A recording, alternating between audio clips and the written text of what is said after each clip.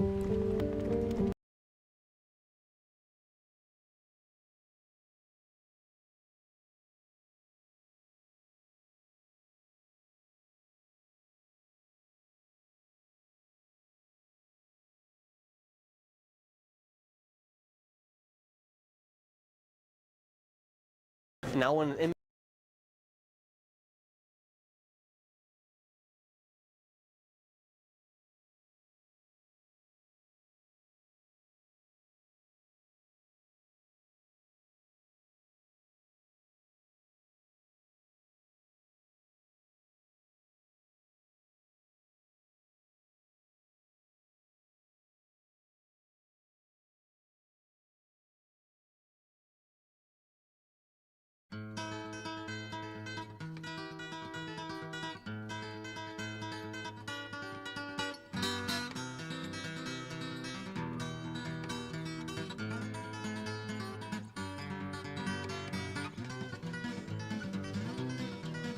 Come on and take a walk with me through this green and growing land. Walk through the meadows and the mountains and the sand. Walk through the valleys and the rivers and the plains. Walk through the sun and walk through the rain. Here is a land full of power and glory, beauty that words cannot recall. Oh, her power shall rest on the strength of her freedom. Glory shall rest on us all. From Colorado, Kansas, and the Carolinas too, Virginia and Alaska, from the old to the new, Texas and Ohio and the California shore. Tell me who could ask for more? Here is a land full of power and glory, beauty that words cannot recall. Oh, her power shall rest on the strength of her freedom. Glory shall rest on us all. Yet she's only as rich as the poorest of the poor, only as free as a padlocked prison door, only as strong as our love for this land, only as tall as we stand. For here is a land full of power and glory, beauty that words cannot recall. Oh, her power shall rest on the strength of her freedom. Glory shall rest on us all. Come on and take a walk with me through this green and growing land. Walk through the meadows and the mountains and the sand. Walk through the valleys and the rivers and the plains. Walk through the sun and walk through the rain. Here is a land full of power and glory, beauty that words cannot recall. Oh, her power shall rest on the strength of her freedom. Glory shall rest on us all, on us all.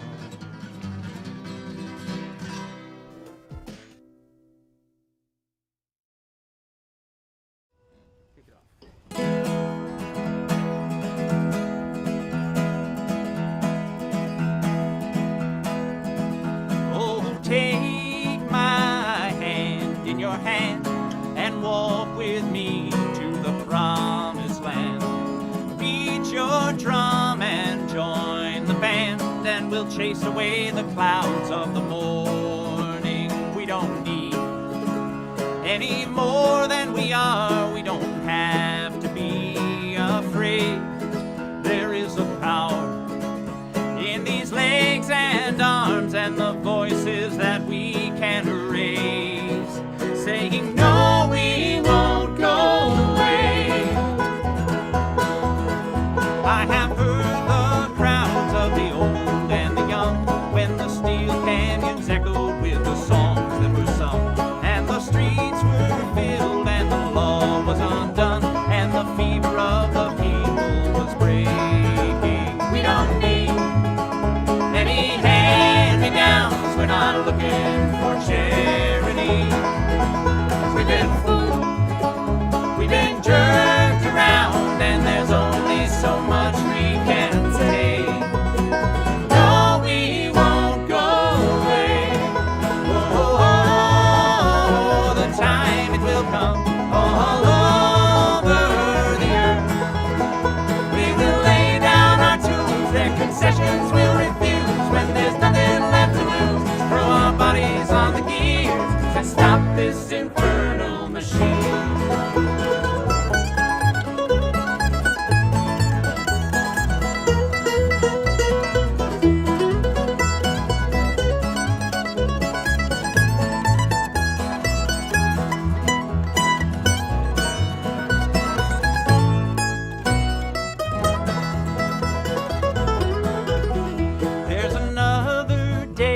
just about to unfold, when another world will rise from the ashes of the old, and the meek will follow in the footsteps of the bold, when we realize what's ours for the taking. We don't need any weapons of war, not a drop of blood will fall away. They are many, but we are many more, and the sky will echo our refrain. No, we won't go away. Whoa, whoa, whoa,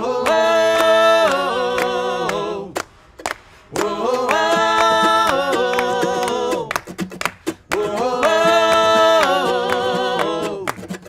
whoa, whoa. The time it will come all over the earth. We will lay down our tools, their concessions we'll refuse. When there's nothing left to lose, throw our bodies on the gears and stop this infernal machine.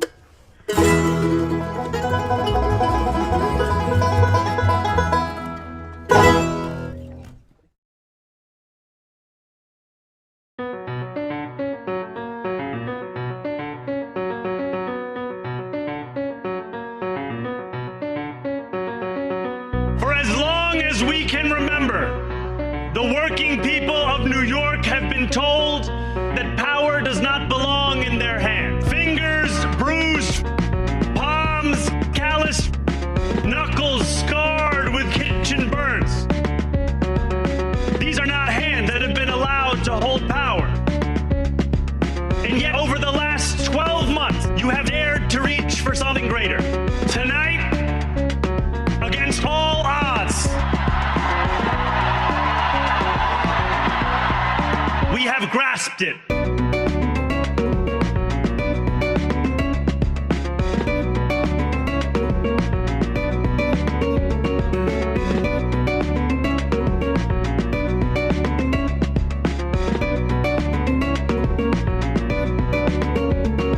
New York, tonight you have delivered a mandate for change, a mandate for a new kind of politics, a mandate for a city we can afford, and a mandate for a government that delivers exactly that.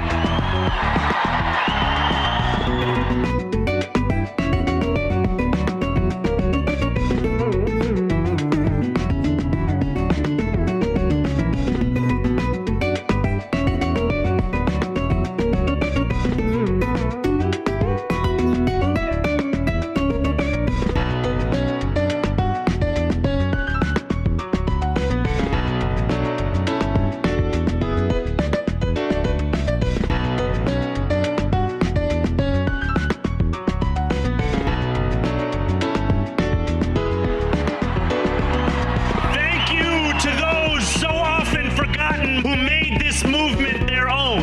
Yemeni bodega owners and Mexican abuelas, Senegalese taxi drivers and Uzbek nurses, Trinidadian line cooks and Ethiopian aunties. Yes, aunties. This campaign is about people like Wesley, people like the woman I met on the BX-33 years ago, people like the taxi driver I went on a 15-day hunger strike with outside of City Hall.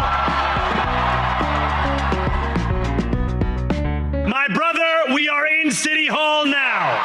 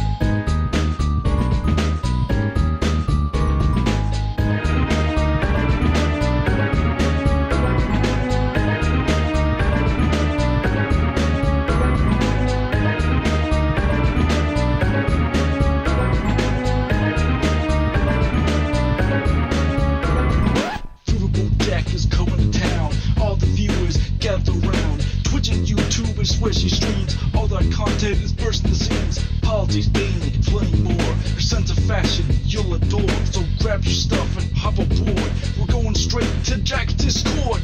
Riverboat Jack, Riverboat Jack, Riverboat Jack, Riverboat Jack, Riverboat Jack, Riverboat Jack, Riverboat Jack, Riverboat Jack. That's what I'm talking about. First time singing the songs for Riverboat Jack.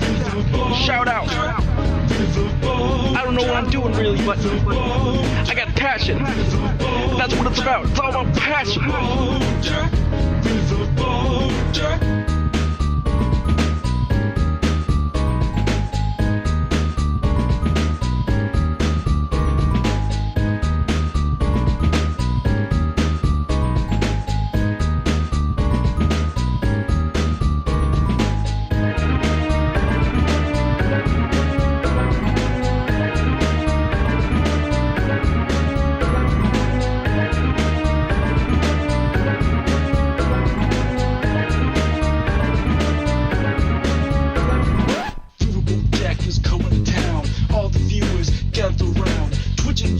Swishy streams, all that content is bursting the seams. Politics, gaming, and plenty more. Your sense of fashion, you'll adore. So grab your stuff and hop aboard. We're going straight to Jack's Discord.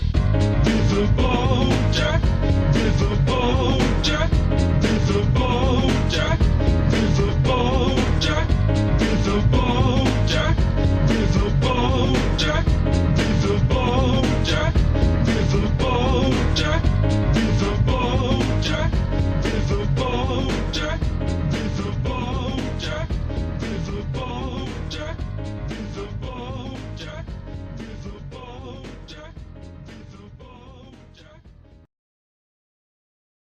Hello.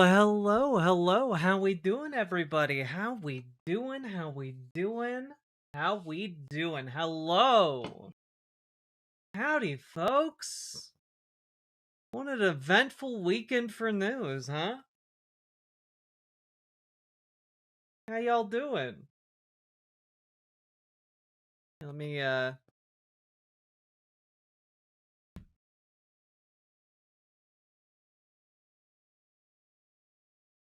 Alright. The mistress of the boat, she yet lives, indeed, Sans Fair. How we doing, folks? We are live to talk about literally all the things. Get in the boat. Twitch, YouTube, and riverboat.gg. There we go. We did it. We did it, everyone. We made it possible. That which was formerly not done is now completed. True. Ugh, I can't take a good photo of myself to save my life. Jesus.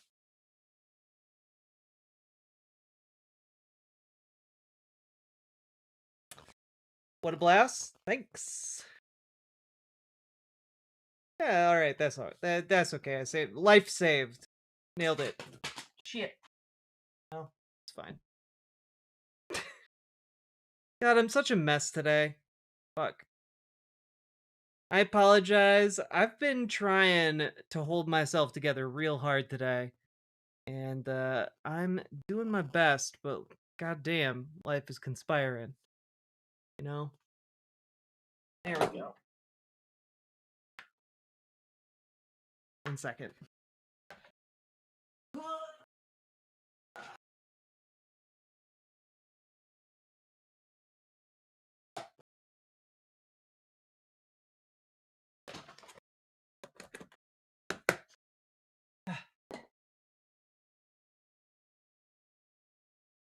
You look great, at least. That wasn't true until 15 minutes ago.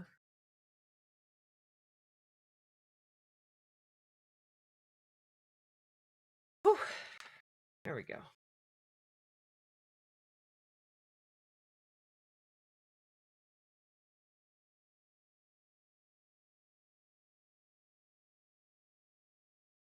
There we go.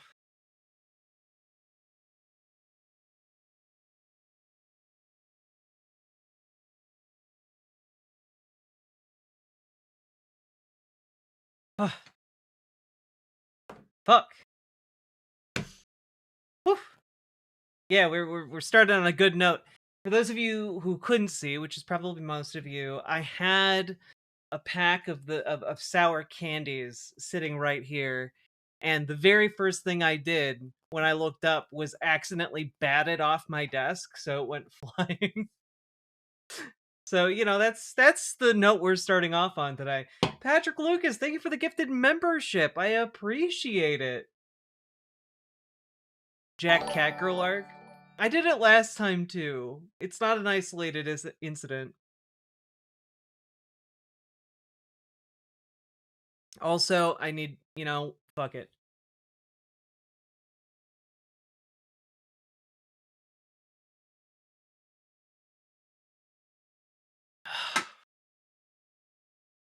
All right. Fuck it, we ball.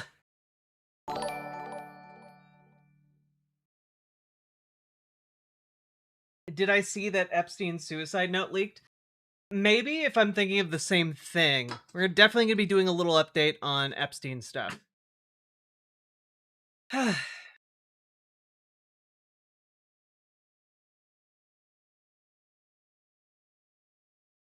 Look up Benny Johnson's anti-trans clip. It's bad. Largely irrelevant to me. Not insofar as, like, his rhetoric is irrelevant to me, but more so, I already know what he's gonna say. Like, I can only hear that me and people like me are demons that besmirch the rest of humanity and must be expunged so many times before it gets old, you know?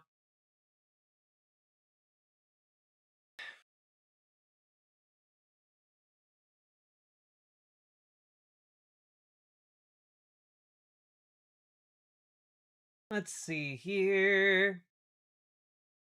Got my flu shot on Friday. It's kicking my bass right now. Hell yeah. That unfortunately was exactly it. Yeah, I mean, like, it's literally the same shit I hear from random gutter commenters in in live chat, um the same kind of shit that like a 13-year-old boy would think is really edgy and offensive to me is what Benny Johnson says with his full chest. When he did that short-lived meme show, like the left can't meme or whatever, there's a reason it was terrible, and it's because he has the sensibilities of a 13-year-old conservative boy who yells the N-word in like a Call of Duty lobby. You know?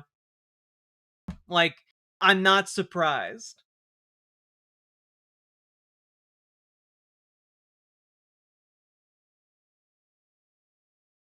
Yo, Bingo, if you're gonna come in here and say faggot, at least say faggot. Like, what's wrong with you? Like, you're coming in here to like throw slurs around. Like, do it. Like, why do each and every one of you bigoted bitches have to be quite that level of bitch? You know? Like, I don't know. Like, I know you're all bigots. Do you have to be cowards too? Super chat for the Jesus. Lisan Al Giab. Also cute top 3. Also, Lazia, thank you for the $10 super chat. Lisa Nagaib! Like, I don't know. Is it too much to ask for, like, a better quality of bigot? I don't know. Like, if you're gonna come in and call me, like, slurs, like, call me slurs, bitch.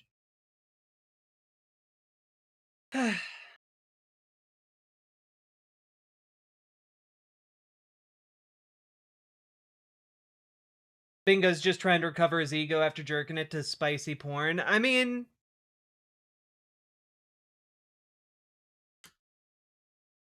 I don't even know if that's it. I think it's more subtle than that.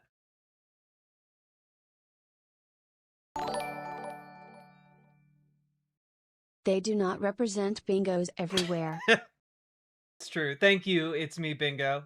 The one true Bingo. But see what I mean, Jackson? Like, there's nothing Benny Johnson can say on that stage that I haven't heard literally a million times before from every 2-bit coward on the internet. You know?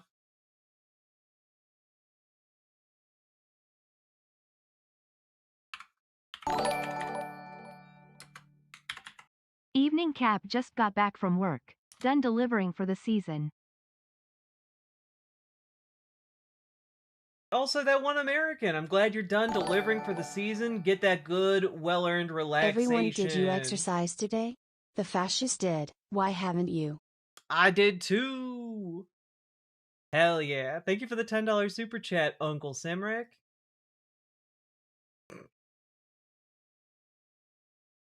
You know, it is funny when the bigots come in and try and sir me. Like, honestly, it just makes you all seem like subs. Little subby wubbies. Like you're just so desperate for a master to sir to. It's I don't know. Like it speaks to a level of degeneracy well beyond me, you know? What the actual you know what, folks? It is what it is. Another day of being trans on the internet. Let's see here.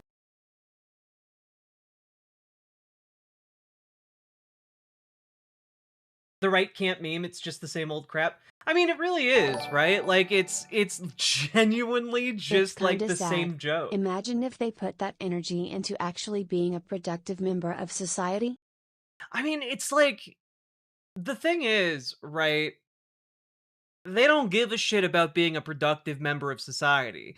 They'll buy all into like the white supremacy because it makes them feel like they're important and that they're actually going to do shit.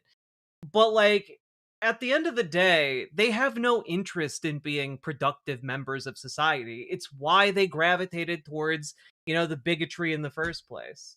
Bigotry is a crutch that weak men turn to.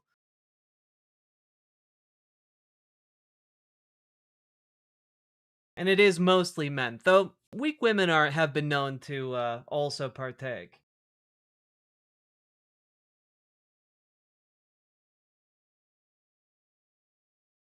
What happened? I just got like, do I really need to like spell it out? Transphobes being bigots in the chat. End of story.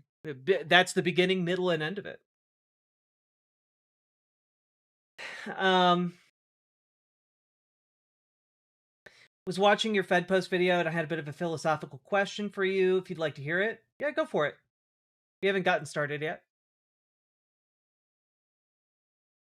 I do want to say the comments on that video are pretty revealing. Like, I don't know, guys. If you're bragging about acting exactly like a federal agent would, you're not doing any cause any favors. Like, if you're bragging about being the exact kind of person that would be used to entrap other people, you're not doing anyone any favors. Certainly not yourself, and certainly not other people.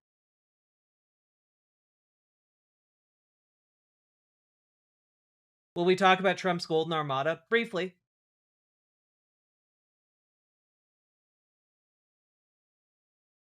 We'll also be talking about the Bari Weiss piece. Did transphobes speak to you through donations? No, I'd actually respect that. At least they're paying to be bigots.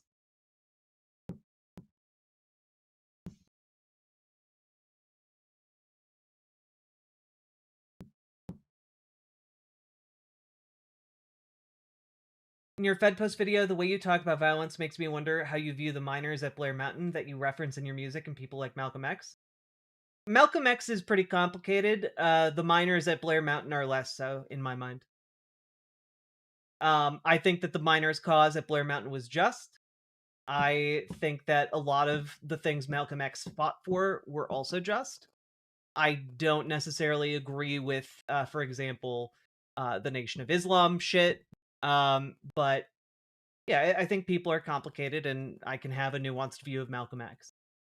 Now, the thing about what I think the thing about violence is that if your only engagement with politics is like this fetishization of violence, you're not doing anyone any good. If like the limits of your vision of what politics can be begin and end with doing like some pipe bombing, like I'm sorry, you're just a common criminal. Like that's like an end of story. Um maybe you rise to the level of inspired lunatic like the Unabomber. But like violence is one tool, right? Of protest. But I am also trying to say like if you're the kind of people who are going to be entrapped by someone coming up to you and saying, "How do you do, fellow kids? Would you like the instructions on how to build a bomb?" Why, yes, let me look at all of your plant. Like if you're the kind of person who's going to be vulnerable to that, you need to like stick to electoral politics. Like if you're the kind of person who's just like the kind of person who thinks there's nothing wrong with engaging in Fed posty talk, like I'm sorry, you're a LARPer and you are not interested in keeping those around you safe. And I don't believe you when you say like, "Oh, it's for the cause. I'm furthering the cause." I think that's bullshit. And so like that's kind of my stance on it is, if you're gonna use violence, win. Like history is written by the victors, but like we live right now in a society where electoral politics is viable and organizing is a viable path to power, and as long as that remains true, we must organize towards power. Like I'm sorry if you can't get people to organize to go and vote, or to organize to boycott Starbucks, or to organize in their own workplaces, then you're sure as shit not going to be able to organize them to go and die on a battlefield. And like the fucking audacity of some LARPy bullshitter artists online is breathtaking. And it makes me angry because they waste people's time and lives with this shit. And so if you can't organize peacefully, how the fuck are you going to organize violently? And so my entire thing is I exist online to show you guys how to organize peacefully because we still can right now. And if we organize peacefully right now, then we can win. And end of story. Then we don't need to contemplate more like drastic action. That's the nature of democracy as a concept. And so like I'm also swayed by like the research of Erica Chenoweth that finds that like peaceful demonstrations, regardless of the kind of regime you are up against, yield better results. And so I'm not wholly against like in concept, in hypothetical violence as a tool, but the way most dipshits on the internet talk about it, it's just LARPy bullshit that is putting you and those you love in danger. And I'm not about doing that.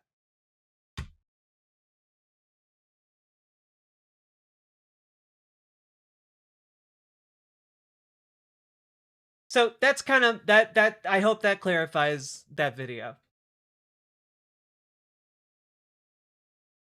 Didn't know Starbucks was on strike? Yeah, they are. Well, let's check out how it's going. Ba-ba-ba. Let's see, in California, a congressman joined their picket line in Long Beach yesterday. Ba-ba-ba. They have gotten a voice on Dallas radio. Let's see. So yeah, now that you know, don't get Starbucks and don't cross that picket line.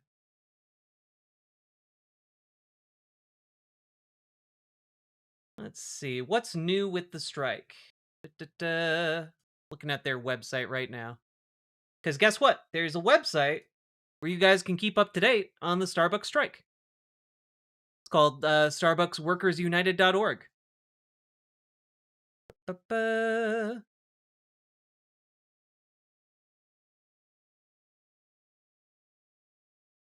Largest expansion yet. Hundreds of new union Starbucks baristas in 34 cities join historic Red Cup rebellion. Starbucks? More like starstruck by these awful working conditions. Am I right? Hell yeah.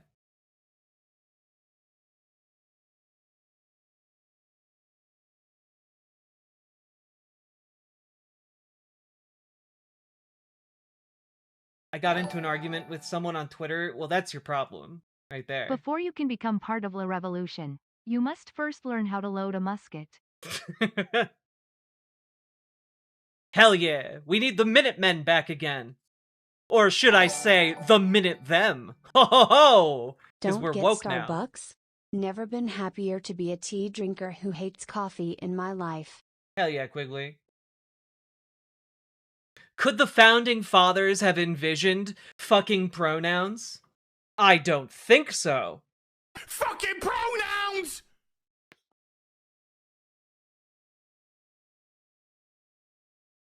The minute they them, indeed. Right? Okay, like, you guys have permission to go make the minute them like a fucking cool ass punk band, alright? Go for it.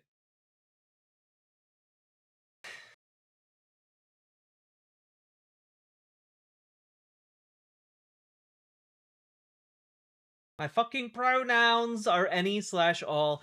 You know, I do have to say, the trans and gender non-conforming folk who embrace the any/all pronouns really do send transphobes for like just running for the hills.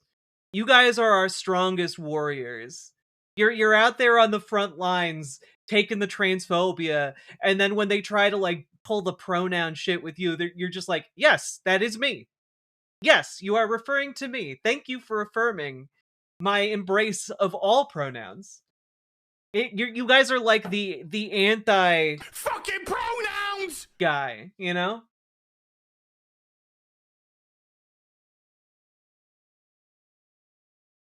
Whereas he is angry that pronouns exist, you guys are just happy that all of them exist. Honestly, that's cool.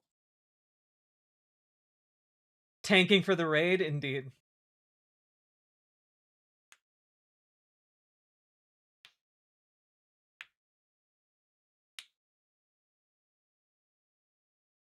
All right, folks.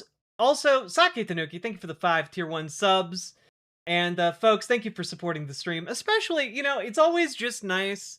Just like an extra fuck you to transphobes when they come in and try and like say slurs at me or like misgender me or whatever. It is just always nice to then like have them be drowned out by your donation messages. It's just, it's nice. I think it makes them feel like they're getting me paid, you know? Which takes, I think, I imagine, a lot of the fun out of it. Why just be pronouns when you can be proverbs too? Next, you're gonna be telling us to be pro-adjectives? Those fuckers. Sake Tanuki, thank you for the 2 tier 1 subs. Yeah, no nouns. Where my noun abolitionists at?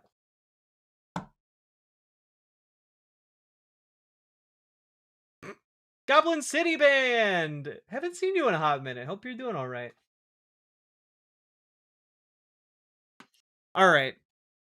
Anyway, like, go make sure you're supporting the strike, okay? They're doing good stuff. The Red Cup season is one of Starbucks' busiest seasons, and their strike is gaining traction. So the longer the Starbucks strike goes on, the more Starbucks workers join it, and the bigger and more bargaining power they get.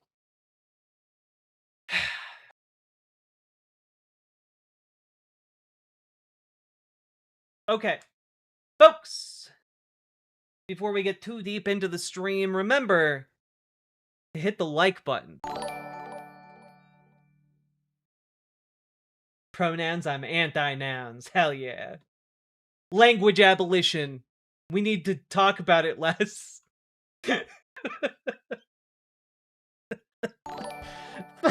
Fuck. I hate what I just Multiple said. meanings too as proverbs or just proverbs. The language abolitionists sound like that just sounds like a Douglas Adams bit. Sake Tanuki, thank you for the 2 tier I'm 1 very subs. pro-expletive. Click the goddamn like button, you degenerates. I love you guys. Go, go. Finish go. mastering your Click a album? button, click a Fuck button. yeah. Click a button. Click the goddamn button. Click a button. Click a button. Click a button. That's so click the exciting. goddamn button. Click a button. Click a button. Click a button. Click the goddamn button. Click a button. Click a button.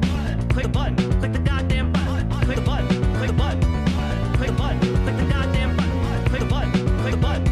Click a button. Click the goddamn button. Click a button. Click a button. Click a button. Click the goddamn button. Click a button. Click a button. Click a button. Click the goddamn button. Can finally work on new music. Oh, I bet that's such a freeing feeling. Click, click, button. Click, click, button. Click, click, button. Click, click, button. Click, click, button. Click, click, button. Attention language abolitionists, I have an idea for a really tall tower. Get behind, hell yeah.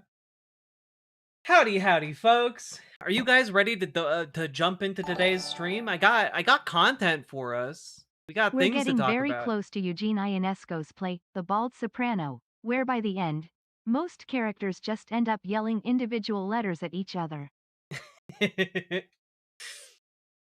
Oh, Sake Tanuki. I always appreciate the references. Thank you for the 2 tier 1 subs. Let's get ready and lock in, folks. So many talented musicians in the community. Yeah, y'all should get together and do an album or something. Look, I don't know. I just say things. Barry Weiss time? Nah, we gotta talk about some other stuff first. Alright? Alright. Here we go.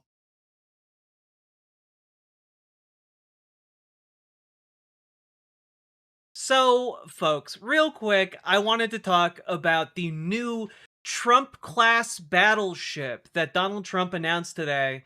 And I do have to say, is it getting obvious to anyone else that clearly what's happening here is that people around Donald Trump are just putting things into AI generators and, like, handing him whatever they spit out and then trying to grift him for hundreds of millions of dollars?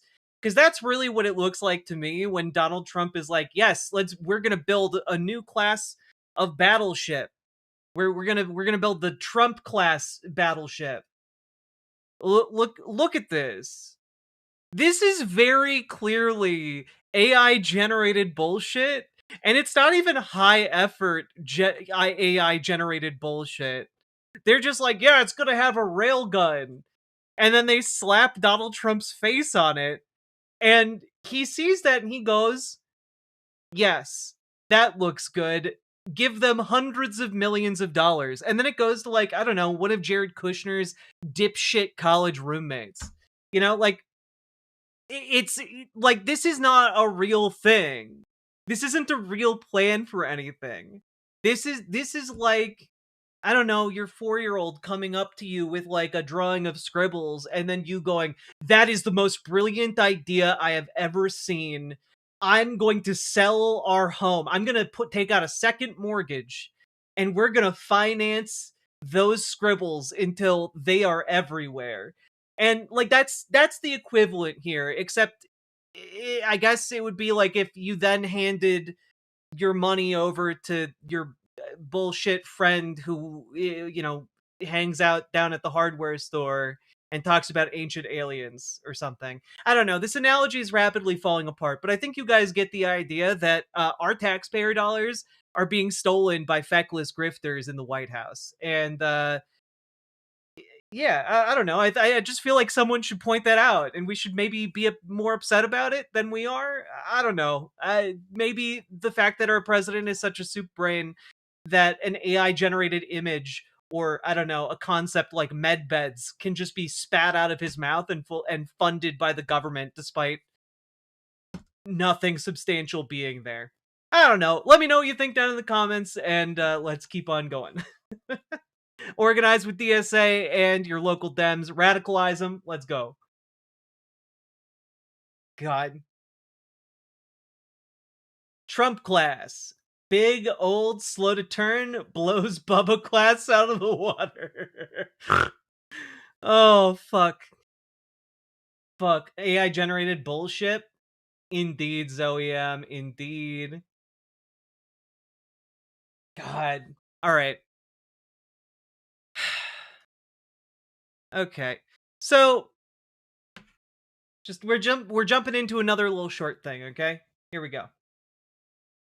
So, guys, can we just like talk for a minute about the fact that the people who clearly run like the social media for Homeland Security and ICE are like clearly mentally unwell and also dedicated to the cause of evil. Like I don't there's really no other way of saying it. Like they're just cartoonish villain levels of evil.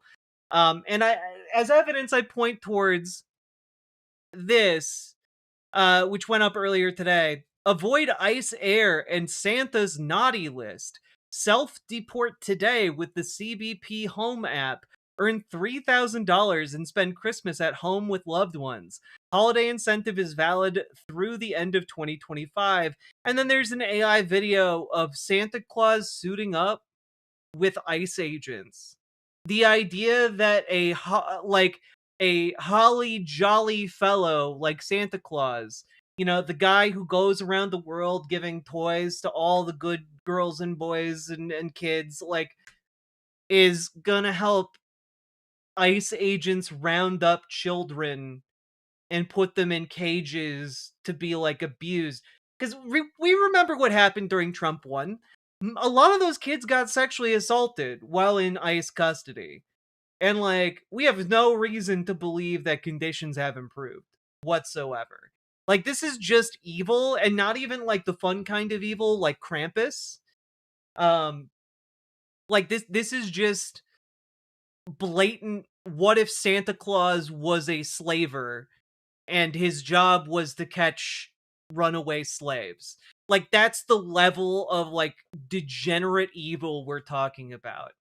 Someone had that idea, typed it into like a video AI generator, and then posted it on a national account for the United States government. Again, we're just dealing with unadulterated evil, and we need to get them out. We need to abolish ICE, and we need to prosecute every single bureaucrat and every single officer and agent of ICE for their role in this. It is unacceptable. And we need to begin rebuilding this country by tearing down this specific institution. I don't know. That's my 2 cents. Let me know what you think down in the comments. Organize with your local DSA, radicalize your local Dems. Check out ImogeneOlivia.com. And let's keep on going, folks. Ay, ay, ay. Even Krampus has more consistency and transparency than ICE. Yeah, like, Krampus isn't even, like, truly evil. Krampus is just, like, I don't know, Christmas mischief. Santa isn't even from the USA. Yeah, Santa illegally crosses all of our borders all the time. If anything, ICE should be trying to detain Santa Claus. And if I was a Hollywood screenwriter, I would write a screenplay like yesterday about Santa Claus having to run away from immigration agents because he came in here without documentation, and he does it every damn year, and then he's running all around the country jumping into people's homes. And you know what? I just give me a movie where Santa Claus clocks the cleans the clock of an immigration agent. I don't know, like, just have a scene where he swings his giant sack of toys around and it smacks an ICE agent, and out comes a bunch of coal. You know, like, it practically writes itself. Oh, I'm just saying, guys. Yeah, I'm throwing free money at you all right now. God damn it.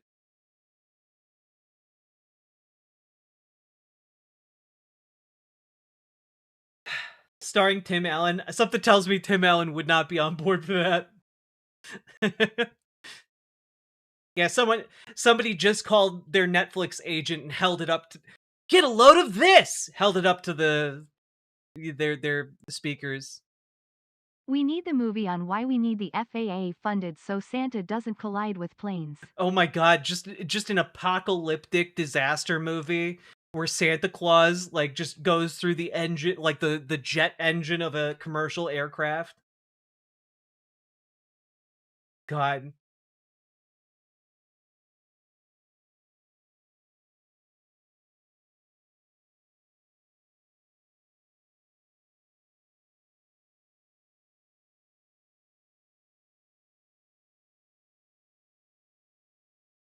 Are they still doing the Santa Tracker? Starring John Turturro, it might work. I love John Turturro. All right, one last thing. All right.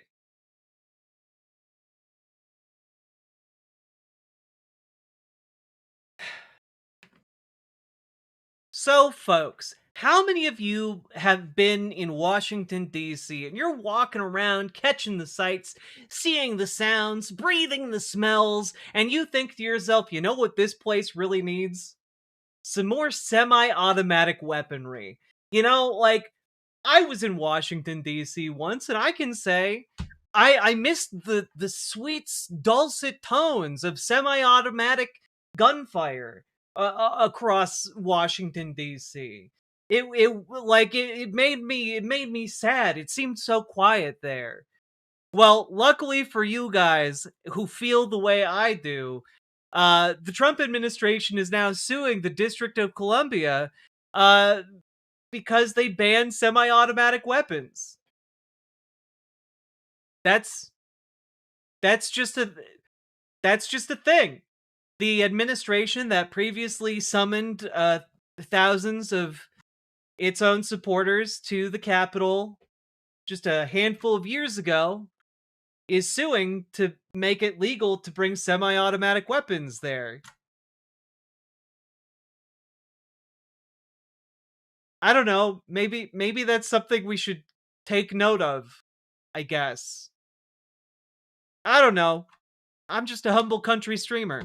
Let me know what you think about that down in the comments, because in case it's unclear, my position on that is that seems bad.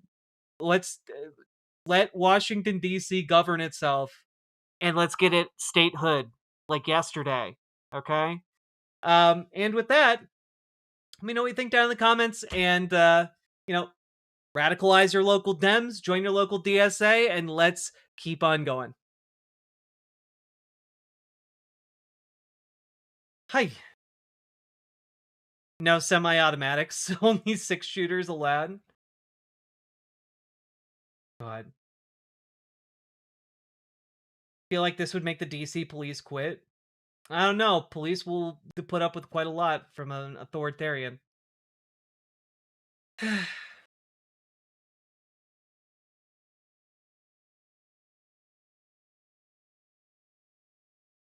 Only arquebuses? I agree. I agree, Haberdash.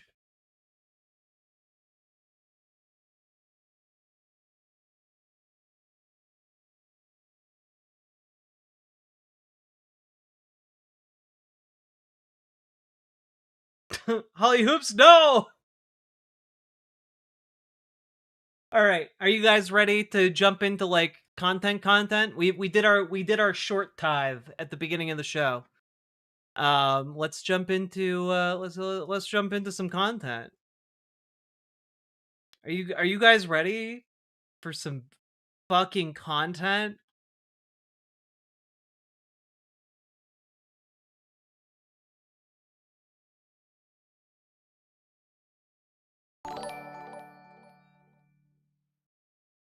The fact that Wyoming, a state with fewer people than some island territories, and somehow the first with women's suffrage, exists is wild. You know, it's probably related to the fact that there are fewer people. Makes it harder to argue with organized women, you know? Getting that suffrage. These were very short contents. Are you starting a TikTok? No, they're for the YouTube shorts we put up on the YouTube. All right. So, folks, I have been wanting to talk for the last few days about an article that ran in City Journal titled "Everyone Wants to Know What Gen Z Republicans Think." We asked them.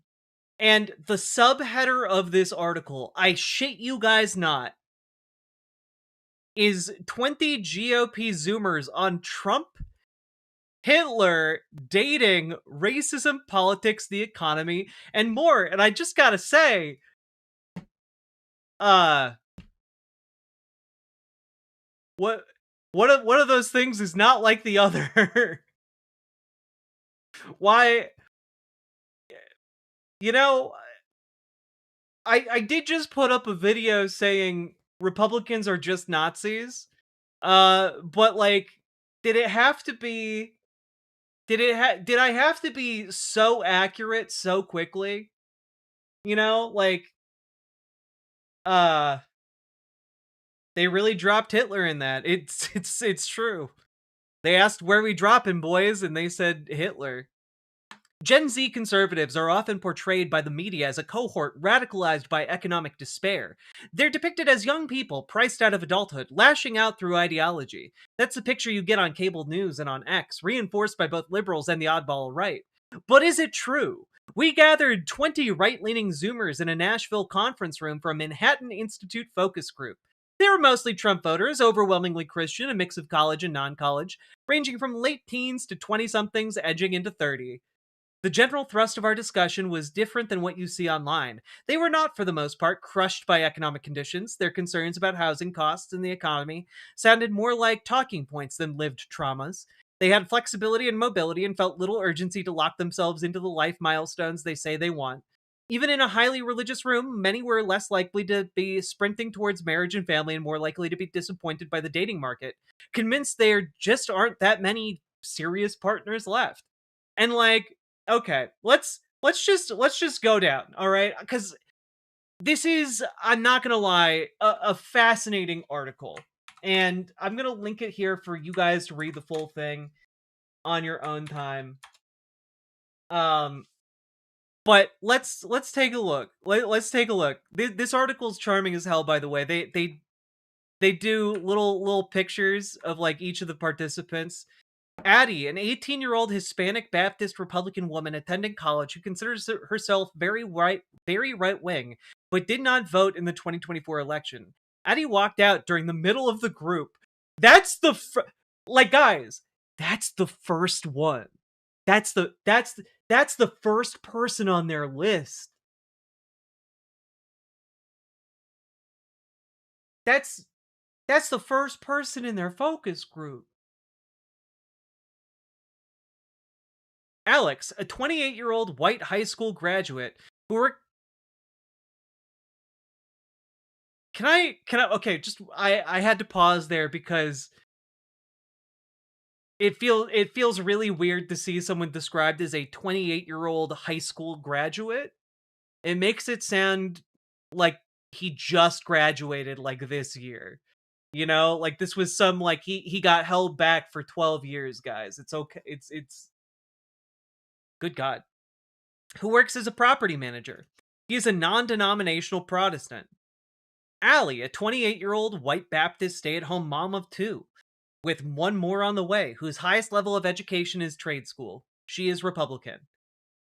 Andrew, a 20-year-old white Christian landscaper who considers himself very right-wing and voted for Trump in 2024 but isn't sure he'll vote in the next election. Andrew describes himself as a close follower of Nick Fuentes and drove in from rural Tennessee, far outside of Nashville, to participate in this focus group.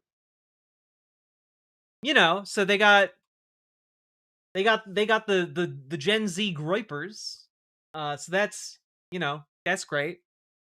That probably explains the Hitler. Okay.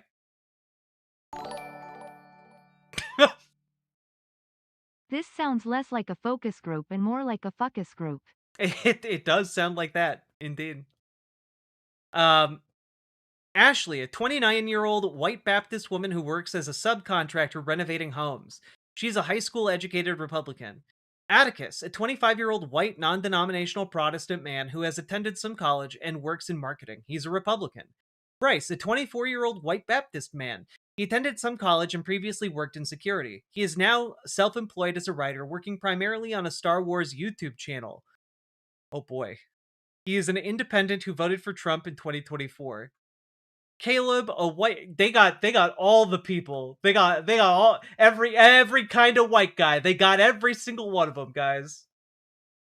Caleb, a white 29-year-old Baptist Republican. He completed a bachelor's degree and works as an IT trainer for an EV charger manufacturer. Colin, a 19-year-old Christian white Republican student at Vanderbilt. Dawson, a 21-year-old white Republican. He is currently at college studying political science and he interns at his local Protestant church. DC, a 29-year-old white man, is an independent who voted for Trump in 2024. He went to law school and currently works as an attorney. Ethan, a 29-year-old Methodist Republican man who works at as a warehouse manager. He holds a bachelor degree. George, a 29-year-old white service industry professional, has attended some college. He's a Republican. Grant and Madison, a married couple from Pennsylvania and South Carolina, are both Baptist, white, and registered Republican. Grant, 27, completed a postgraduate degree and works in communications. Madison, 23, is currently at school and works at a boutique in her spare time.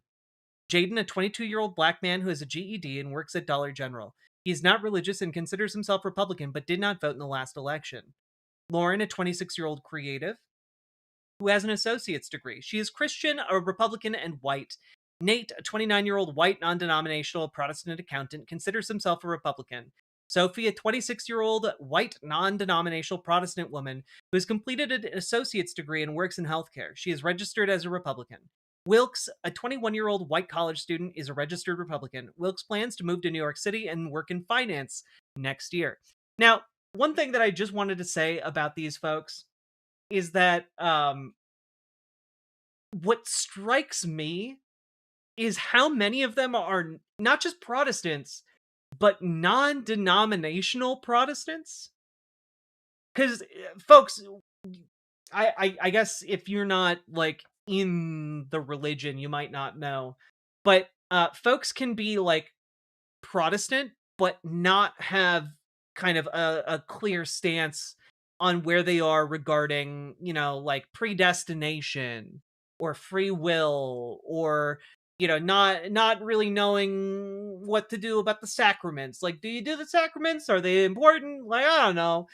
And, like, they just don't ever really bother looking into that stuff. And, well, it's not that they're not associated with a church, because there are non-denominational Protestant churches. But C.S. Lewis described non-denominational Christians as basically people who are left standing out in the hallway and have yet to choose a room to, like, reside in. Like, it's not, like, it's usually a stance associated with, like, not moderation, but, like, a lack of care. Like, you don't care that much if you don't care enough about your religion to know what part of it you're in,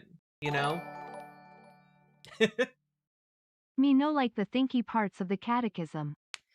Yeah, it's kind of like, so what's going to be interesting to me as we go through this is how many of these people seem to have been taken in by religious fundamentalism, despite the fact that they don't care enough about their own religion to actually choose, like, a denomination to exist within in Christianity.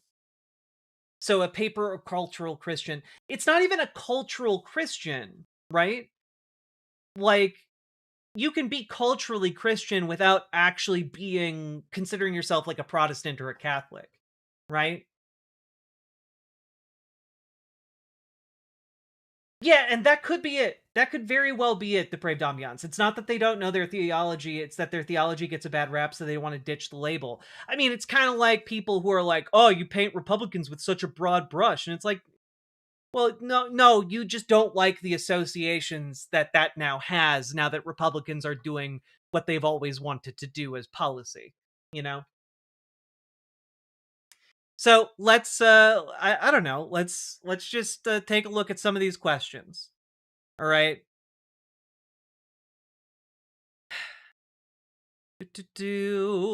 Let's skip some of the earlier ones.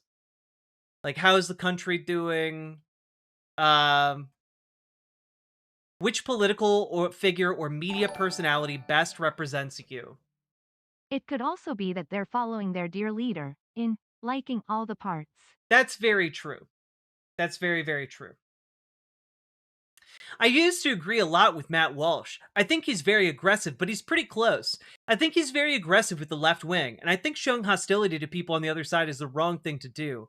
I think it's perpetuating political tribalism. So I used to agree with a lot of his points, but not his delivery. Yeah, that's Matt Walsh's problem. His problem isn't that he hates gay people, it's how he hates the gay people. That's his problem. Good point, Bryce. Charlie Kirk, I like the core values he held and put forward, putting God first above everything. And that Kennedy guy with the raspy voice. Oh man, guys, Gen Z Republicans, you guys are cooked, man. Charlie Kirk, he's always done a really good job of mixing his religious and family views, but also tying in political views, and he's very well educated. He's just not going off his opinions, he's informed. Charlie Kirk was very famously not educated, just as an FYI. Oh god. Sean Ryan and Charlie Kirk, Robert F. Kennedy Jr. and Joe Rogan. Fuck, guys. No. Lauren, no. No. God. Tucker Carlson, especially after his departure from Fox. I really like Nick Fuentes. I feel like he puts a strong emphasis on social conservatism and Christianity and America first immigration, America first foreign policy.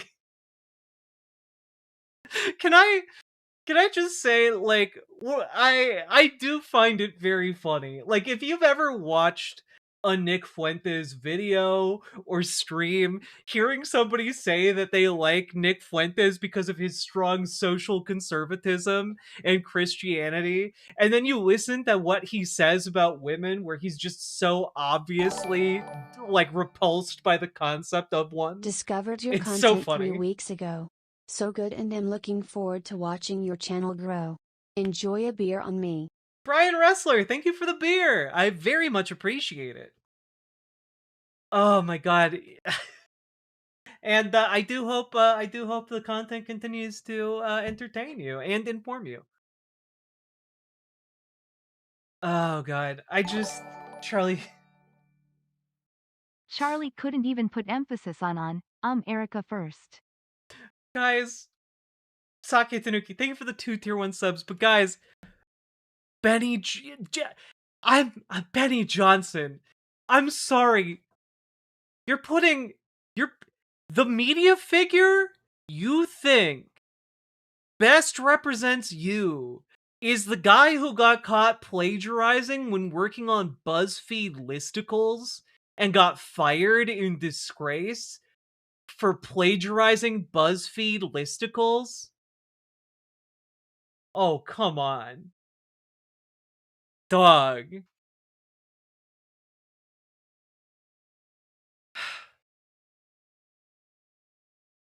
Oh,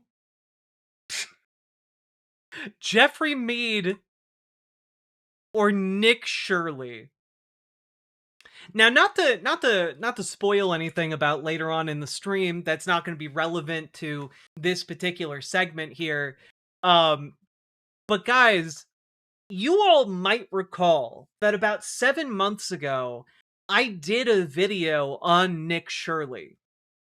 He is a Gen Z propagandist who got an invitation from the El Salvadoran government to go to El Salvador and glaze their prison system. And this is only going to be relevant because later on in today's stream, I'm going to be talking about the segment on 60 Minutes that Bari Weiss tried to kill. And that segment was about CCOT, the torture concentration camp in El Salvador. Nick Shirley, as part of his tour to try and like glaze the prison facilities of El Salvador, was one of the few people who was invited into that facility.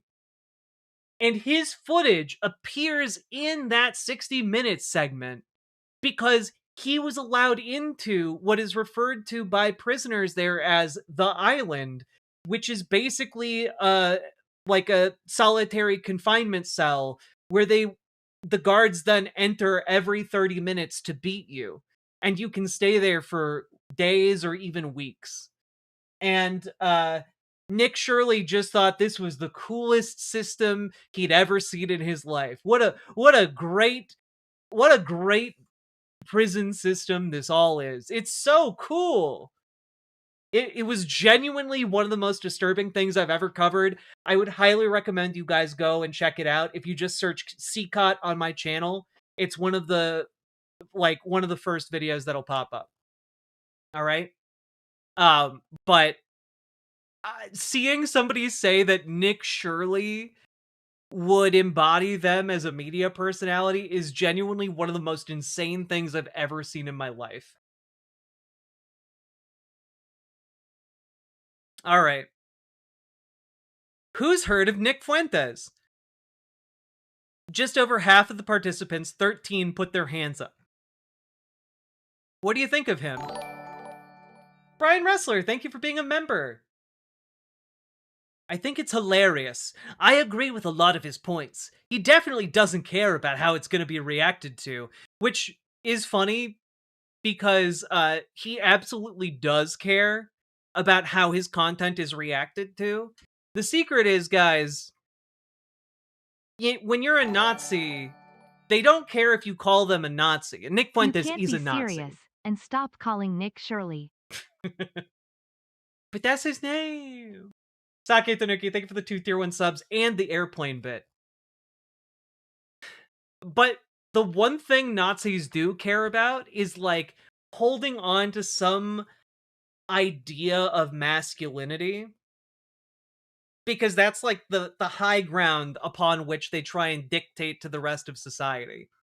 And one of the things that is really holding Nick Fuentes back is that he's gay. And I'm not saying that just to say it, and I'm not saying that because it's an effective thing to say to damage a Nazi's reputation in the year of our Lord 2025. I'm saying that because he's literally gone on dates with femboys. So, and he's also talked openly about how he's repulsed at the idea of having sex with a woman. So, you know, I'm just putting a couple very obvious dots together here. Yeah, he literally dated a catboy on a live stream. Yes, a Nazi catboy. True. But again, anyone who's associating with Nick Fuentes is a Nazi. And anyone in this panel that is talking about how they love and agree with Nick Fuentes, I just want you guys to understand they are also Nazis. And this is not just me saying, raw Republicans are Nazis, I'm painting with a broad brush. No, I mean, like, literally, Nick Fuentes doesn't think the Holocaust is real. I'm talking, literally, Nick Fuentes thinks Hitler was a great guy. Like, this isn't hyperbole. This is literally, he's a Nazi. And the guys who like him agree with him are also Nazis.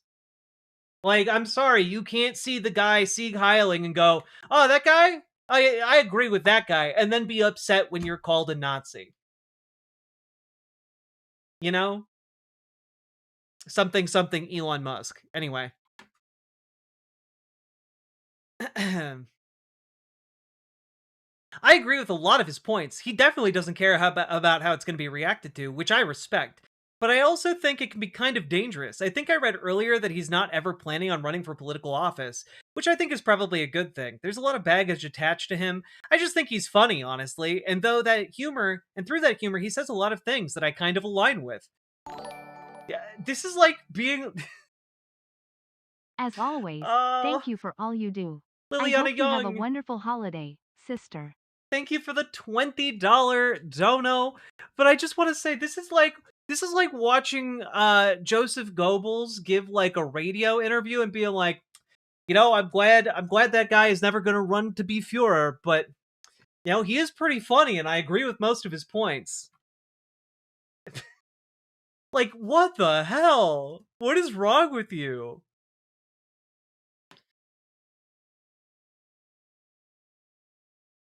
He said that all blacks should be in jail on Piers Morgan, and I was like, oh my god, this guy's kind of a psycho.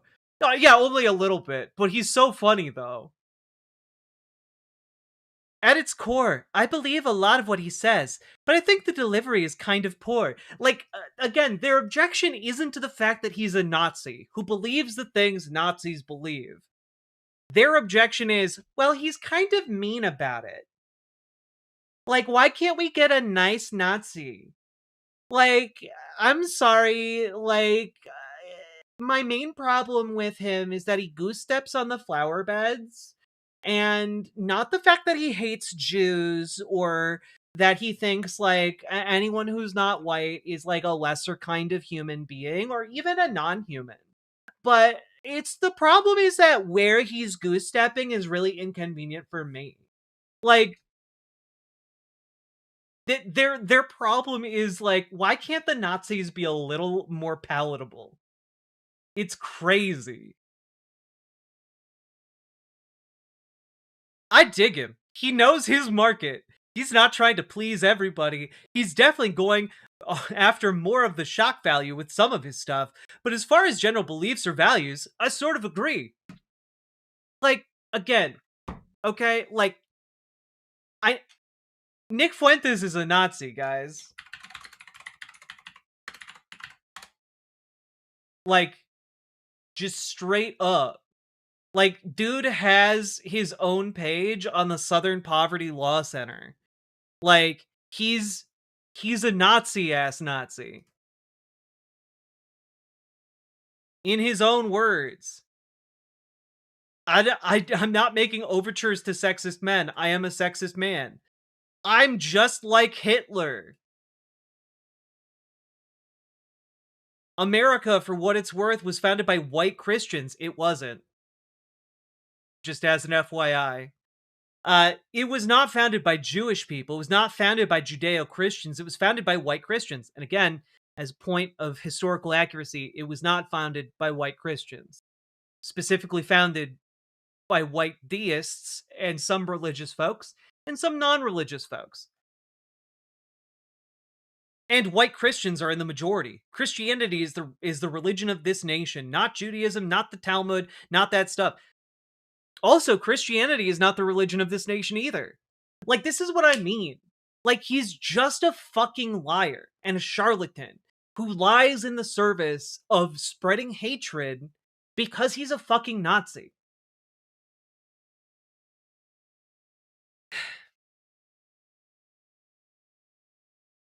Steve Bannon is the fat R-slur that goes on these shows and says, we're going to have African Americans voting 50% for Republicans, and we're going to flood the zone with N-word votes. That's like, literally, he goes on the shows and says that. That one slipped out. That was in 2022, by the way, not that long ago.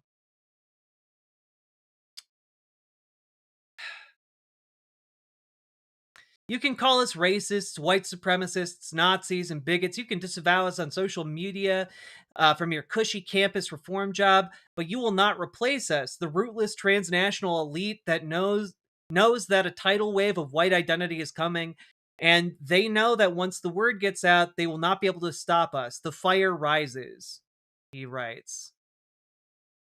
He also, in a now deleted broadcast, said, We can't play this game of we disavow white supremacy. Notice how the claws come out. All these pussies. Frankly, and again, sorry for the language, but that's what it is. People like, who's this Matt Walsh guy? Total F-slur pussy. And he's always like this. When a white person does a shooting, suddenly he's a big tough guy. Matt Walsh, Shabazz Goy race traitor. That's what it is, folks. I know some people don't like to use that expression, but it's totally true.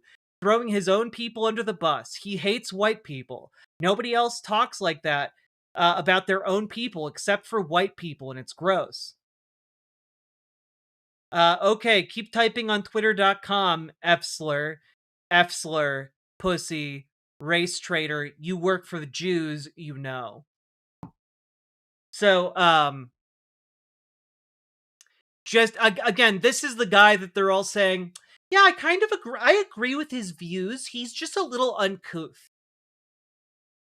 Wait, this is an actual quote? Yes, this is an actual quote from Nick Fuentes from 2019.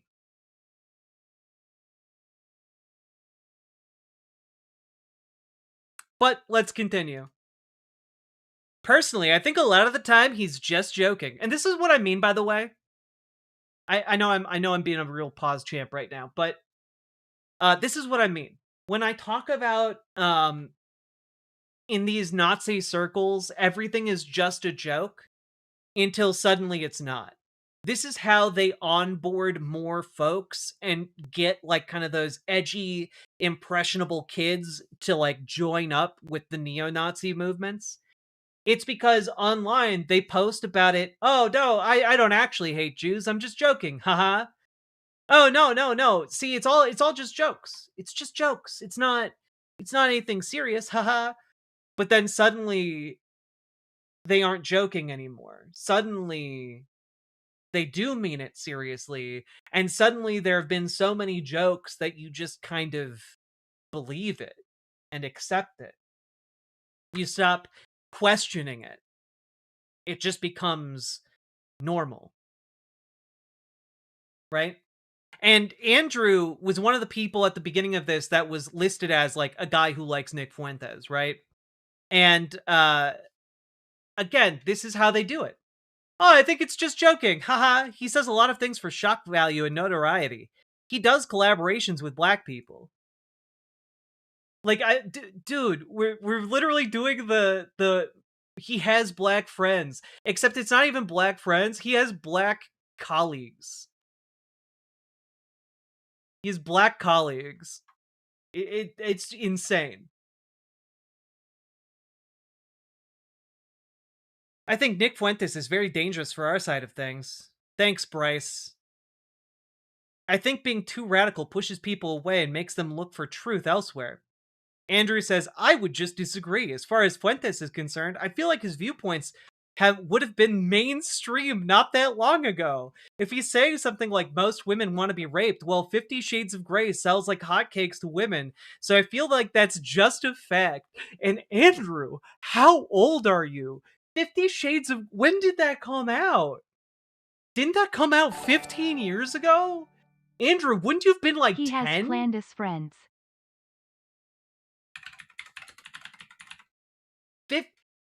The 50 Shades of Grey book came out in 2011. I was fucking spot on. The movie came out a couple years later, but like, damn. Andrew's 20. Yeah, so I'm sorry, Andrew. 50 Shades came out when you were like in diapers, all right? And number 2, just, you can do that in the diapers. But number 3, there's a big difference between women reading like a steamy sex fantasy, and we can nitpick the fucking problems in 50 Shades of Grey anytime. I'm totally down. But that's not what you guys come here for. Otherwise, I would totally do it. But women reading 50 Shades of Grey is not an indicator that women want to be raped. Consensual, like, like BDSM is not rape because of the consent. Like, I feel like I shouldn't have to really spell that out, but apparently Nick Fuentes viewers just can't really understand, can't really wrap their head around that.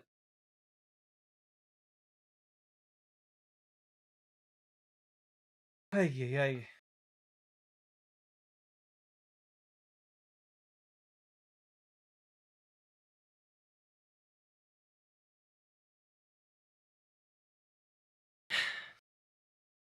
I think he reminds me of the Andrew Tate Republican Party, where he's really good at addressing a common problem, but the solutions aren't the solutions to go by. So I think a lot of people can relate to what he's saying because he's going, "Oh, this is a problem," and he's trying to offer a solution that doesn't fit. I'm sorry, the Andrew Tate Republican Party.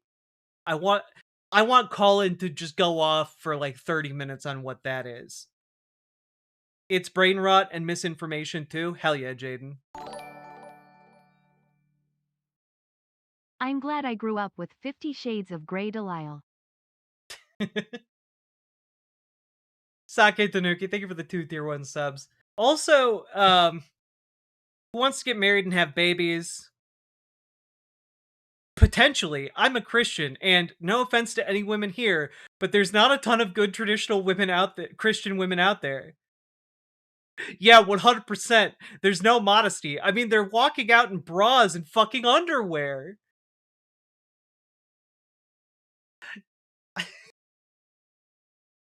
Okay. Okay. Hear me out. Does forcing women to dress more conservatively make them more conservative? Like, if you force women to wear more conservative clothing, does that make them more conservative? No. No, it does not. All it is a brute exercise of power. And like,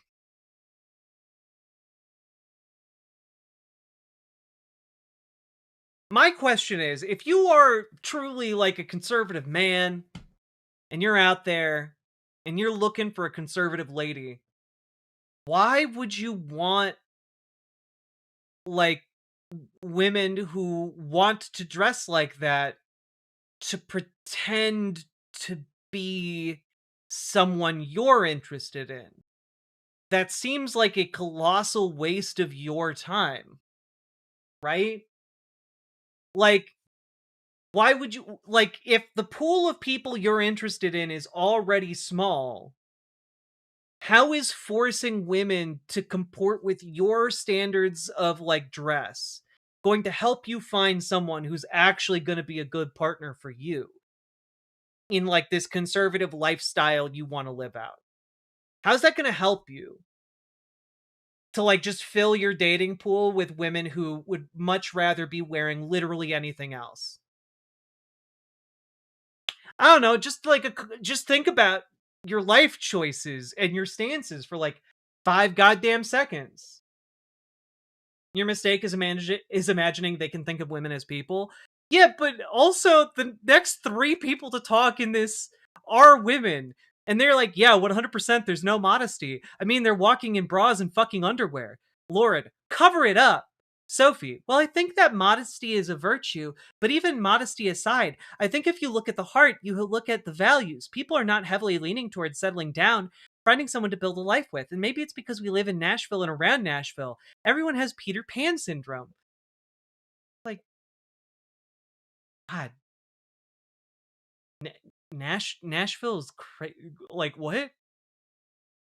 Oh, there are bigger cities than Nashville, okay? Like, Nashville is locally a big deal. Like, it's not one of the Cover largest it up. cities in the country. Also go forth and multiply. Cover it up, also go forth and multiply. Yeah, you Madonnas and you whores. Get out there. God.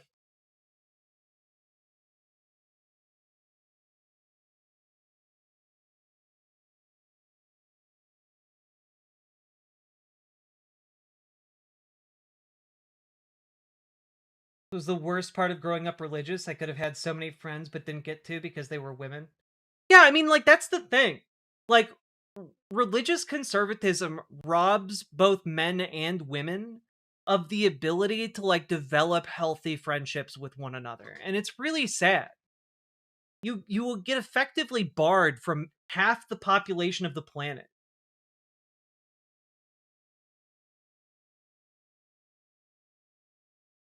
El Dogman, I think you're in the wrong chat for this particular type of stance.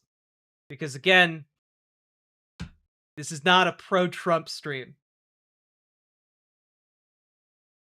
Let's see.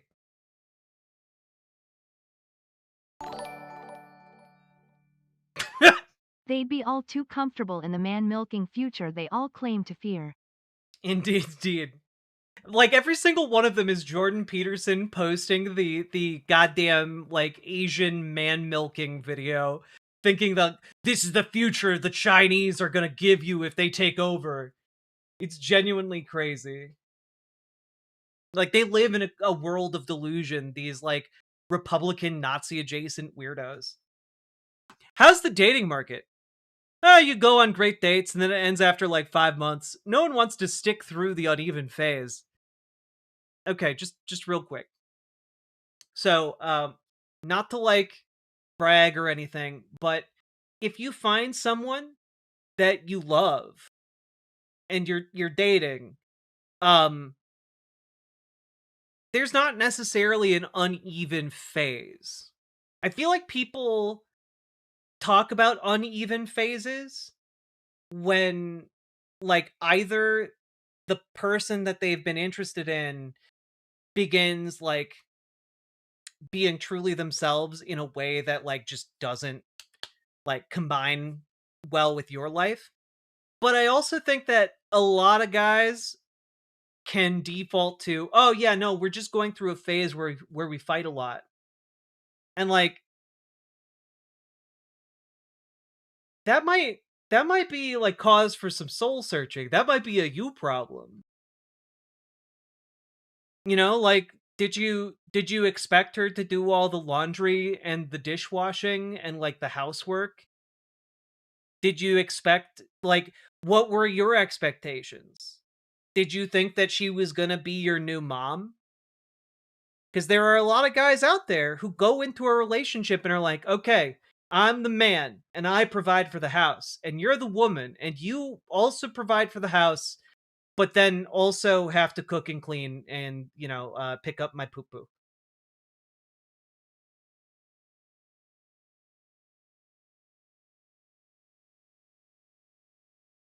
Like, I'm just saying, if you're in a good relationship, the uneven phase isn't the problem. Because I've been with my partner for years and we just love each other. Like, we just love each other. Like, every bit of each other. And yeah, exactly, Amber Brains. 5 months is when people start dropping their ability to, like, mask being, like, a different, more acceptable kind of person. You know? Let's see. I go to a lot of weddings. I was invited to a wedding last year and it was too early, so I slept in and skipped it. Well, I'm not into the dating scene, but I do believe it's hard to find someone. I know a lot of guys who are pretty successful, who are in pretty good shape and successful, and they have a hard time finding a good Christian woman. I'm successful. I do pretty well. I make almost $100,000. I'm only 20 years old, so this isn't a top of mind concern for me. But I don't see a lot of good Christian women. I see a lot of tattoos. I don't like that. And I see a lot of promiscuity with women, and I don't like that either. I see a lot of feminism too. A lot of bossy women. I look at my mother, I see a very traditional conservative woman, and I don't see that in other women around. And goddamn, Andrew, you can't fuck your mom. Stop it. Stop it.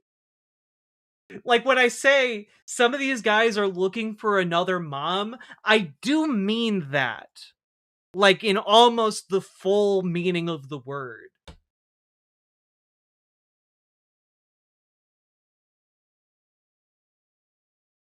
What do the women here think about feminism?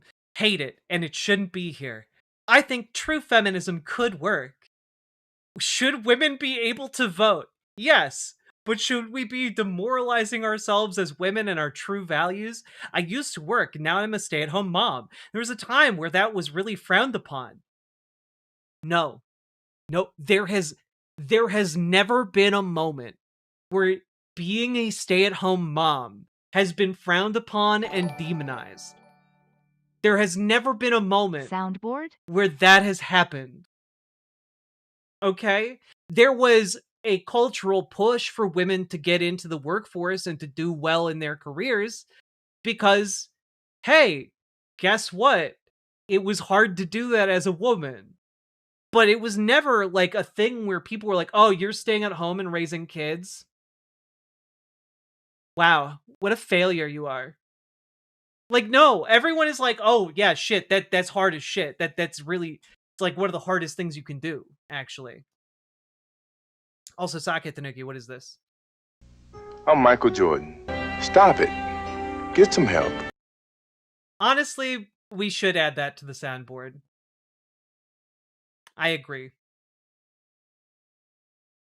I just...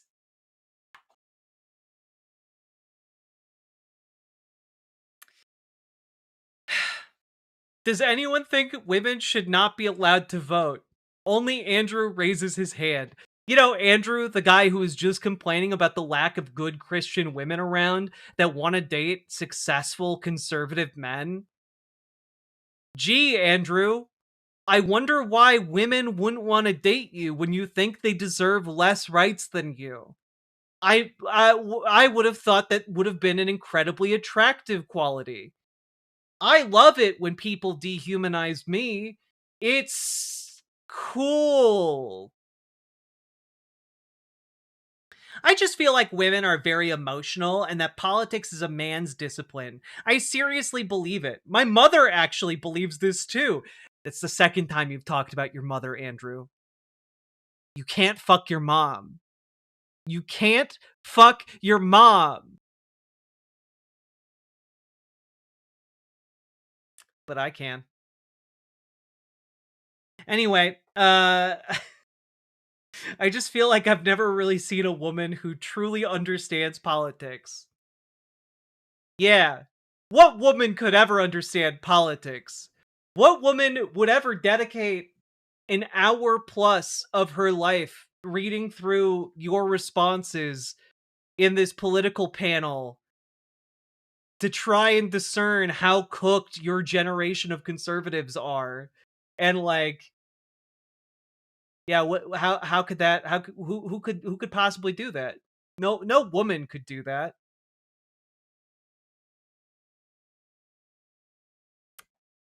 Yeah, that might be your issue with finding a good quality girl. Have you ever thought about the fact that a woman's emotions are a beautiful thing, and that they might complement a man? And that, yes, maybe we make different decisions because of emotions, but if it were just men, there would be no reasoning. I think it's a beautiful thing to have both sides. And, like, can I just... Sophie. Sophie, brilliant idea to point out that his rampant hatred of women is why he's having trouble finding a girl. That is correct. But you kind of slipped on the landing there, where you start talking about how women intrinsically have different emotions and reasoning capacity compared to men, because that's exactly what the kinds of those are exactly the kinds of things that the guys who hate women and think women shouldn't be allowed to vote base their ideas on. You are also partaking of the same misogyny that Andrew is partaking in. You're just coming at it from a "but this affects me" perspective. Like, this is part of the problem with treating men and women like they're inherently different creatures. When we're not, we're just not.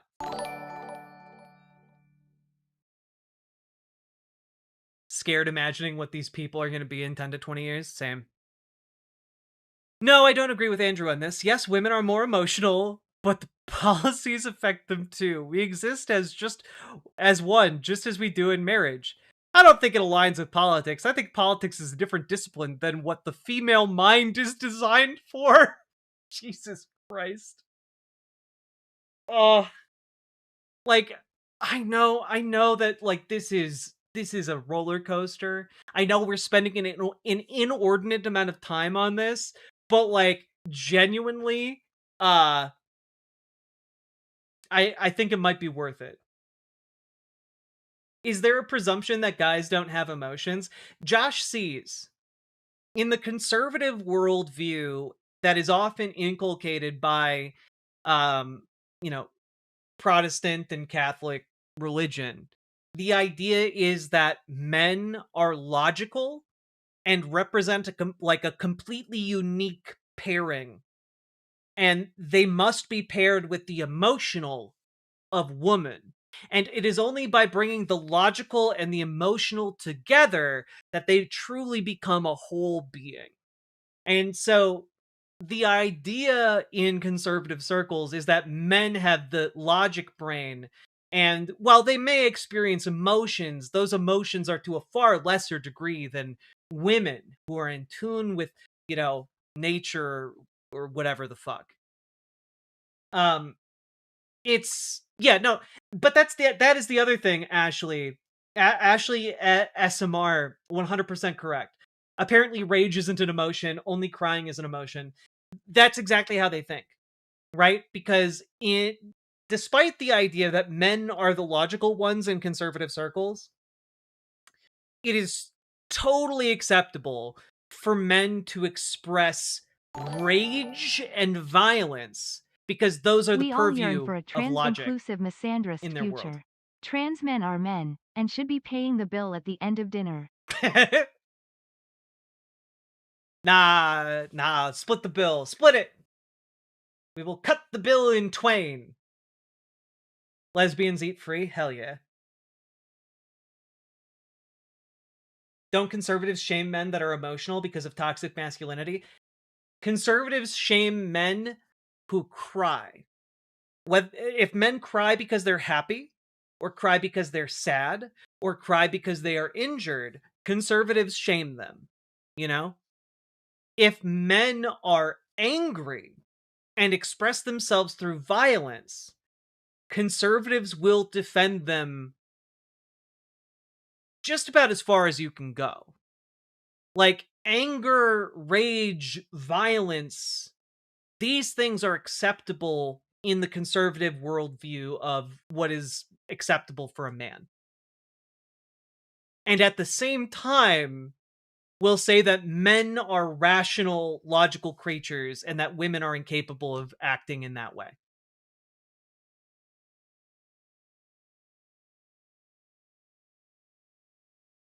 Yeah, you have entire generations of men who are like, I never saw my dad cry except at my mom's funeral. That was the one time. He shed one tear and then he hid it from me. It's crazy.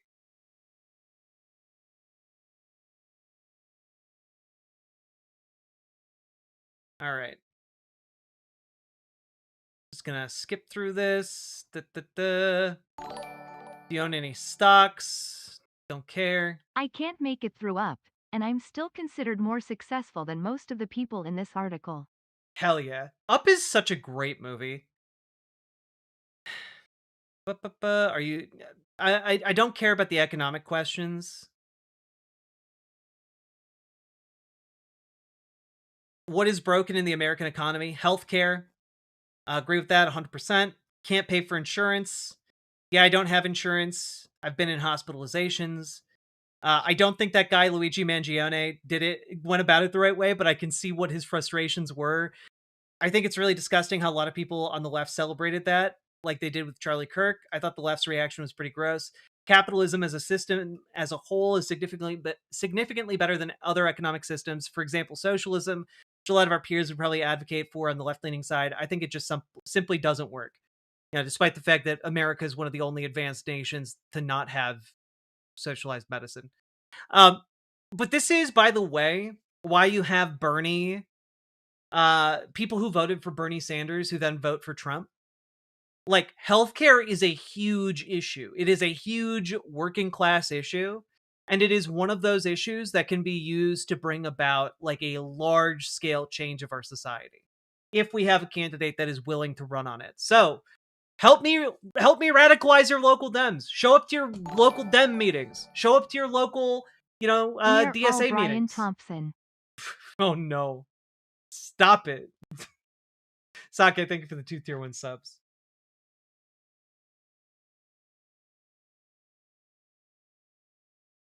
So, yeah, look, healthcare just has a very resonant message to it.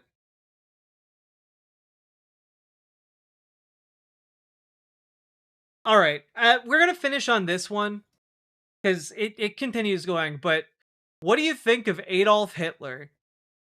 I think he was a great leader, to be honest. I think what he was going for was terrible, but I think he showed very strong leadership values.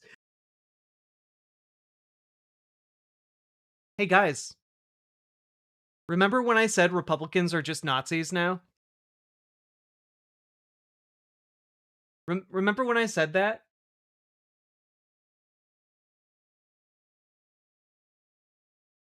I'm in favor of a strong executive. Okay, I'm gonna stop you right there, Andrew. If someone asks you what you think about Hitler and your opening comment is that you are in favor of a strong executive, you might be a Nazi. I think we should have a stronger executive branch. I don't think we should be killing people or doing mass genocide, obviously, but I do think we should have a strong executive. I feel like one of the biggest problems Trump is running into right now is all these little courts. They want to throw up the little blockages against everything he's trying to do, whether it be his tariffs or deporting people. Oh yeah, that pesky little thing called the law. Yeah, these little courts with their little laws based on this thing called the Constitution. I just really like a strong executive. God.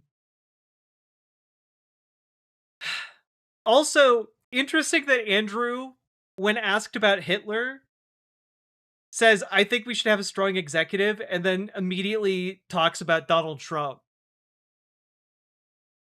I think that's pretty telling, isn't it?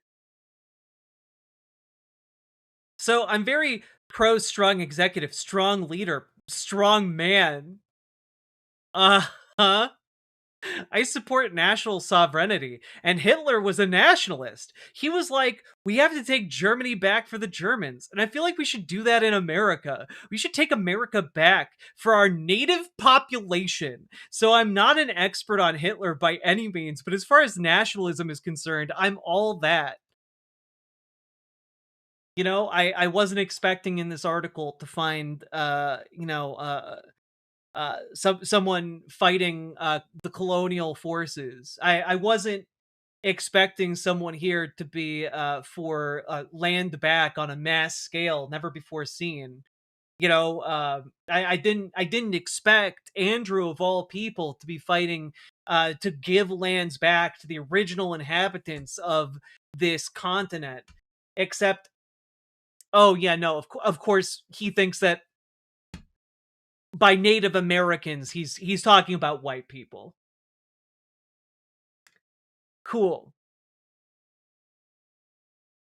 To the tribes? No, he's talking about doing like a ethnic cleansing. And he starts out not doing killing people or mass genocide, obviously, but then he talks about taking back the country for our native population, which would entail killing people, ethnic cleansing, genocide, etc.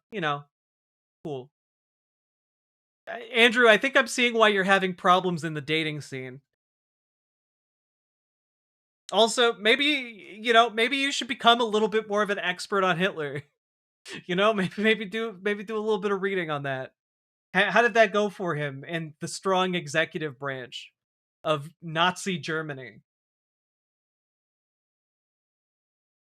I myself am actually Jewish ancestrally. I'm Christian by faith, but Jewish by blood. I've actually read Mein Kampf. The end conclusions that he came to, absolutely abominable, but I strangely understood where he was coming from as far as wanting to improve the national state of Germany. Oh, guys, if you're in my chat and you are Gen Z, please tell me your generation isn't this cooked. Please, please tell me your generation isn't so cooked that you have people reading Mein Kampf who are of Jewish descent saying that they understood where Hitler was coming from. No. Stop it. Answer for your countrymen. He made all those people suffer, and I want to do ungodly things to people who do things like that. Lauren, thank God. Thank God. What do you think of Jewish people? Oh my God. Okay, we have to do this one. They've got Hollywood on lock. Don't they own like a ton of media and like just kind of everything? Oh my God, you guys, they're fucking doing the Jewish questioning from 4chan. Good fucking God. No different than black people, Asian people, or any other people here today. I don't really know why there's a single issue about Jewish people. Good job, Bryce. I would say a force for evil. I don't see why we support Israel. I think Israel's a very evil state. The genocide in Gaza, killing all these poor people, and the only reason we really support them is because they are the biggest donors. We have AIPAC, and all these are all Jewish-run organizations. There's a big difference between a nation state and a religious group, Andrew. By the way, when you see people conflating Judaism and like Israel, this is why it's an anti-Semitic idea. All right, doing This that isn't even the conflation. Jewish question, it's the Jewish answer. Ay, ay, ay. And the moderator at this point is just so stunned that they go, "Let me clarify that. Andrew, you think the Jewish people are a force for evil?" Andrew, "Yes, sir. It doesn't bother me if it's true. Those slurs, if you're racist or whatever, that just rolls off my back. This is my country. My people have been here since the American Revolution. So I say what I want to." Yeah, like, no one's saying you can't say that, Andrew. But it might be why you're gonna grow up to be an incredibly lonely man. Andrew is a Nazi? That's the secret, Dr. Hayes. They have every single person on this panel, almost to a man or to a woman, has accepted some degree of Nazi belief. It's why they're here, and it's why they're answering the way they are. Right? Maybe, and I'm gonna say maybe one person on this panel is free of like Nazi ideology and is just, a conservative for other reasons. And that is, if you will all recall at the very beginning of this, Addie, the 18-year-old Hispanic Baptist Republican woman attending college, who considers herself very right-wing but did not vote in the 2024 election, Addie walked out during the middle of the group. You know, that's really the only reasonable reaction you can have here, is to not dignify this with a response.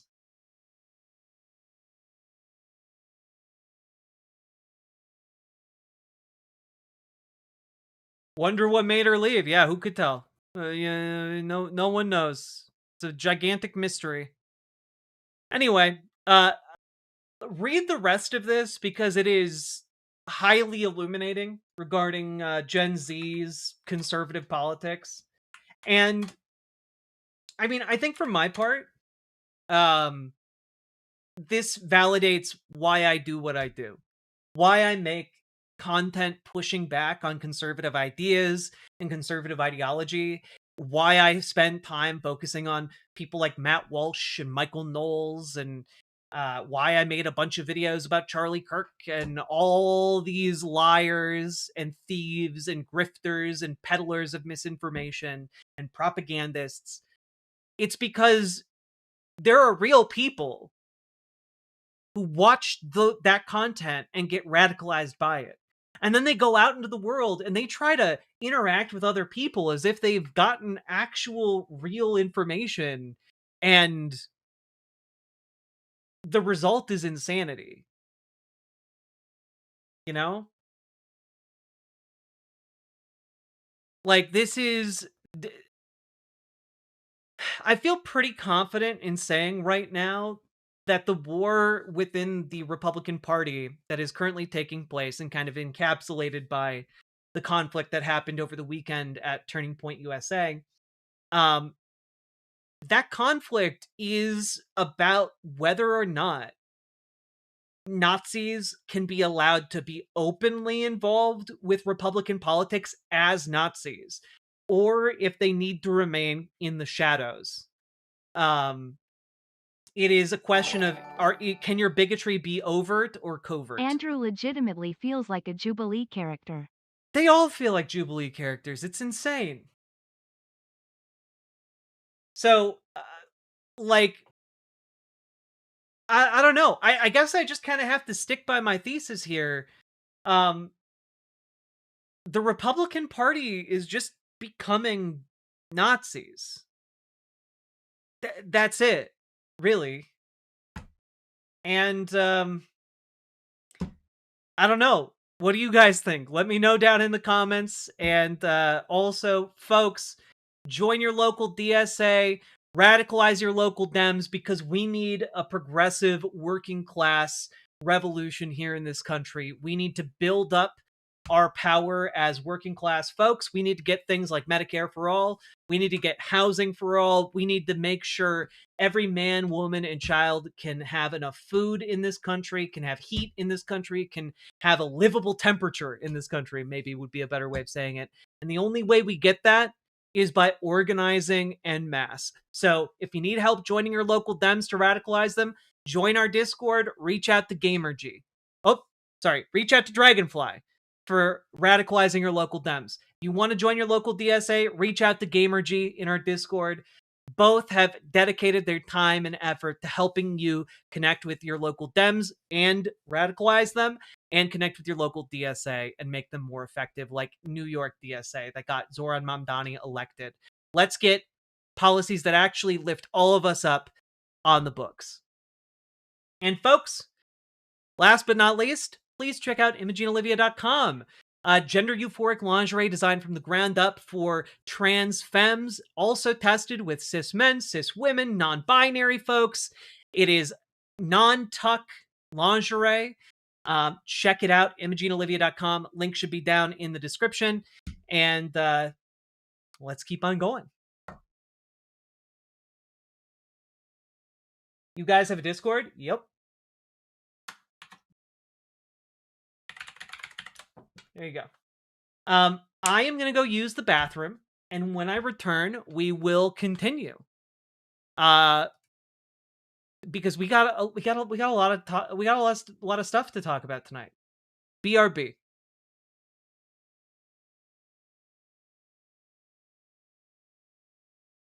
So this is a song that we wrote. That I wrote with my friend Mike Richardson, who's from southern West Virginia, and it's about the coal mining wars in West Virginia in the 1920s, called the Battle of Blair Mountain. 2, 3, 4.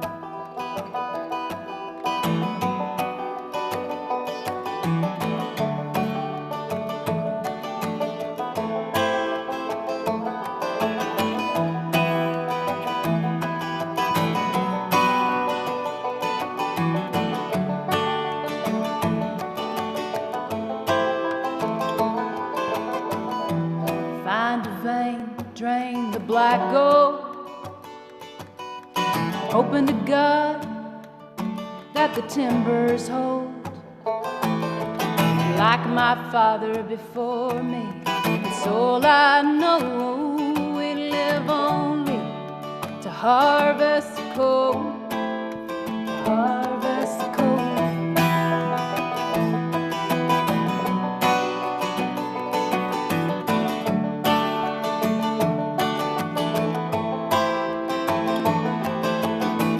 Mine owner's mercy, about as shallow as a grave. We're living in shanty towns, we ain't got no say. 14-hour shifts, such a meager wage. And Mother Jones can't help us now anyway, anyway. We'll take the roads, we'll take the trains by force. Oh, deliver us, Lord, from the gathering stores. Lay down your Bibles, take up your guns, Blair Mountain, here we come, oh, here we come.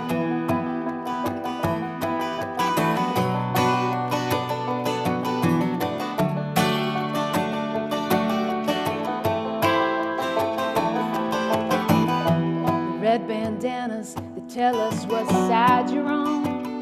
Yeah, we're the rednecks of the Union 1921. We'll leave tonight at 13,000 strong and take the fight to Blair Mountain before the dawn, before the dawn. We'll take the roads, we'll take the trains by force. Oh, deliver us, Lord, from the gathering stores. Lay down your Bibles, take up your guns, Blair Mountain, here we come, oh, here we come. Oh,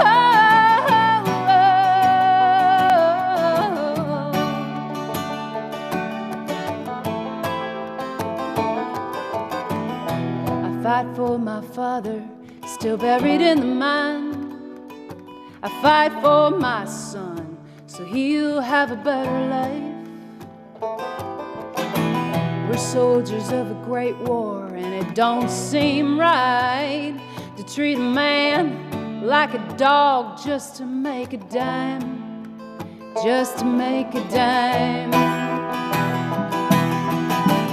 We'll take the roads, we'll take the trains by force. Oh, deliver us, Lord, from the gathering stores. Lay down your Bibles, take up your guns, Blair Mountain, here we come, oh, here we come. Here we come.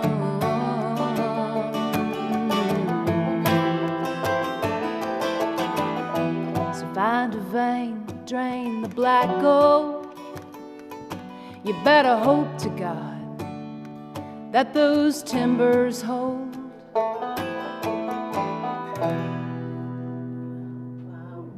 Yeah, wonderful, wonderful. I'm not a coal miner, as you well know, but I'm as close as I could be not to be one. My father was a coal miner who was killed in the mines, and my husband is slowly dying with black lung.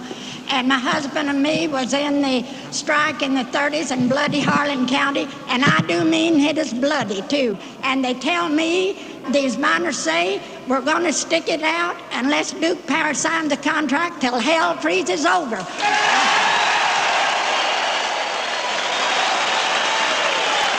And the men knows they've got nothing to lose but their chains and their union to gain. So I say, hang in there.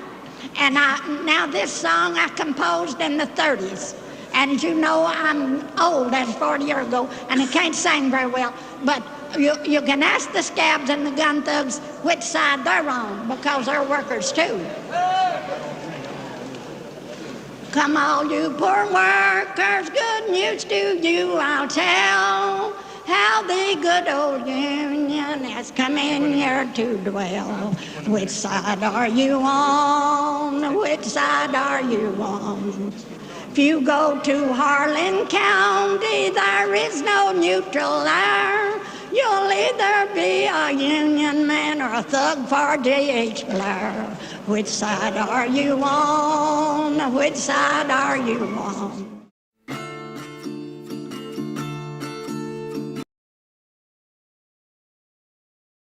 I'm on my side, bitches.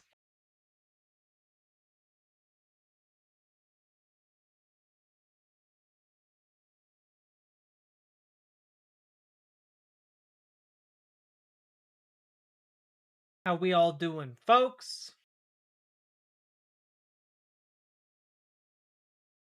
Did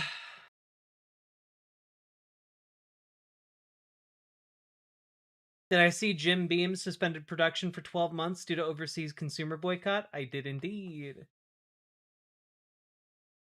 All right, you guys ready to jump into a little bit more content?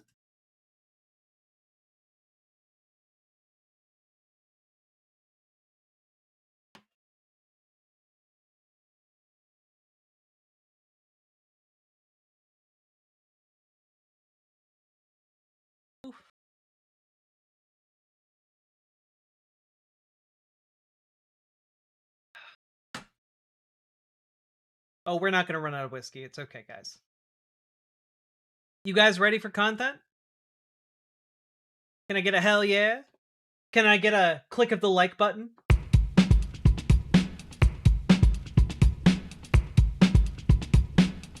Go, go, go. Click the button. Click the button. Click the button. Click the goddamn button. Click the button. Click the button. Click the button. Click the goddamn button. Click the button. Click the button. Click the button. Click the goddamn button. Click the button. Click the button. Click the button. Click the goddamn button. Click the button. Click the button. Click the button. Click the goddamn button. Click the button. Click the button. Click the button. Click the goddamn button. Click the button. Click the button. Click the button. Click the goddamn button. Click the button. Click the button. Click the button. Click the goddamn button. Click button. Click button. Click button. Click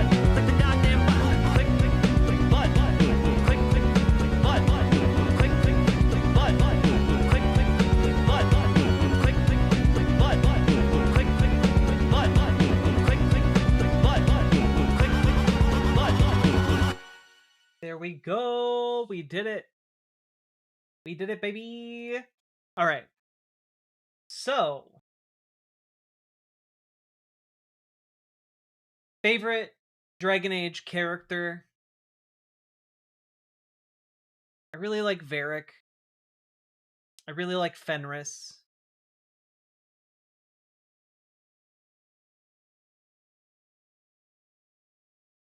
I really like the Witch of the Wilds. Sarah, I like Sarah.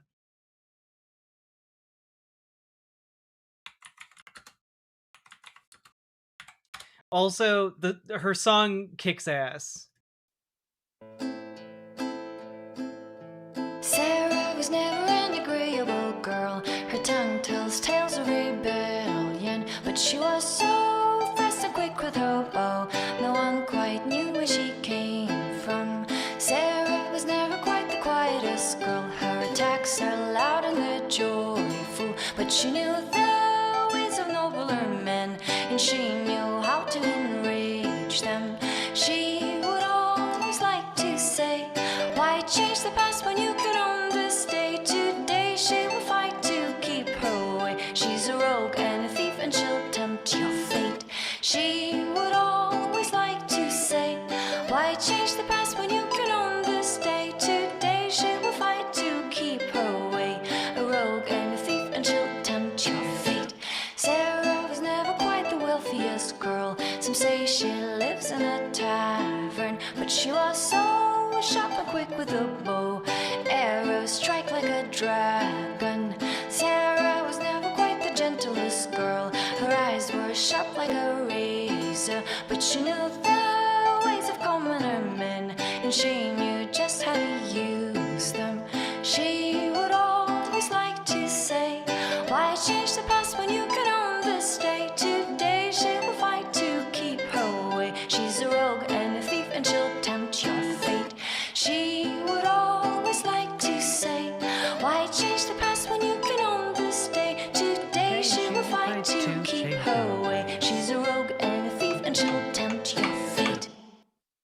It's so fucking good. Sarah is the character of rebellion in Dragon Age Inquisition, and I love her.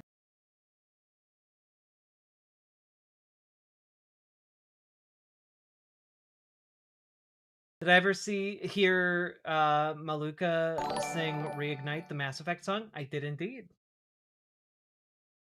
Uncle Simric, you are correct, actually. Dragon Age 2 is the best Dragon Age from a story perspective. It genuinely tells the best story in the Dragon Age universe. You are correct. I think other Dragon Age games have better combat systems or better, like, more fleshed out worlds, but Soundboard? the best story goes to Dragon Age 2, and in my book, that makes it the best one. What is this? I'm Michael Jordan. Stop it. Get some help. We'll get this on the soundboard. It's okay. I just can't do it right now. And also, I can't. I literally am not the person who makes the clips for the soundboard, but I'll post it on soundboard suggestions for you. All right. Thank you for the 2 tier 1 subs. Let's see here. I'll just put this in the soundboard suggestions.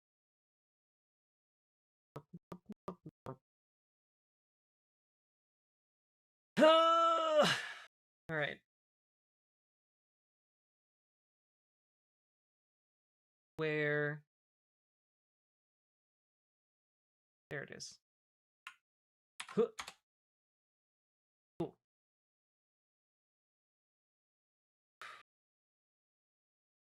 We are Charlie Kirk. No, that's not going on the soundboard. This is crack. The next time you get in trouble, call a crackhead. Yes. Dragon Age 2 was a meta story. It was a story within a story. The whole thing was Varric telling Cassandra one of his horrible romance novels in person. It's true. I understood that reference. Thank you for the $10 super chat. This is crack. We carry the flame. All right. Okay, folks. Let's jump into some more content.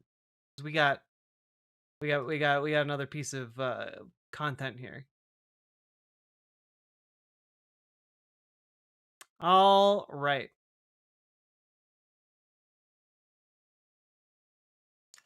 Here you go, you silly billies. So, folks, we gotta talk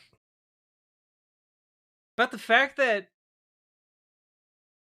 I know the through line through a lot of my recent segments has been, gee whiz, it seems like a lot of the people who are moving and shaking inside of the Republican Party seem to be either Nazis or really okay with Nazis.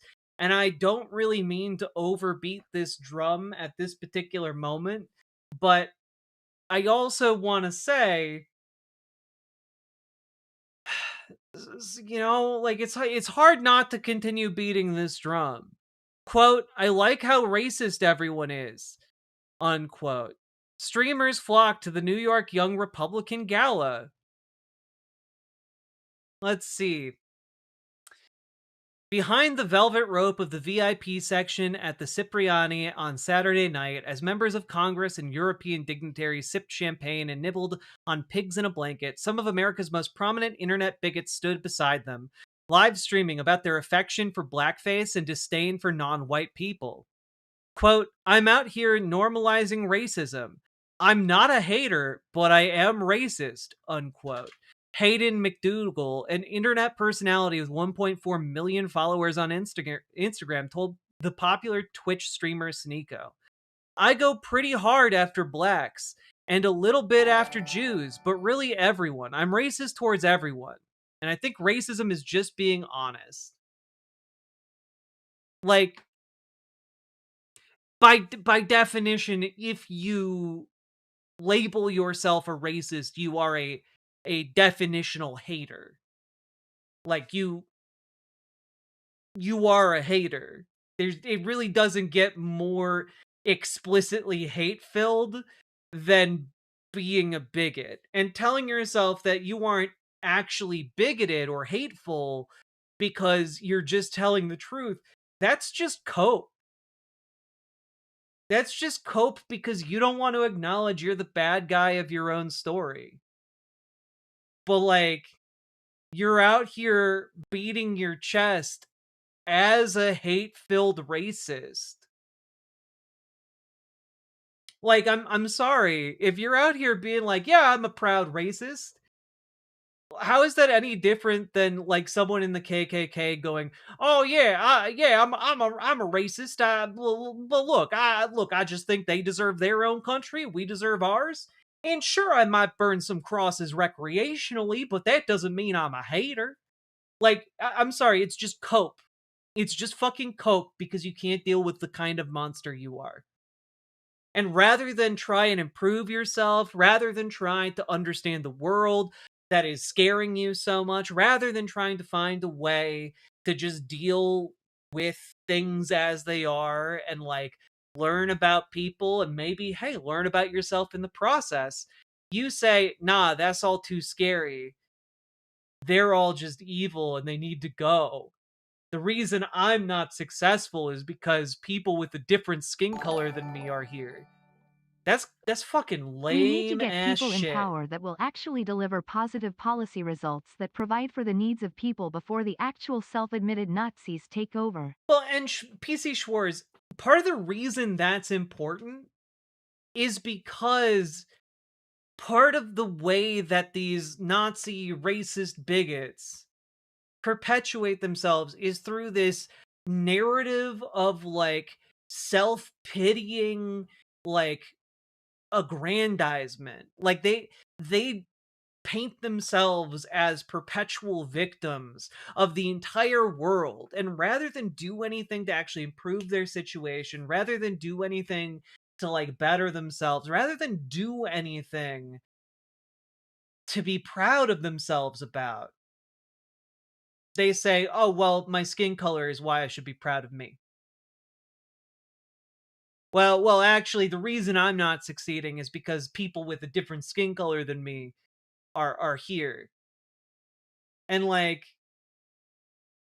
you take away a lot of power from their narrative when like actually a lot of fundamental and basic needs are taken care of by, you know, tax dollars.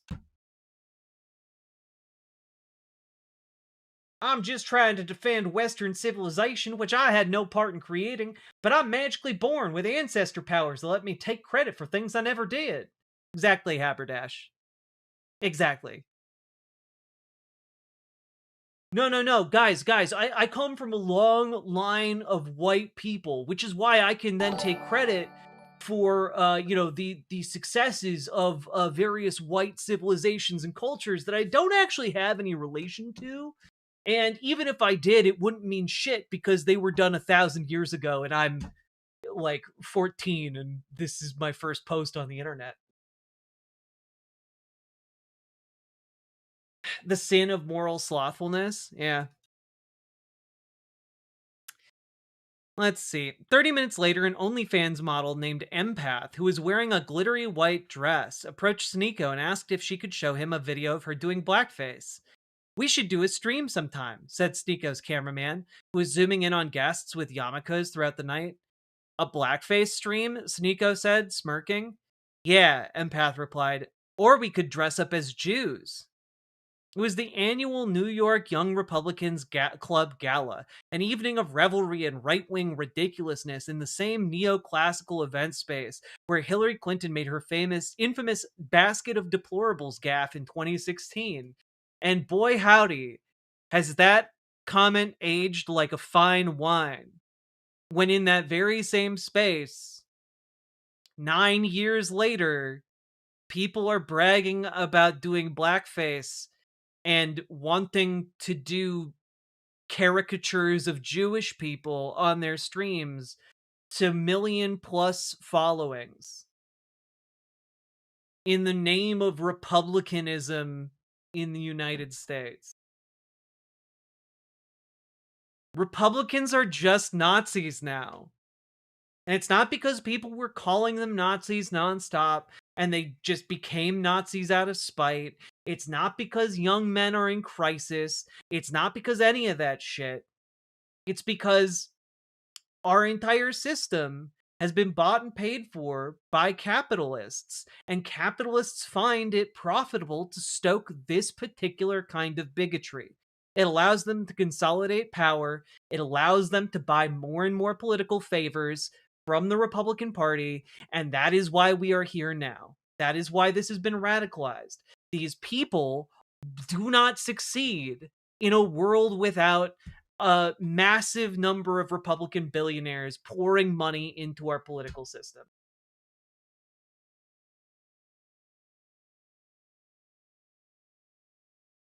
The gala has become a mainstay on the right-wing social calendar, attracting the nation's most lurid Republicans to lower Manhattan every December. But much has changed since Trump took that podium. He became president again. Charlie Kirk, the leader of the conservative youth movement, was assassinated. And Nick Fuentes, an openly bigoted streamer who delights in the N-word and denies the Holocaust, stepped in to fill the void. And, I think a big problem here is that observation is correct.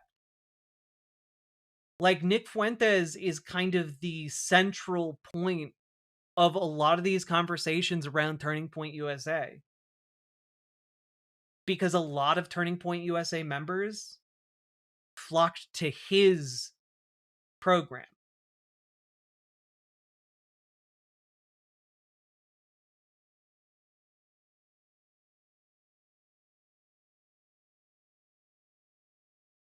And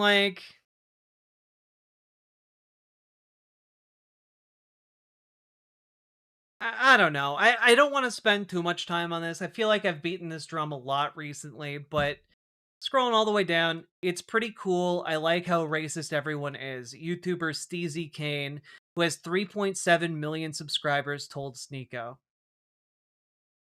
White supremacist Jared Taylor got the VIP treatment along with Red Scare's Dasha Nekrasova, who interviewed Fuentes on an episode, and members of Germany's far-right alternative for Deutschland Party, which is their Nazi party.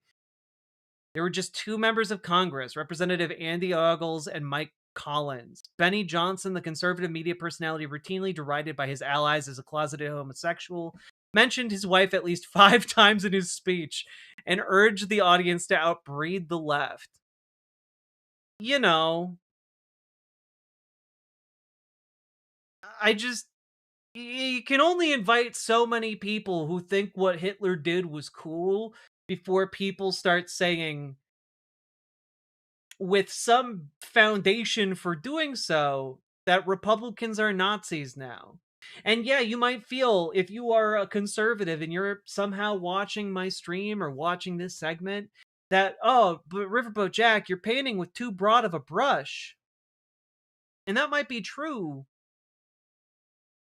Except that the broad brush is of the party that controls both houses of Congress, the presidency, and the Supreme Court, and is doing exactly what it has always wanted to do right now. And what I see is that this party is covering up for pedophiles, constantly redacting the Epstein files and refusing to release them all. It is playing cover for a bunch of those pedophiles on purpose, because maybe some of those pedophiles are donors. And not only that, but this administration is aiding and abetting a genocide. It is right now trying to go after LGBTQ people. It is going after Black and brown people for just looking like a different race. And it just kind of seems like a lot of, and putting them into concentration camps, I want to add, just seems like a lot of this is pretty Nazi-like.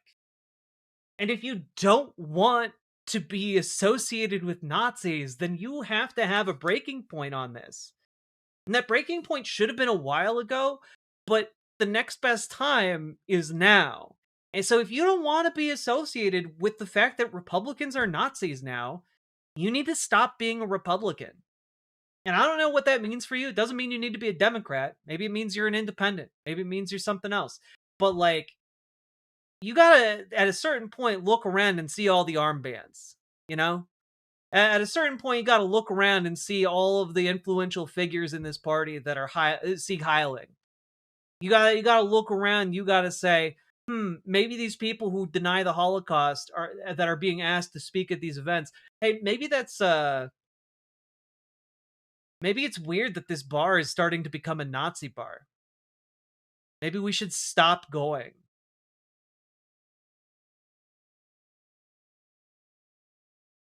Anyway.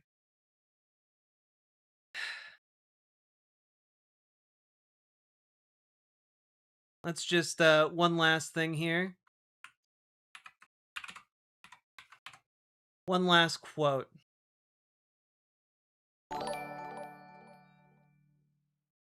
There's only one person who gets the bigot pass.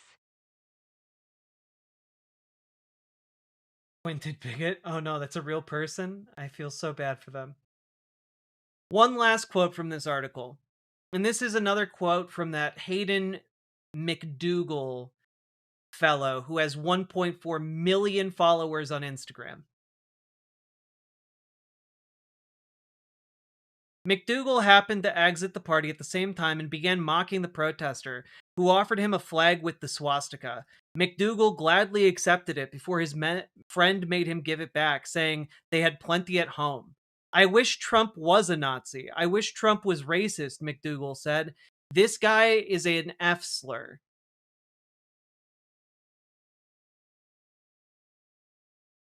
That's the Republican Party in a nutshell. And if you don't want to be associated with that, then you got to get the fuck out of Dodge.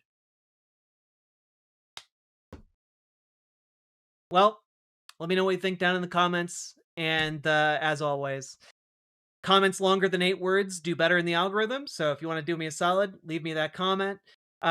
Leave a like, subscribe. And folks, also, please consider, if you want to do something about these guys, if you want to out-organize these people, because they're out there organizing every damn day, you should be too, okay? Join your local DSA, make them more effective, like the New York City DSA, and join your local Dems and radicalize them. Go to the places where people are already congregating to build political power and help build that power, okay? The more of us do that, the more likely it is that we beat these Nazi bastards, and we beat the corporate Democrats that want to prevent things like Medicare for all and housing for all from becoming realities. And last but certainly not least, please check out ImogeneOlivia.com. Imogene Olivia underwear. It is gender euphoric lingerie designed from the ground up for trans femmes. We've tested it with cis men, cis women, non-binary folks, and please check it out. Link should be down in the doobly-doo, and let's keep on going. We did it. We did it. We made it through.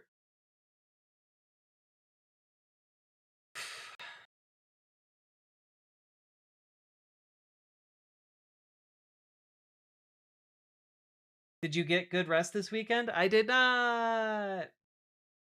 I've been stressing about the holidays and sad about the holidays. Folks, we've gone for 2.5 hours. If you've been enjoying the show so far, hit that follow button, hit that subscribe button, hit that like button, and consider dropping those subs, donos, memberships, super chats, etc. You guys make this show possible. I could not do it without you fine folks. What does this mean? Ah, wait, so the GOP is just Nazis? Always has been. Indeed. Indeed. All right. And who is okay, I do have to I admit a morbid curiosity. Who is Quentin Bigot? A French athlete. Of course he's French. Specializing in the hammer throw. He was suspended for 4 years for doping. So one could say Quentin was a dope bigot? One could say that, but should one? No, never.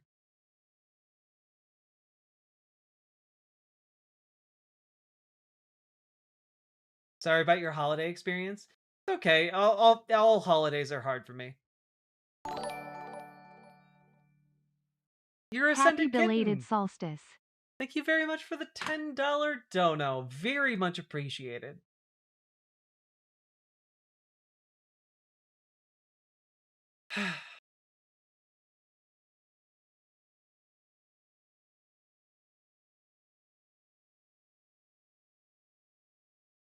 Y'all ready for our next segment? We're going to be talking about Epstein. Just as a heads up.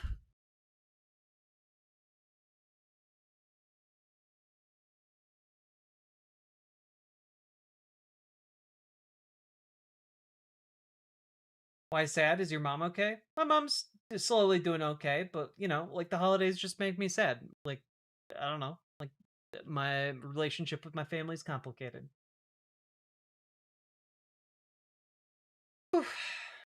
Ready?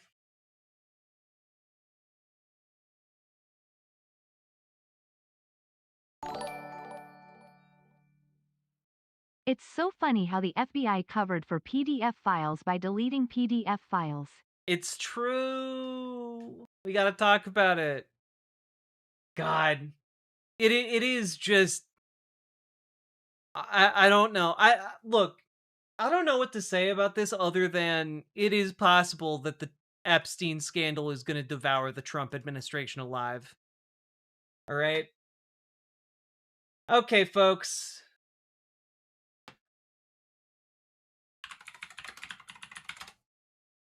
Just real quick.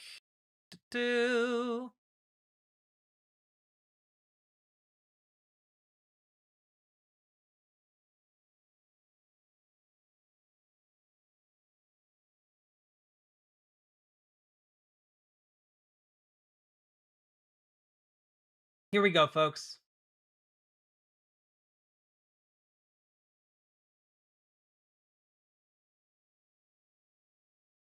Whatever side you're on, everyone needs to free themselves from fake Israel and Israel firsters and their candidates. Well, I mean, I think that the real question is we need to make Zionism an unacceptable position to hold, because supporting settler colonialism anywhere is inevitably going to lead to the same kinds of problems that we are right now seeing in Gaza. The same kind of genocidal tendency is there. And reject settler colonialism and reject the attempt to buy political favors by not just any foreign country, but any company or any individual.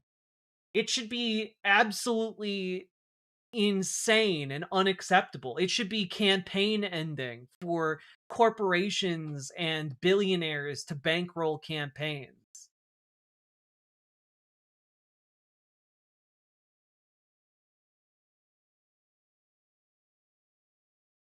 I'd love your opinion on Australia banning the Nazi salute. 12 months jail, $21,000 fine as a penalty. One guy has already been charged and in jail. Takes away freedom of speech, though. Yeah, look, I gotta admit, I'm not a free speech absolutist. And I guess my thoughts are, I don't care to fight for their right to do that. And that might be a weakness on my part, and I fully admit to that. But in a time of growing fascism, I'm not going to weep at people throwing Sieg Heils being thrown in prison.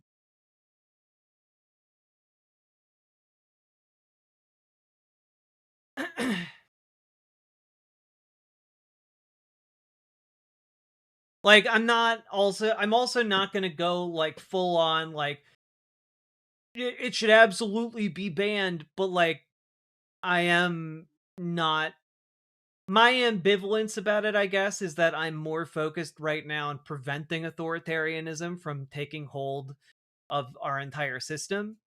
And perhaps once that threat has passed, I'll be able to delve more into the nuance around that. But like, I don't know, people in my country are being like fired or persecuted for like what they said about Charlie Kirk's death, and I'm not super concerned about Nazis being thrown in prison for doing Nazi shit.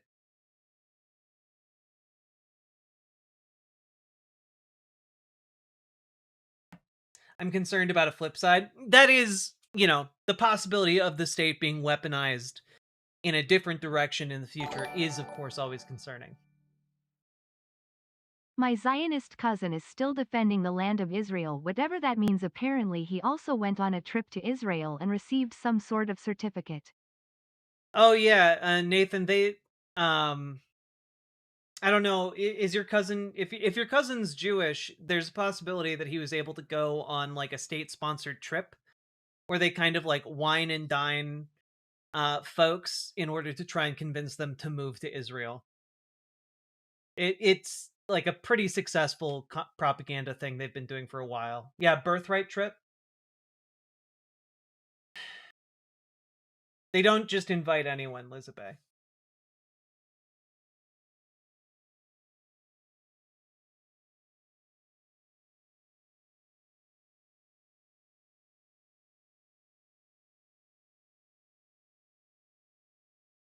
Hey, girly N. Um, been watching sporadically for a while, but lately tuning in much more as I recover from surgery. Have come to appreciate you very much. Thank you. I appreciate it. Thanks for tuning in and giving a fuck. Oh, he's a very evangelical Zionist pastor. Nathan Nielsen, that could be connected to Israel. The Israeli state has a program specifically for evangelical pastors to bring them to Israel and give them material support so that they can spread their Zionist ideas in the United States. It's almost like an informal propaganda network paid for by Israel, or kind of like I talked about this on stream maybe several months ago. But it's a deliberate op to help normalize and spread Zionist ideas in America. Like Greg Locke, exactly like Greg Locke. Anyway, let's jump into Epstein stuff. Here we go. So, folks, we gotta talk about Jeffrey Epstein, the story that just won't die. And despite the man dying a very normal death, don't look into it though. Anyway, that I didn't like that. That didn't land. We're gonna restart that one. So, folks, we got to talk about Jeffrey Epstein, and we got to talk about Donald Trump and the Trump administration's efforts, seemingly to just try and sweep all that under the rug. Like it just wasn't that big of a deal. Keep in mind, like Donald Trump was saying it was a hoax, then was saying the Trump administration was saying, oh well, he only trafficked women and girls for himself. No one else was involved, and we all know that's a load of horse shit. Like we all know that is just lies. And well, so the other day we got the release of the Epstein files. Sort of. We got like a release of like 4 different batches of documents, and those documents were by and large redacted or like heavily. Like in one case there was a document that was like over 100 pages long, just completely and utterly redacted. And we also got pictures of like Jeffrey Epstein and Ghislaine Maxwell with victims, but also with people who were very clearly guests and not victims, whose identities were hidden, redacted. A lot of their friends apparently had black squares for faces, a unique condition to be sure. We also got a bunch of pictures of Bill Clinton hanging out with Jeffrey Epstein. And you know, a lot of Republicans were like, see, your guy, he's compromised. And like, first of all, Bill Clinton has never been our guy. All right. If Bill Clinton is outed for misdeeds with any of these women, like, yeah, feel free to lock him up. We're not ride or die for Bill Clinton. Literally no one is. And you know, we got to see the famous painting of Bill Clinton in a blue dress, a la Monica Lewinsky, haha, hee hee. But we also just didn't get all of the files. According to Ro Khanna, something like only like 1% of the files, 10% of the files were released in those first 4 batches. And like, where's the rest? And the Justice Department saying, well, we got to take our time to properly redact all of these. And it's so clearly bullshit. Because not only that, but there have been pictures now of Donald Trump that people found while combing through the Epstein files that have been released so far. There was one that was a picture of Jeffrey Epstein and Donald Trump kind of on a desk in the background, unredacted. That image got pulled out of the Epstein files by the government. The government removed that image for some reason. And, well, here's a statement from Bill Clinton. As conservatives are like, see, Bill, your guy, we got him. Here's Bill Clinton's statement.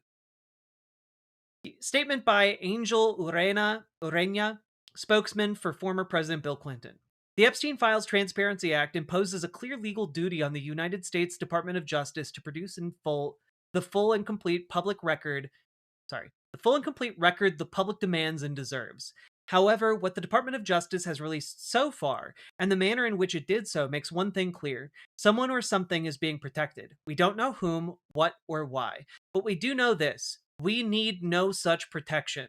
Accordingly, we call on President Trump to direct Attorney General Bondi to immediately release any remaining materials referring to, mentioning, or containing a photograph of Bill Clinton.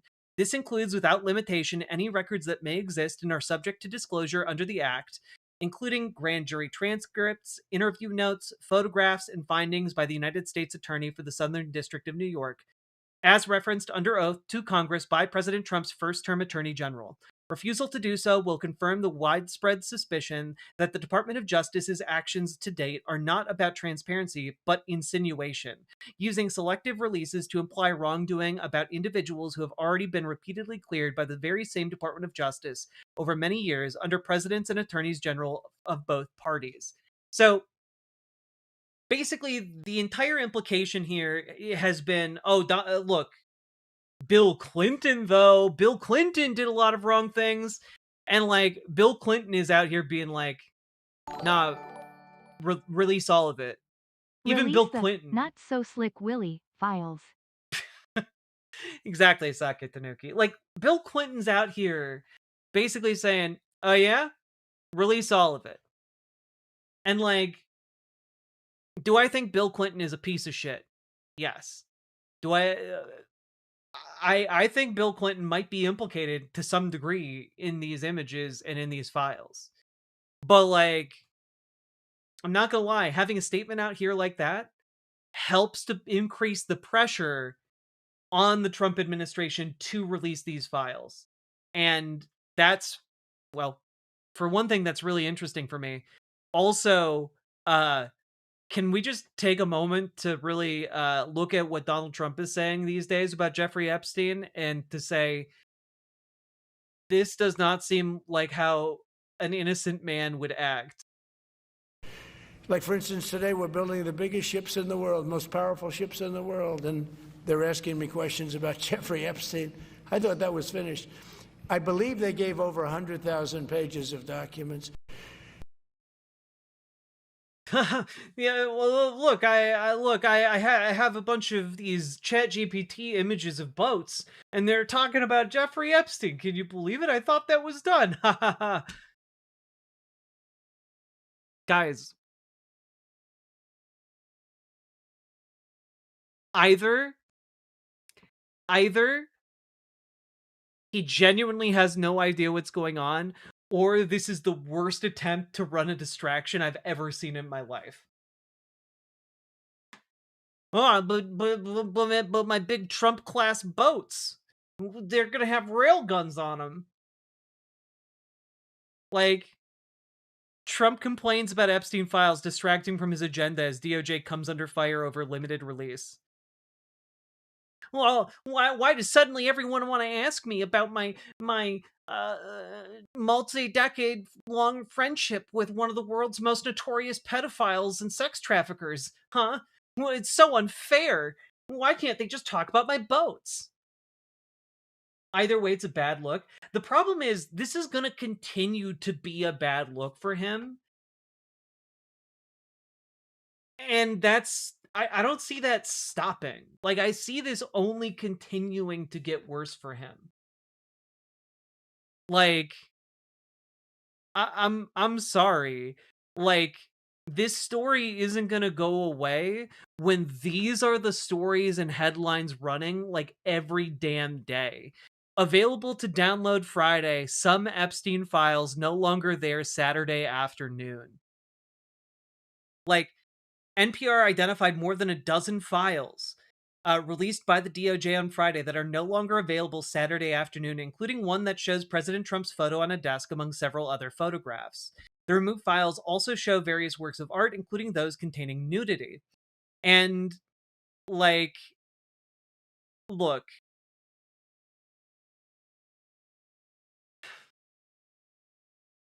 The longer this continues to go on, where they keep releasing and unreleasing stuff, the worse it's going to look, because this article from NPR that I just showed you guys is from December 21st. Okay? This article from the Washington Post is from December 22nd, when a second batch of the Epstein files came out. Now, this batch has a bunch of references to Donald J. Trump. However, and there's a big however here, the documents were available for several hours Monday afternoon and evening on the Justice Department website, but appear to have been taken down around 8 p.m. The Washington Post downloaded the full set of files while they were accessible. The Justice Department did not immediately respond to questions about why the documents had been posted and then apparently removed. The White House also did not respond to requests for comment about the newly released documents. So, they released a bunch of documents with Trump's name in them and then took them down again, and it kind of seems like they made a mistake and released a bunch of the files that reference Donald Trump that they were not supposed to release. And part of the problem for them here is that them doing this on multiple of these batches makes them look guilty as shit. And not only that, we also, like, it's not like we're not gonna see these files because these news organizations are downloading them the instant they become public. When you just try and take them down, that doesn't make them go away. The internet is forever. God. And not only that, guys, but I want to just one last kind of update for this story. All right? One last little thing, how many of you are familiar with a man by the name of Larry Nassar? Just looking for a show of hands in the chat. Hello, Necosaurus. Hope you had a great stream. How many of you are familiar with Larry Nassar? No? Nope. Okay. Well, for those of you who are not familiar with Larry Nassar, he served as the doctor for the United States women's national gymnastics team from 1996 to 2014. And in the process of serving as their team doctor, Um, he wound up sexually assaulting 265 women and girls. And for that, he was eventually caught and then sentenced to anywhere from 100 to 235 years in prison. So, and that's just, you know, on one like that's just one part of it. He's actually serving hundreds of years in prison cumulatively beyond that, between state and federal charges. Now, he was convicted in 2017 and in 2018. And the only reason I'm elaborating on who Larry Nassar is because one of the documents that the DOJ uploaded earlier today was this letter.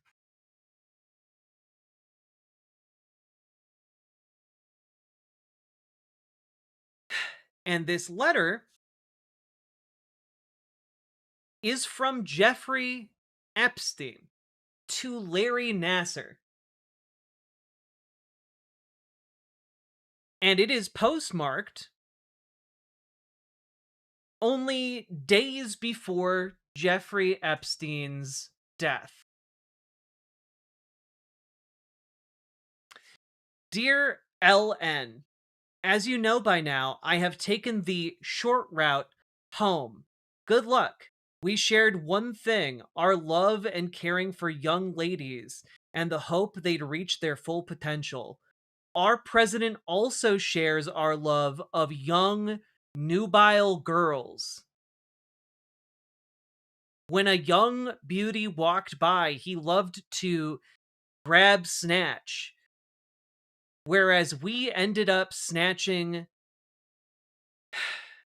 grub in the mess halls of the system. Life is unfair. Yours, J. Epstein. This is from August of 2019.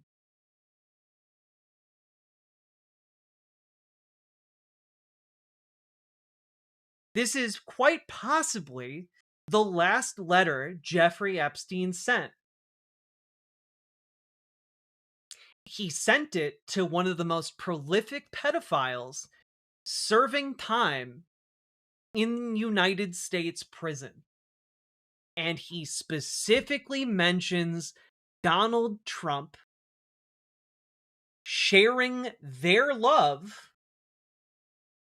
of having sex with children.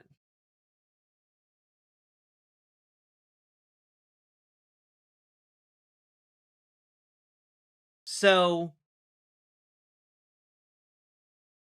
look, I know it's not the smoking gun that shows that Donald Trump was doing that, but as far as I'm concerned, it's close enough. It's close enough. I believe that this was one of the documents that was taken down by the DOJ. And I guess the question is,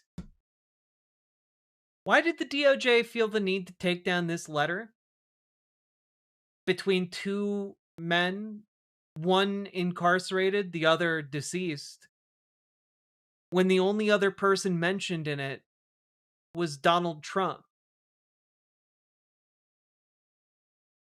Really makes you think. I just can't put it together. Maybe some of the MAGA folks who are out there sleuthing it up to fight for the kids can put together the pieces, because I just can't figure it out.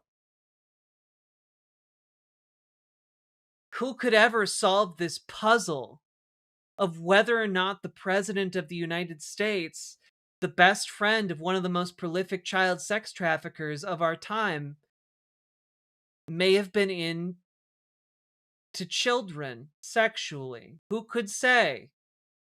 It's impossible I don't know, maybe some of those MAGA folks can figure it out. Anyway, what do you think? Let me know down in the comments, because this is about as much of this segment as I can stomach. It's really gross, makes my skin crawl, and yeah. Please, folks, hit that like button if you got anything out of this. Follow, subscribe, do the things, and please join your local DSA, make it more effective, and radicalize your local Dems, make them more inclined towards embracing progressive working class policy. And let's get these conservatives who want to abuse children out of office. Huh? Let's keep on going.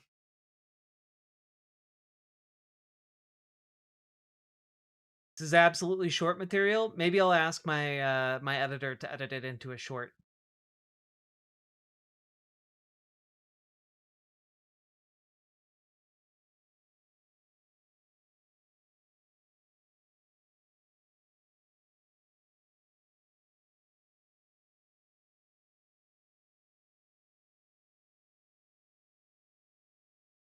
God. And Necosaurus, I hope that is how the Epstein filing is going, I guess. Ugh.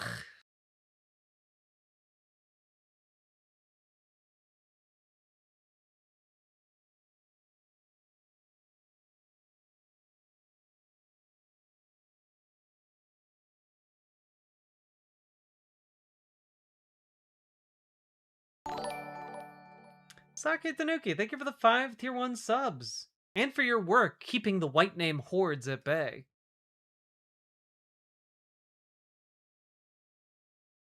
Why is...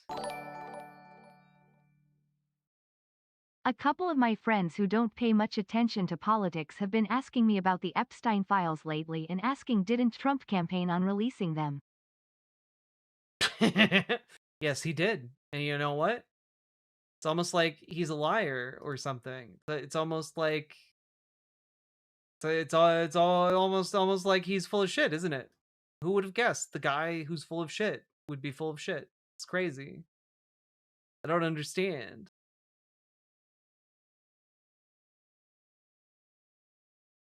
Also, Nathan, thank you for the $5 dono. Sake Tanuki, thank you for the 5 tier 1 subs. What is this? Adele Dizzy. Oh my god. Shit. Who sings what? I hope you're happy. This must be. This must be. I love her. I love her.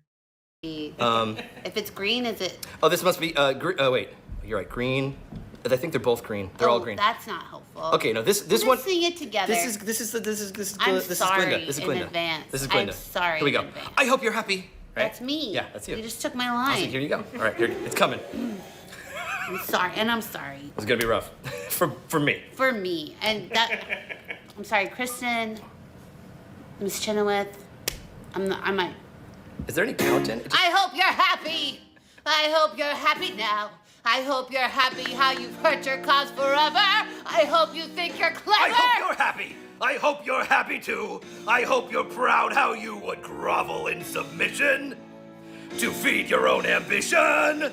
So though I can't imagine how, I don't know who's who. I hope you're happy. Right now. Elfie, listen to me. Just say you're sorry, okay? Don't be a bitch about this. You could still be with the wizard. You could still get on your knees and kiss his feet. What you worked for, what you waited for, all the things you paid for, just kiss his ass and move on with it. Who cares about the animals? I know, but I don't want it. No. I can't want it anymore. Enjoy your talking dogs, bitch. Is that in the movie? Something has changed within me. Is that in the movie? Yeah, there's talking goats and dogs. Yeah. Something is not the same. Okay, I'm through with playing by the rules of someone else's game. Good luck with that. Too late for second guessing. Not really. Too late to go back to sleep. It's time to trust my instincts. See where that gets her. Close my eyes. And sleep? And leave. It's time to try defying gravity. I think I'll try defying gravity. And you can't pull me down. Oh god. That must be murder on his vocal cords. That sounds so painful. I'm through accepting limits. 'Cause someone says they're so. Some things I cannot change, but till I try, I'll never know. Too long I've been afraid of losing love, I guess I've lost. Well, if that's love, it comes at much too high a cost. I'd sooner buy defying gravity.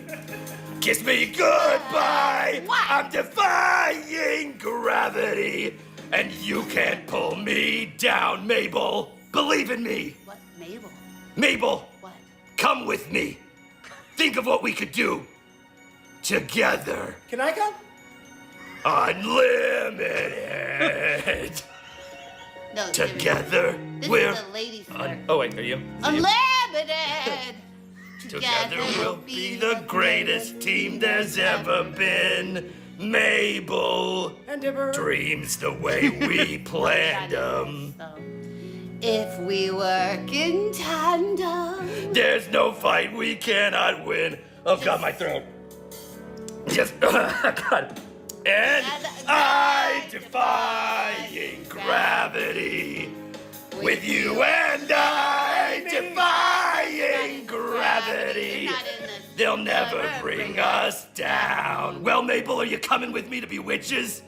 Are you gonna come along and be witches together, Mabel? Are you gonna do it? I can do it. Oh No, you're not in this. You know what? I think I'm just gonna stick with. I hope you're happy. Yeah, just with like the authority.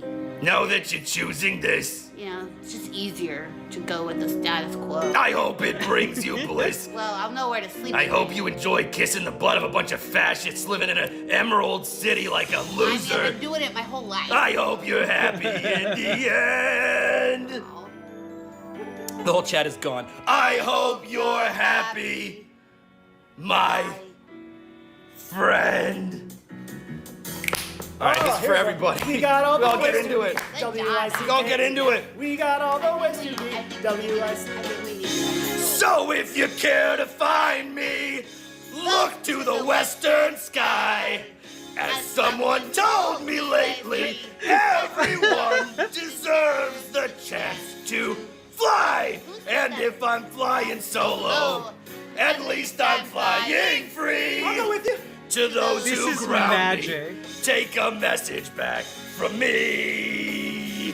Tell them how I am defying gravity. I'm flying high, defying gravity, and soon I'll match them in renown. This is the best part. And nobody in all of us, All of us! no wizard fucking that wizard! there is or was, is ever Ah! gonna bring me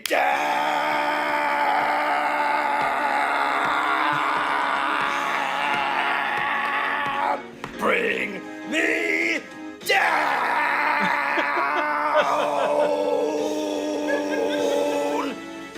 Oh my God!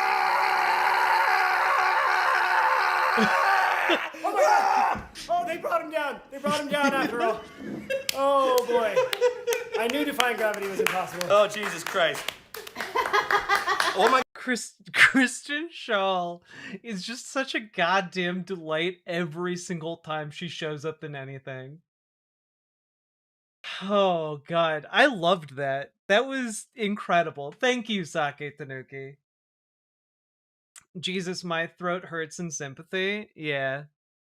God. Yes, that is yes, that's the climax of the musical Wicked, sung by Idina Menzel and Kristen Chenoweth.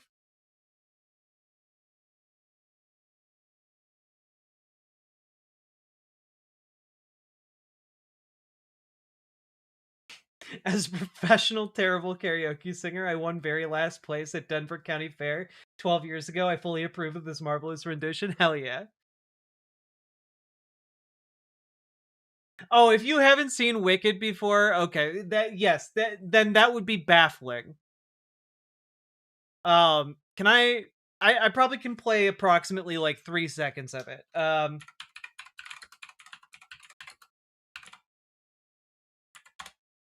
Here, can I just get like here.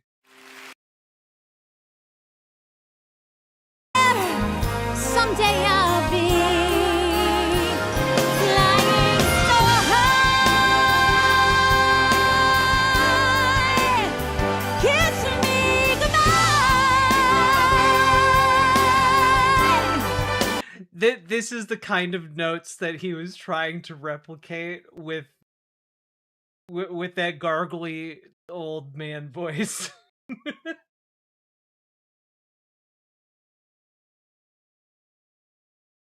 That sounds very different. Yeah, it is very different.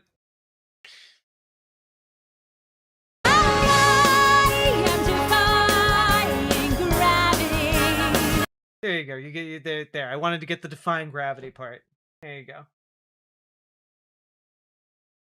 Have I ever seen The Fever Bird? I don't know what that means. Don't DMCA me now. All right.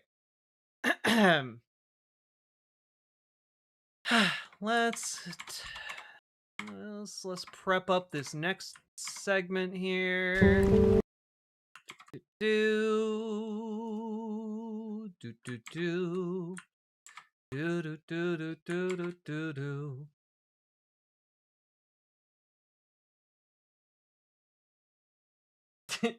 DMCA speedrun. Let's go. All right.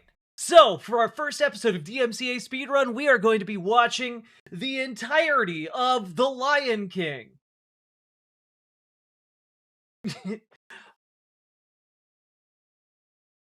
What a joy to wake up to that. Hell yeah.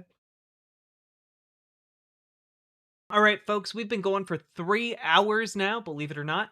Hit that follow button, hit that subscribe button yourself if you haven't yet, and consider dropping those subs, donos, memberships, super chats, etc. because, hey, folks, it's the holiday season, and also, I need money to live, and you guys and your support allows me to do that. So, continue to support me, please.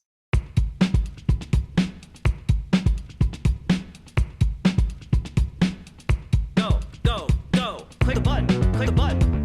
Click the button, click the goddamn button. Click the button, click the button. Click the button, click the goddamn button. Click the button, click the button. Click the button, click the goddamn button. Click the button, click the button. Nadia Yvette, we actually covered that earlier this week. Click the button, click the button. Click the button, click the goddamn button. Click the button, click the button. Click the button, click the goddamn button. Click the button, click the button. Click the button, click the goddamn button. Click the button, click the button. Click the button, click the goddamn button. Click button. Click button. Click button. Click button. Click button. Click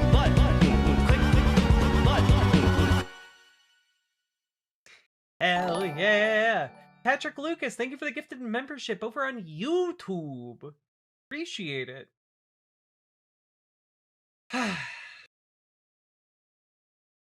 Okay, folks. You guys ready for our segment on Bari Weiss? By virtue of your leftism, you took a vow of poverty and are immune to such hardships. God. If only. Let's see.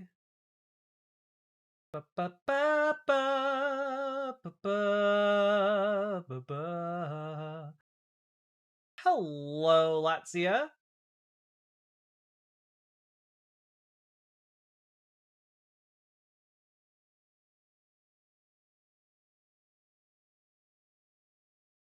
Are we no longer doing Trombone Champ? No, we're doing Trombone Champ.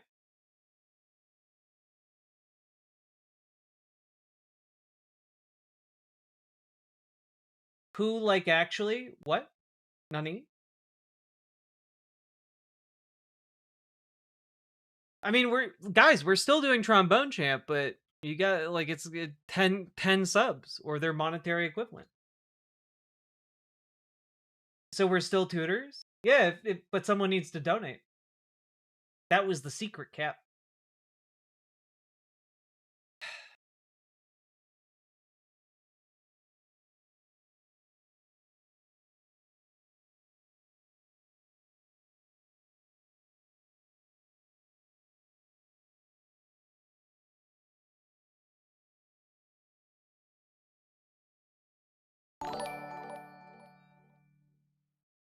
One PF my coworkers was shitting on AOC for taking an expensive vacation even though she calls for taxing the rich and stuff.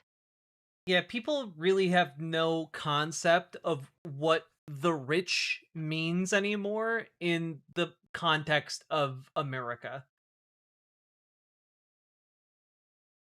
Oof.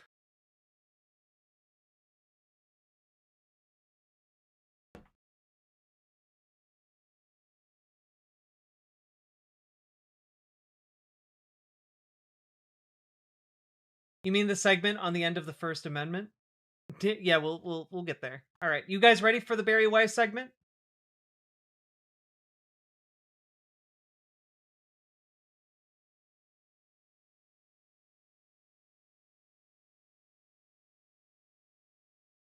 You guys ready? Yeah, why not? Hell yeah. All right.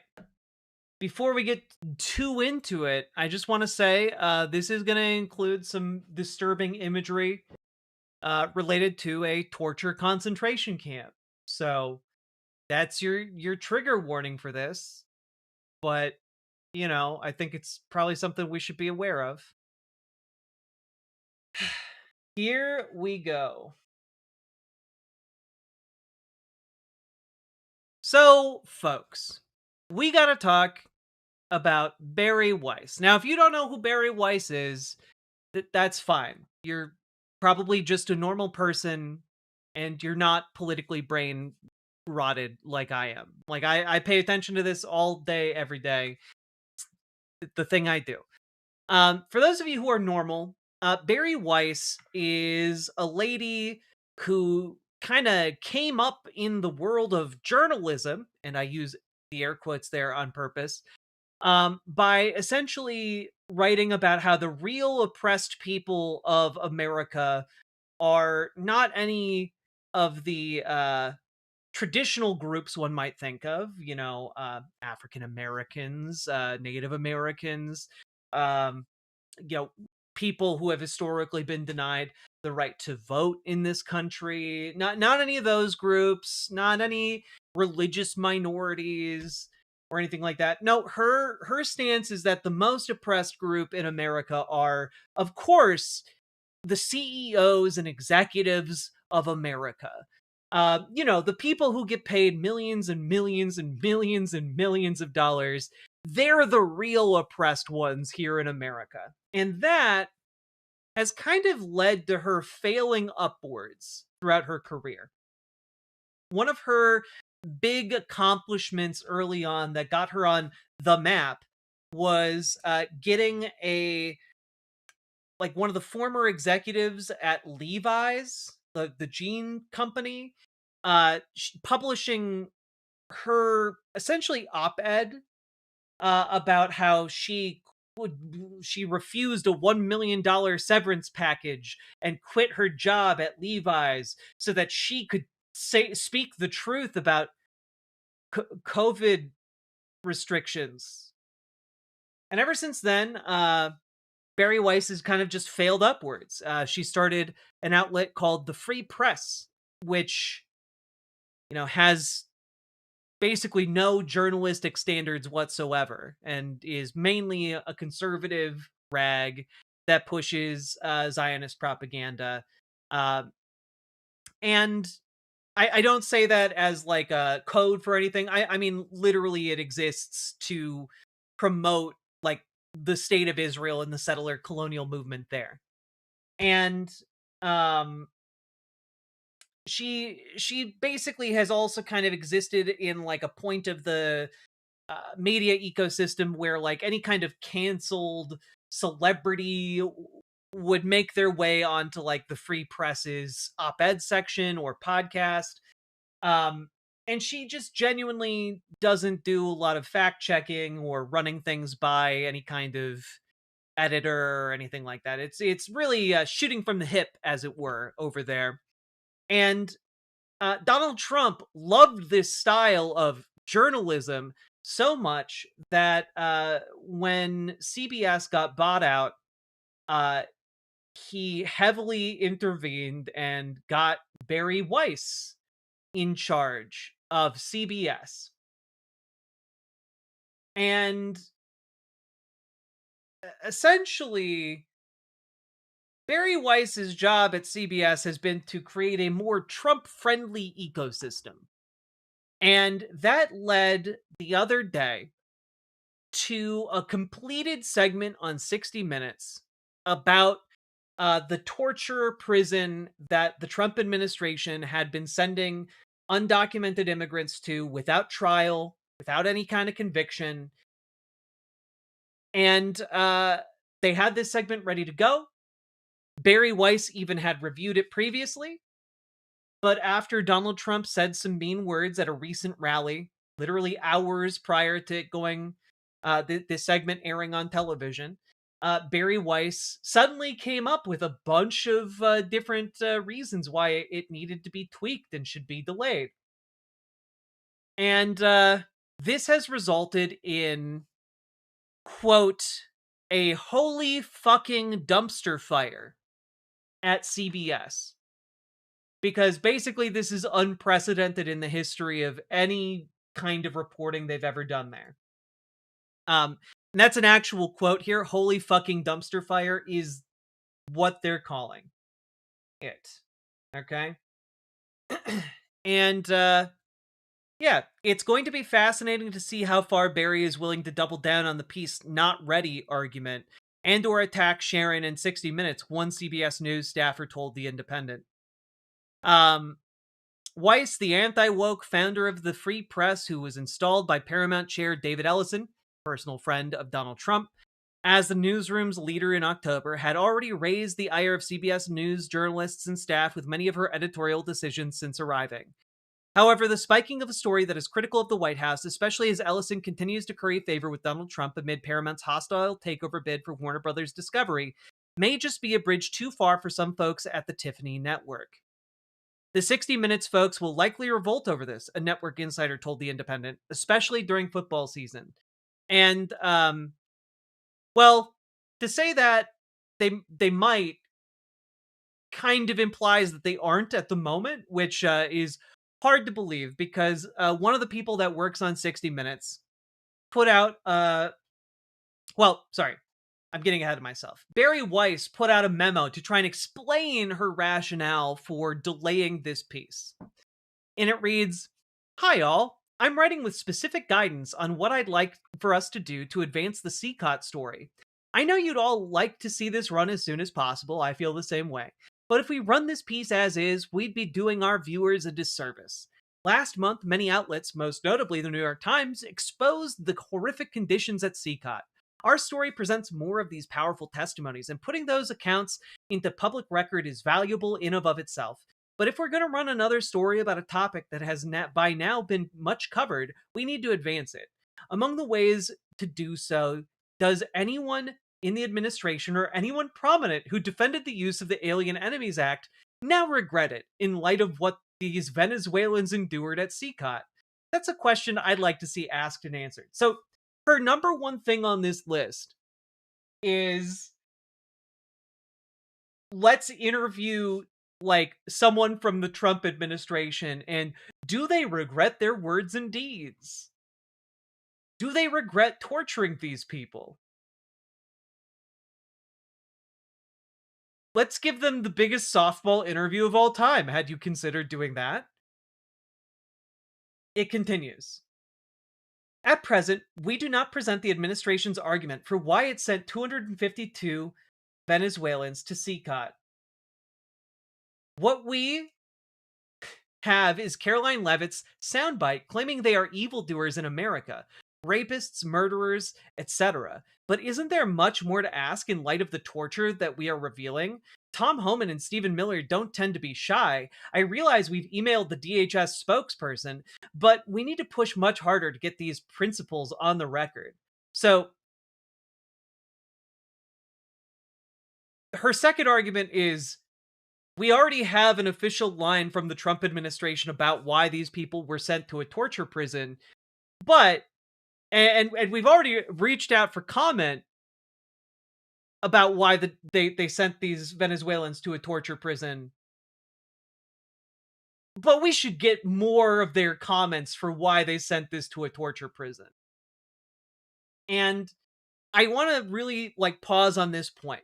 And because many other people have pointed this out, and I believe it is a really pertinent point, which is if you make a story's publishing contingent on whether or not the Trump administration responds to a request for comment, then functionally you are handing over the ability to veto any story to the Trump administration. You are effectively handing over freedom of the press to the whims of government officials. It's literally an abdication of the responsibility of a journalist, like the most fundamental and sacred responsibility of a journalist. And like that's insane. Like that goes against the very premise of journalism and the very premise of why we have freedom of speech in the United States. It goes on. The data we present paints an incongruent picture. Of the 252 Venezuelans sent to CCOT, we say nearly half have no criminal histories. In other words, more than half do have criminal histories. We should spend a beat explaining this. When we say that only 8 of the 252 have been sentenced in America for violent offenses, but what about charged? My point is that we should include as much as we can possibly know and understand about these individuals. So, pause on that point. The argument here is, well, sure, they were sent to a concentration camp to be tortured, but what if they they were denied due process? They didn't get a trial. They just got caught and sent to a concentration camp to be tortured. But what if some of them were potentially violent criminals? The thing is, for someone to be a criminal, they have to be charged and convicted of a crime. In this country, we have a concept called innocent until proven guilty. If you do not get due process, you are not proven guilty. It's really that simple. And if you abdicate the responsibility the government has, if the government abdicates the responsibility to like the rule of law and needing to prove anyone guilty, then they can there's nothing that prevents the government from showing up at your door. Even if you're the most bootlickingest conservative that has ever lived, even if your home is plastered in MAGA flags, there is nothing preventing your local law enforcement from showing up and putting you in a torture camp. Literally nothing if the law means nothing. And in this case, the Trump administration has treated the law as if it means nothing. On purpose, so that they can send people, again, to a concentration camp that tortures you.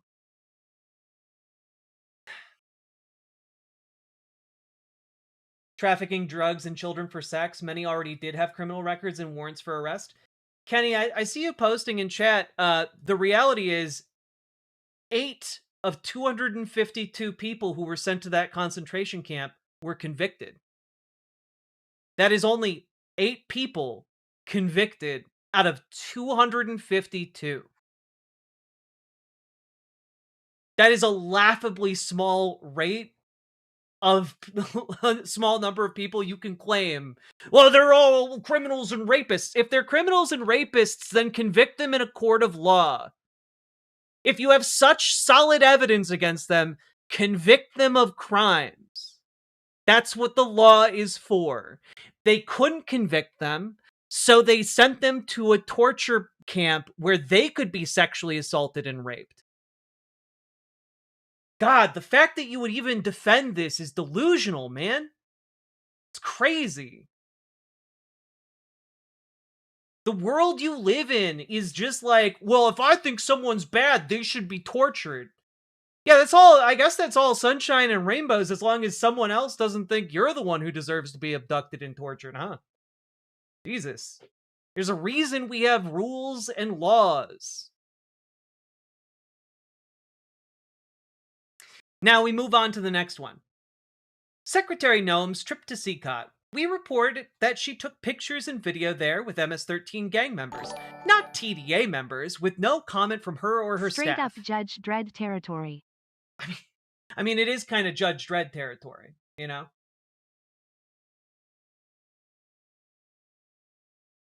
Well, Kenny, that might be a great argument for a different conversation, except most of the people that ICE is abducting and detaining are not people with criminal records. So that would be a really good point if it was at all, like, substantiated by the facts. The facts are, most people who are being detained by ICE and immigration services are not criminals. The overwhelming mass majority of them that are being held in detainment facilities across the country are not criminals and have no criminal record.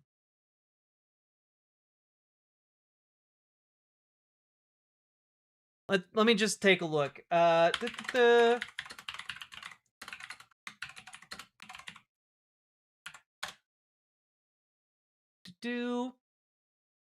just take a look.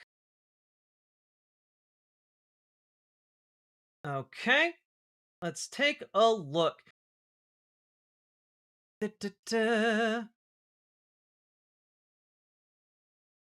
Oh man, this is so interesting. It's wild how this took me all of 2 seconds to find. 5% of people detained by ICE have violent convictions.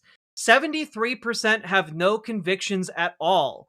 And over half of them haven't been charged with anything. So it's almost like you come in here, like most people who are racist fuckwads like you, with no evidence to back up what you're saying, and in 2 seconds, the 2 seconds it would take you to, like, fact check your dumbass racist opinions, I'm able to just be like, oh, wait, actually, your entire foundation for your argument is bullshit. Man, it's so crazy how you people devour L after L after L after L because you just are pathetic losers, man. Like, you're pathetic losers who cannot exist in this country and cannot, for the life of you, figure out why your life sucks, so you have to blame it on immigrants. You pathetic pieces of shit. But they're illegal immigrants, so they're gonna get deported. That's just a plain fact. They are crossing the border of the United States or overstaying a visa is as illegal as you driving 1 mile an hour over the speed limit, and arguably driving 1 mile an hour over the speed limit is actually more of a criminal charge than what they have done. They have done a bureaucratic snafu. Okay? Whereas mishandling a vehicle by speeding, something the vast majority of people with vehicles do,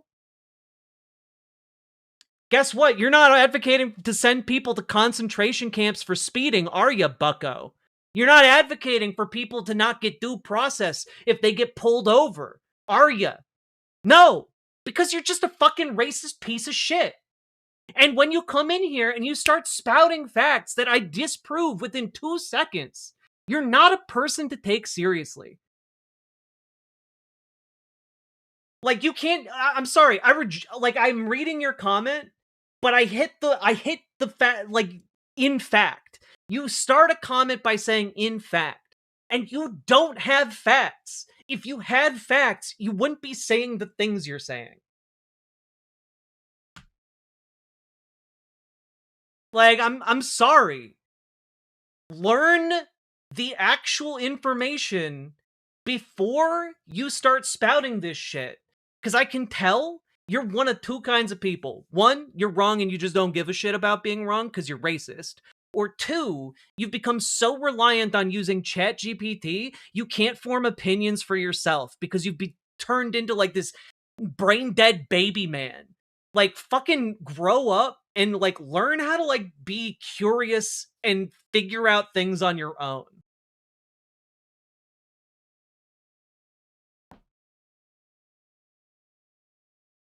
Like, I'm sorry, you come in here, they're all criminals and rapists and sex traffickers. And then like you look at the actual data and 73% don't have any criminal convictions. Fuck you. Nah, we're done wasting time on you. All right. It's crazy. There's no reason why anyone should cater to people like this. There's no reason whatsoever.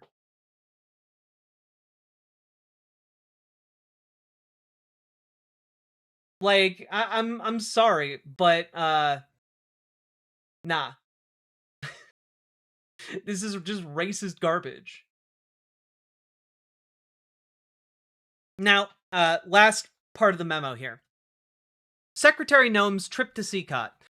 We report that she took pictures and video there with MS-13 gang members, not TDA members, with no comment from her or her staff about what her goal on that trip was, or what she saw there, or if that trip was, or what she, or if she had or has concerns about the treatments of detainees, like the ones in our piece. I also think that the ensuing analysis from the Berkeley students is strange. The pictures are alarming. We should include them, but what does the analysis add? So, for those of you wondering, I have watched this. I sought out because it's now leaked, and we'll talk about that leak in a bit. I've watched the piece that 60 Minutes wants to air. Unfortunately, I can't air it here because they are being very, very strong on like copyright takedowns for this piece. But I have watched it, and the argument made in the piece is very clear, which is that the people that Kristi Noem took pictures and videos in front of were El Salvadoran prisoners and not the Venezuelan prisoners that were deported from the United States. So it's an entirely different group of inmates, number one. And the reason it's an entirely different group of inmates is so that they can look more like hardened and more, tough and thug-like, because they're all covered in tattoos. As opposed to, the people deported from the United States who, were just people. Like they're not gang members. Like, but have we thought about what the lady who sent them to the concentration camp thinks about the conditions there? God. Disgusting bullshit. Have we thought about what Goebbels thinks about Auschwitz? I don't know. We should get his thoughts. We need to do a better job of explaining the legal rationale by which the administration detained and deported these 252 Venezuelans to CCOT. It's not as simple as Trump invoking the Alien Enemies Act and being able to deport them immediately, and that isn't the administration's argument. The admin has argued in court that detainees are due judicial review, and we should explain this, with a voice arguing that Trump is exceeding his authority under the relevant statute, and another arguing that he's operating within the bounds of his authority. There's a genuine debate here. If we cut down Kristi Noem's analysis, we'd have the time. So also, no, there's not a legitimate debate here. There's not. a judge literally ordered these people not to be deported, and Kristi Noem gave an order to try and overrule that federal judge. And right now, there are ongoing, there's an ongoing case of contempt of court from that judge over these deportations because the government exceeded their authority and denied these men judicial review of their cases. Like, I'm sorry, this Bari Weiss memo is absolute and complete horseshit. And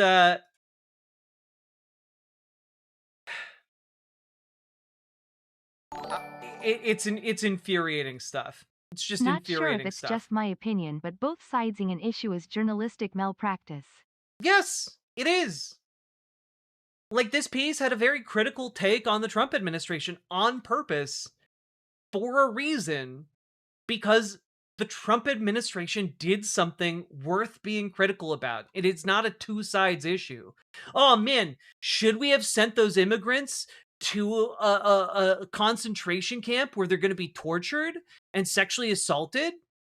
Or, you know, maybe it's a good thing that we're torturing and sexually assaulting immigrants in detention. Who could be on the right side of this issue? Anyway, here is Sharon Alfonsi, who works on 60 Minutes, and talking about how she learned about this story being spiked. And this letter has been widely reported in a number of different outlets, including the New York Times. News team, thank you for the notes and text. I apologize for not reaching out earlier. I learned on Saturday that Bari Weiss spiked our story inside CCOT, which was supposed to air tonight. We, Ori and I, asked for a call to discuss her decision. She did not afford us that courtesy or opportunity. Our story was screened 5 times and cleared by both CBS attorneys and Standards and Practices. It is factually correct. In my view, pulling it now, after every vigorous internal check has been met, is not an editorial decision, it is a political one. We requested responses to questions and/or interviews with DHS, the White House, and the State Department. Government silence is a statement, not a veto. Their refusal to be interviewed is a tactical maneuver designed to kill the story. If the administration's refusal to participate becomes a valid reason to spike a story, we have effectively handed them a kill switch for any reporting they find inconvenient. If the standard for airing a story becomes the government must agree to be interviewed, then the government effectively gains control over the 60 Minutes broadcast. We go from an investigative powerhouse to a stenographer for the state. These men risked their lives to speak with us. We have a moral and professional obligation to the sources who entrusted us with their stories. Who thought CBS would be supportive to Weiss nationalists? God.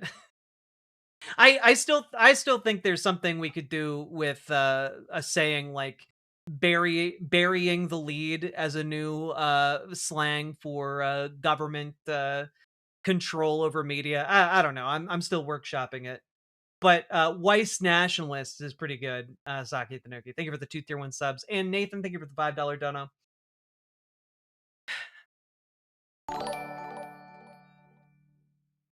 Contempt of Congress is a slap on the wrist. Inherent contempt is not. It's only happened 3 times in U.S. history. They can send federal marshals to arrest you. Kana and Massey are talking about doing it to Pam Bondi. She should be. Unironically. Also, Big Rackle, thank you for the $20 super chat. Abandoning them now is a betrayal of the most basic tenet of journalism, giving voice to the voiceless. CBS spiked the Jeffrey Wingand interview due to legal concerns, nearly destroying the credibility of this broadcast. It took years to recover from that low point. By pulling this story to shield an administration, we are repeating that history, but for political optics rather than legal ones. We have been promoting this story on social media for days. Our viewers are expecting it. When it fails to air without a credible explanation, the public will correctly identify this as corporate censorship. We are trading 50 years of gold standard reputation for a single week of political quiet. I care too much about this broadcast to watch it be dismantled without a fight. Sharon. And it's also worth noting that she was not kidding about it being, already promoted on various channels. Here are a bunch of links that were active that CBS suddenly took down after promoting it. Just tons and tons of them across various platforms. But I would also point out that there was one flaw with her plan. And that is very specifically that CBS has a bunch of international partnerships. And those international partnerships mean that various other networks outside of CBS gain the rights to air different pieces that air on CBS. And, in their given countries. One of those is Canada. And Canada has a, I think it's global.tv or something like that. It's a network that operates in Canada. And guess what? Because Bari Weiss spiked the story at the last minute, that footage already got sent out to their global affiliates. So it already aired in Canada and globally. Just didn't air here in America, which means that, guess what? People recorded it in other countries. And now we are getting bootlegged versions of American journalism spread back to us on the internet. And so it is very easy right now to go and find this broadcast elsewhere. Okay? I can't play the clips for you here, but I can tell you it is very easy to go and find them right now. It's very easy to go and find I don't know, several clips of this elsewhere. Okay? And it's gonna it's very, very easy. Canada is really holding up democracy right now. I mean, in a good way. Wasn't sure how to word that. I mean, Canada's also got problems, but nothing like what we got going on here. All right. So, all that being said, folks, you can go watch this segment, and you should go watch this segment. And also, when you watch it, keep in mind that CCOT is a concentration camp. Okay? Aaron Reichland-Melnick of the American Immigration Council pointed out that up until the Venezuelans who were deported to CCOT were released back to Venezuela in exchange for American prisoners, no other prisoners had ever been released from CCOT. It is a concentration camp where people go into and they do not come out. And it is because of the actions of various U.S. Congressmen that those men who got deported and tortured in CCOT are now out and free in Venezuela. All right? But if you're wondering what exactly it was like in there, I was shocked watching this 60 Minutes broadcast because one part of the broadcast shows a group of Berkeley professors and students analyzing footage from various propaganda sources to try and verify and corroborate different aspects of detainees' accounts of what happened to them inside of CCOT. And one of the people they looked at for footage is a YouTuber who goes by Nick Shirley. And about a year ago, Nick Shirley put up a video titled Inside CCOT, the Mega Prison Full of Deadly Gangsters. Because he went to El Salvador as part of a paid opportunity from the El Salvadoran government to glaze their prison system, to talk about how wonderful and cool it is. And I actually covered this clown 7 months ago on my YouTube channel. You can go check it out. Okay? It's some of the most disgusting shit I've ever seen in my life. Like, he literally is going around looking at these people in cages and talking about how great it is. For the rest of their lives. And he is taking them through a workout where they're doing lunges and they're going to touch their toes for 10 seconds. The guards here would have everything they need to take down the prisoners. They have just asked the prisoners to take off their shirts so they can show some of their tattoos. As you can see right here. It's, to him, it's like he's going to a fucking zoo. It's disgusting. You know? And not only that, throughout this video, like, the people who run this facility are simply enthusiastic about how cruel and awful and disgusting this facility is. Okay? It is awful. And one of the parts of this, he goes to the solitary confinement. And this footage is what they use to verify instances of torture and corroborate instances of torture in the 60 Minutes piece. Rooms of solitary confinement. If a prisoner were to act up, he'd be sent into one of these rooms here. Here they have their bathroom, they get some water, and the only sort of light they have is this little peephole right up here, and they get absolutely nothing to use to sleep or to rest. Just pure concrete. Now, in case of a riot or whatever break out, they have all the equipment to take back to the prison. Right here we have. That room is where they would send people for solitary confinement for indeterminate periods of time. And every 30 minutes, guards would come in and beat them and or sexually assault them. In this piece that 60 Minutes put out, I'm going to play 2 seconds of it.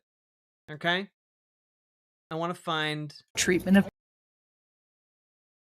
part here. Da-da-da.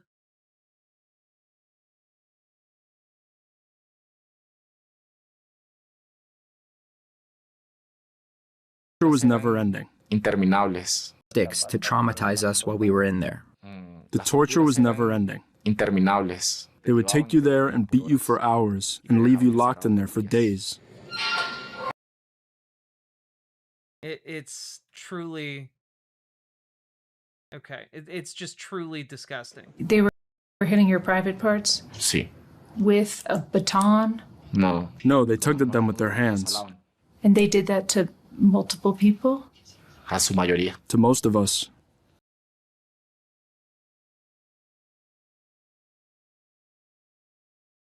The United States government sent them there to be tortured and sexually assaulted on a daily basis, the majority of them.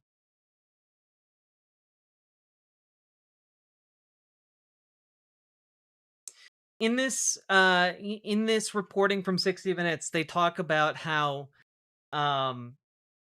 the medical doctors there would tell them if they got sick to drink the toilet water. It will cure you.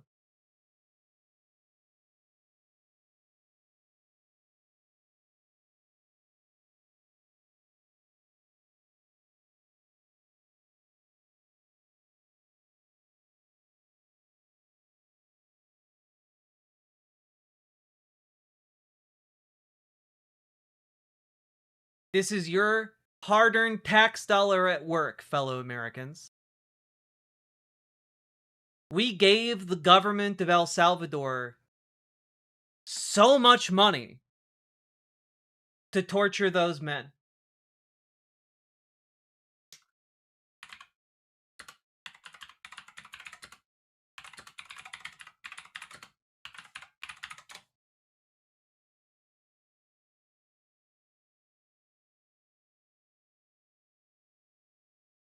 $6 million of your tax dollars.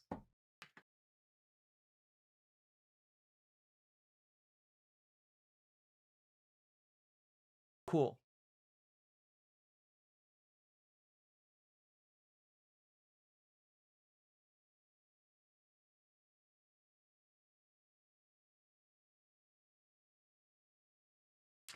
And just a couple final notes here. We are also now getting stories of ICE debating U.S. citizen birth certificates. Here's a story from a handful of days ago. Dulce Consuelo Diaz Morales was arrested on Sunday. ICE won't release her despite extensive documentation of her citizenship, her attorneys told the Washington Post. She was born in Maryland and spent time in Mexico before coming back to the United States. Victoria Slatton, one of the attorneys working on her case, told HuffPost in a phone call Thursday afternoon. Slatton worked to draw attention to Diaz Morales' case in several TikTok videos. Just check those out real quick. My name is Victoria Slatton. I'm an immigration attorney. I currently have a client who is a U.S. citizen who is in ICE custody. She was taken yesterday under very suspicious circumstances, in my opinion, and we have been desperately trying to get her out. We filed habeas last night that was supposed to protect her from being moved and keep her in the jurisdiction. The court actually ruled, giving us an injunction that said she was not allowed to be moved from the jurisdiction and that she was not allowed to be deported. Despite that, and despite ICE having her birth certificate that shows that she was very clearly born in Maryland, they did move her to Louisiana. That is not a good sign. That is usually a last stop before deportation. They're blatantly ignoring orders from the court. They're not allowing me access to my client, and I am at a loss, and I'm incredibly angry. It is an indisputable fact that she was born inside the United States. I've seen her birth certificate. We have immunization records. We have multiple affidavits from people who were there at her birth. I personally called the hospital and they confirmed that they do have records. They just cannot release them at this time, but we are working on getting additional evidence, but we have her birth certificate. That should be enough. She never should have been picked up in the first place. I am asking if anyone in the media is willing to cover this story. She has two sisters who are willing to speak. I'm also asking for basically any resources, any help. I've gone to her congressman. I'm doing everything we can on the legal side, but I am at a loss because this is so far beyond what I ever thought I would be fighting for. So please at least like and share this video. If you are a journalist or if you know a journalist, please reach out to me. My email is in my bio. I'd really like more coverage on this. Thank you. I mean, we're at a real tipping point here where the government is trying to crack down on reporting of its abuses, is trying to take over an entire outlet to destroy journalistic freedom. ICE is trying to ignore actual birth certificates from native-born Americans.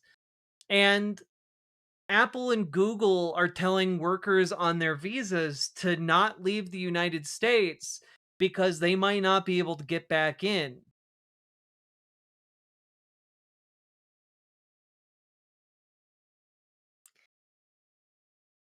So, that's kind of where we're at.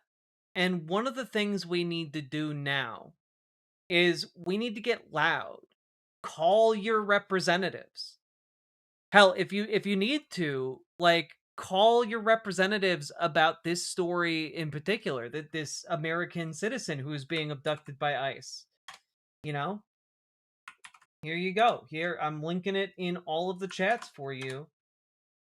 Shoot an email to your elected representatives. Get loud. Stay loud. Join organizations in your local area to oppose ICE. Join your local DSA to organize, and join your local Democrats to organize and radicalize them. Make sure one of their rallying cries is that we need to dismantle ICE.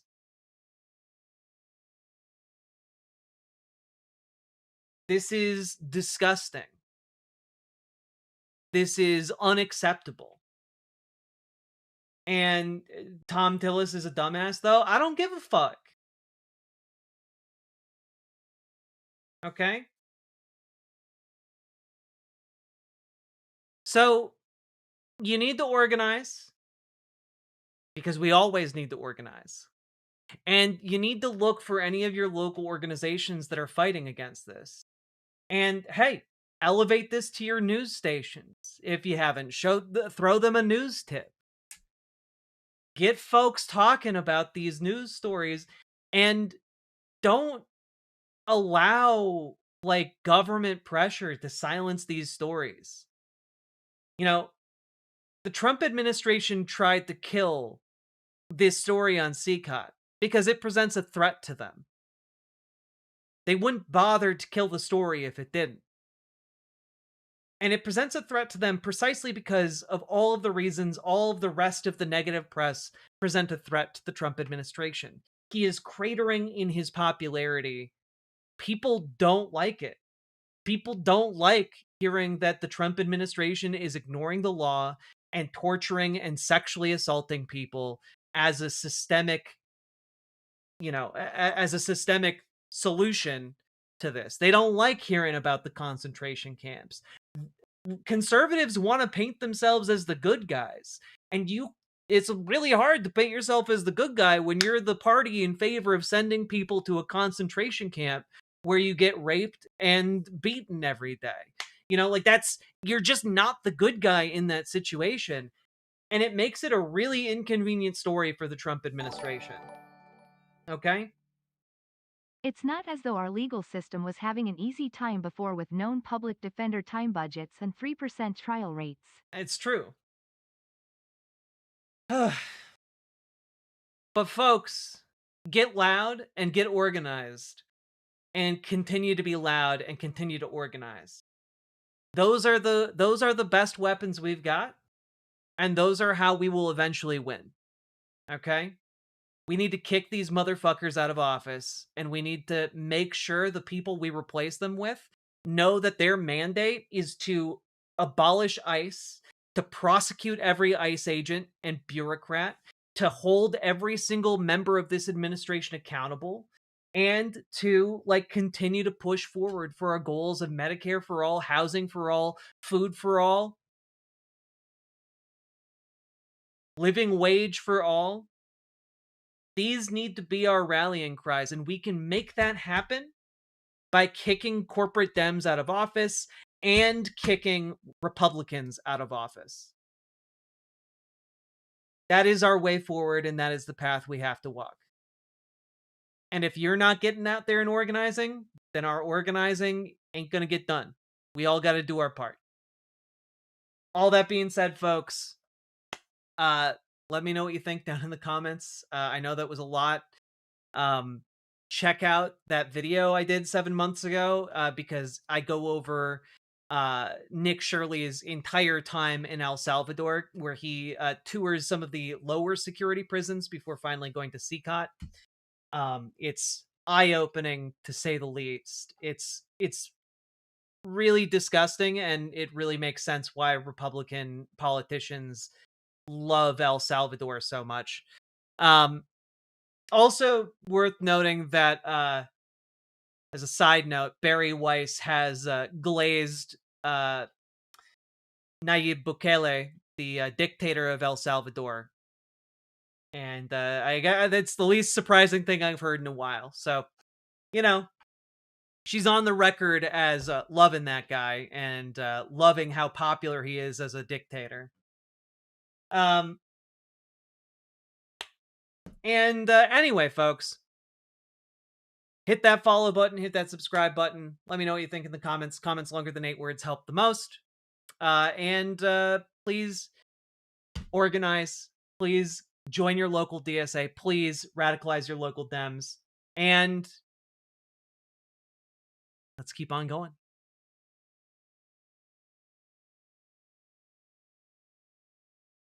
Whew.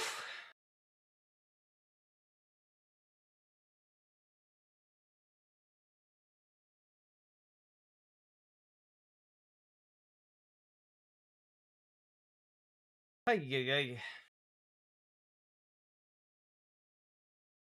Better to just start a whole new party It's not, though. If it were better to do that, people would have done it by now. The issue that I have with third parties is that the people who say, let's start a third party, usually do so, like, I don't know, a year out from a general election, and then they grift a ton of money and then disappear. Like, that's generally how that's gone. And in order to break the two-party duopoly, you need to get, like, some form of ranked choice voting in every state. We don't have that. And then you need to do the hard, grinding work of actually building up a political party. And most states don't have that infrastructure for any other third party. And like the argument that Democrats will never change, they have, and they can, and they will. There's a big difference, and you would know this if you went to your local Democratic meetings. There's a big difference between national elected Democratic figures who are in the pocket of big money and like the liberal wine moms who show up to your local Democratic meeting. There's a big difference between those two things. And you're never going to like change the mind of someone who has, you know, $10 million in their pocket because of like some bank that dropped a bunch of money in their lap for their campaign. But you can actually convince a liberal wine mom to embrace local policy changes. And you got to start local to build up that power. And frankly, if your ideas are so bad that they can't convince a local well-meaning wine mom, then you need better ideas or a better way of conveying that rhetoric, because you're not going to convince anyone else.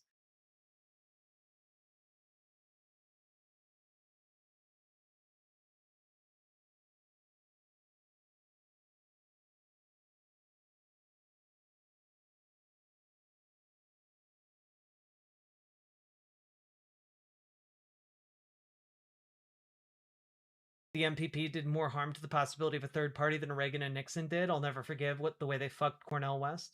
Yeah.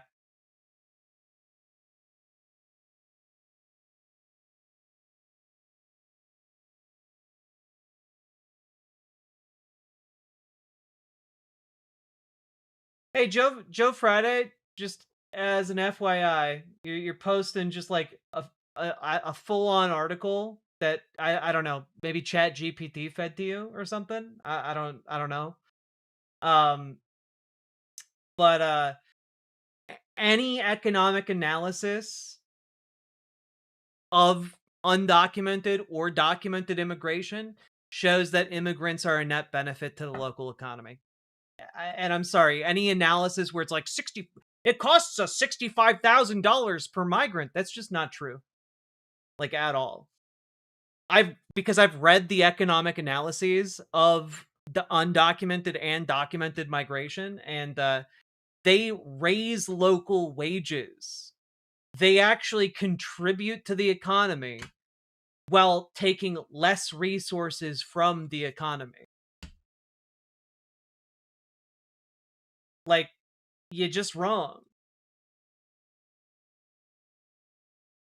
Now, I'm gonna ban you because you don't seem capable of actually understanding anything, and you're just wasting people's time and eyeball strain, I guess.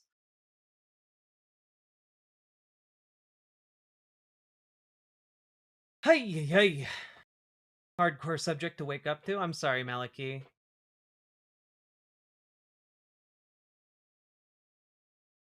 That's factually not correct because you're not factoring in the money they send home.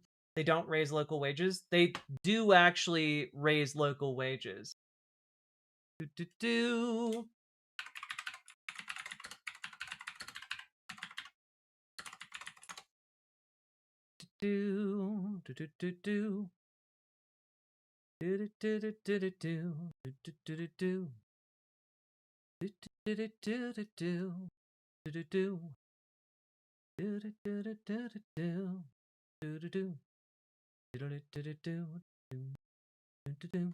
Let's see here. Where is this?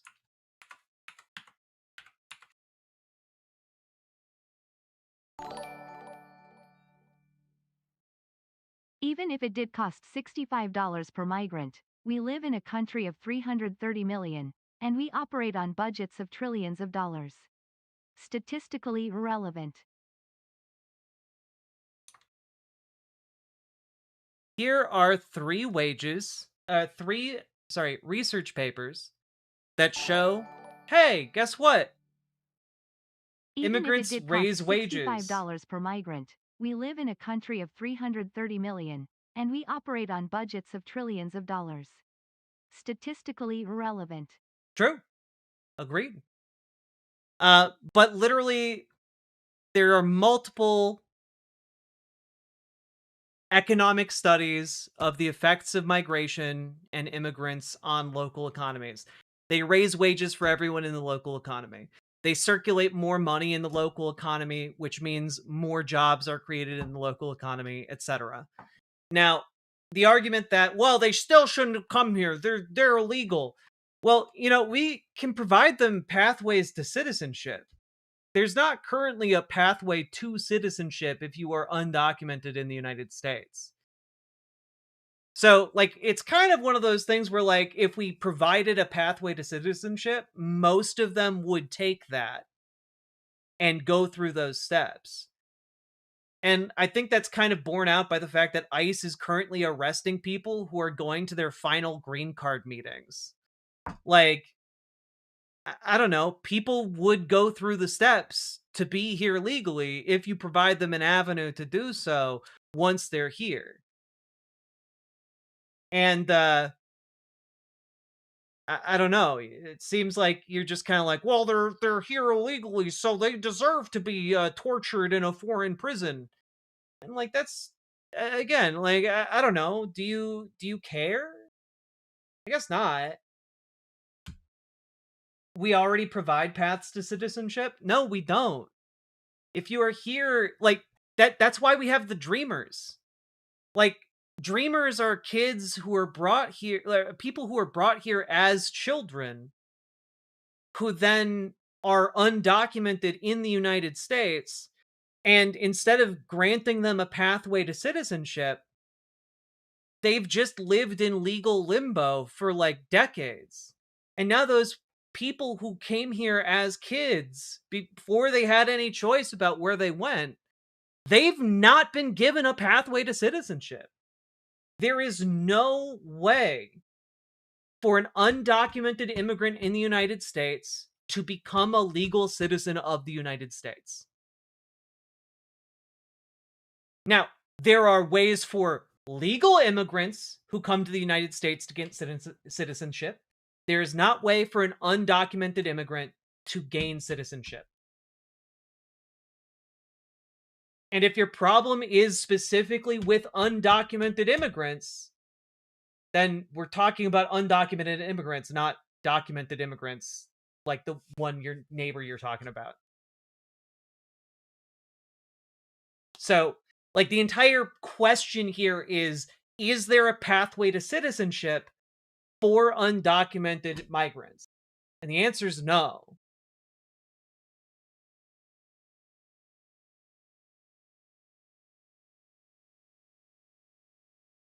It's true, Shellshock. Only mods can link because people have posted gore and hate-filled and spam-filled stuff in the chat. So, I'm sorry.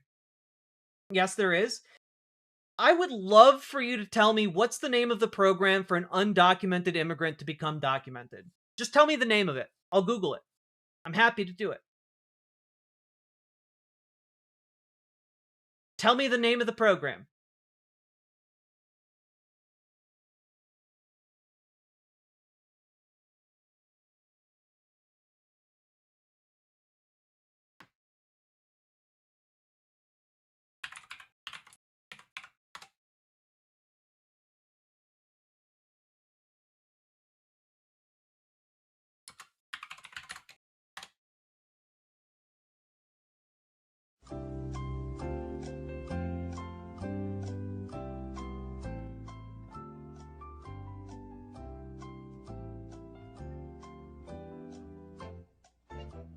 U or T visas or education visas. Those are documented immigrants. You get those visas before you come in. They are documentation. There is no pathway to citizenship for someone who is here undocumented. That's the exact position the Dreamers are in. They can't get a visa because they're undocumented. Undocumented workers in the United States aren't eligible for visas. Like, if you are an undocumented immigrant, you can't go and get an education visa. You can't go and get a work visa. You can't go and get any kind of visa at all. The government does not provide a pathway to citizenship if you're undocumented. That's the entire reason we've talked about the Dreamers for like multiple decades.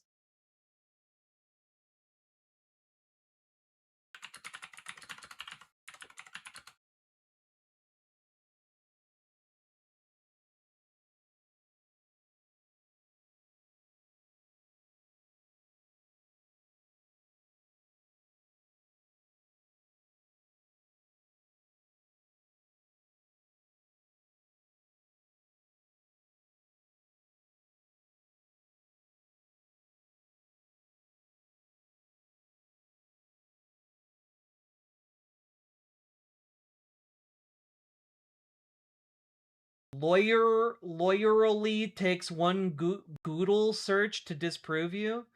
Yeah, I'm not. Look, I just gotta tell you, you're full of shit and don't know what you're talking about.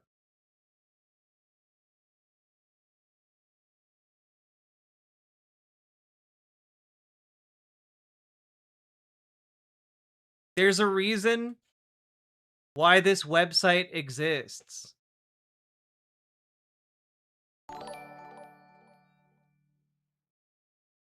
Even at passport control yesterday at JFK, there were 3 wait times posted. For U.S. passport holders, 15 minutes, ended up taking 35, visitors 60 minutes. It's fucked. I believe it, Sake. I'm sorry. Thank you for the 5 tier 1 subs, though. Let's see. FWD.US estimates that nearly all undocumented immigrants belong to groups that most Americans say should be provided pathway to citizenship. These groups include essential workers, dreamers who came to the U.S. as children, undocumented individuals living in the U.S. for many years, those with U.S. citizen family members, or those who currently have temporary protection from deportation. Multiple pathways for U.S. citizenship. Let's take a look.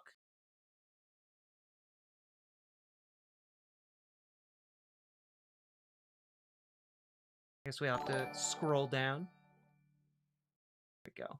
Have you heard about the bunker under Trump's ballroom? That's actually not a bunker, supposedly it's a data center of some kind. I have heard about it, I just don't care about it. Let's see. 9.3 million undocumented immigrants belong to groups the U.S. legislators have proposed to be eligible to earn U.S. citizenship.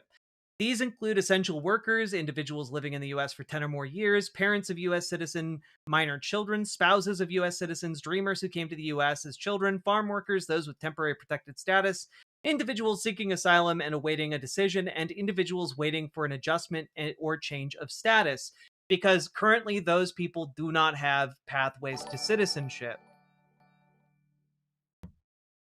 Like, I'm sorry. The Dreamers deserved a dream ACT. DACA was only a stopgap.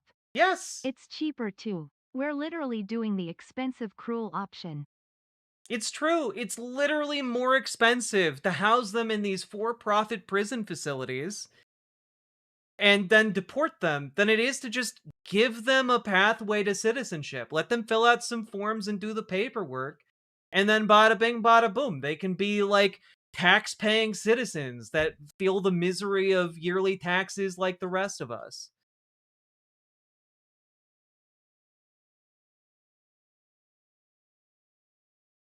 I don't know. Like, I don't know what the issue is with giving undocumented immigrants the ability to become documented citizens.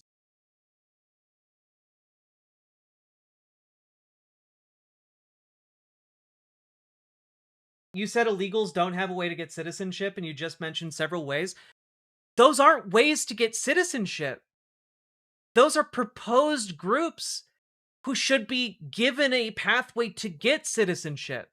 They don't have pathways to get citizenship yet. They're groups that the United States, the members of Congress in the past have said, these groups should have pathways to get citizenship because they don't currently have them. Like, I don't know what combination of words isn't making it through your brain. I don't know if you've been drinking or like you're on some kind of substance. It's clear to everyone else exactly what I mean. So I'm unsure what combination of words. Do I need to recite some kind of ritual spell? My neighbor was illegal 5 years ago. Now he's a full US citizen. Guess that was just fucking magic. How did he become a citizen? I'm curious. Did he marry someone who was a citizen? Is that your pathway to citizenship? Just get married to a US citizen? Is that it?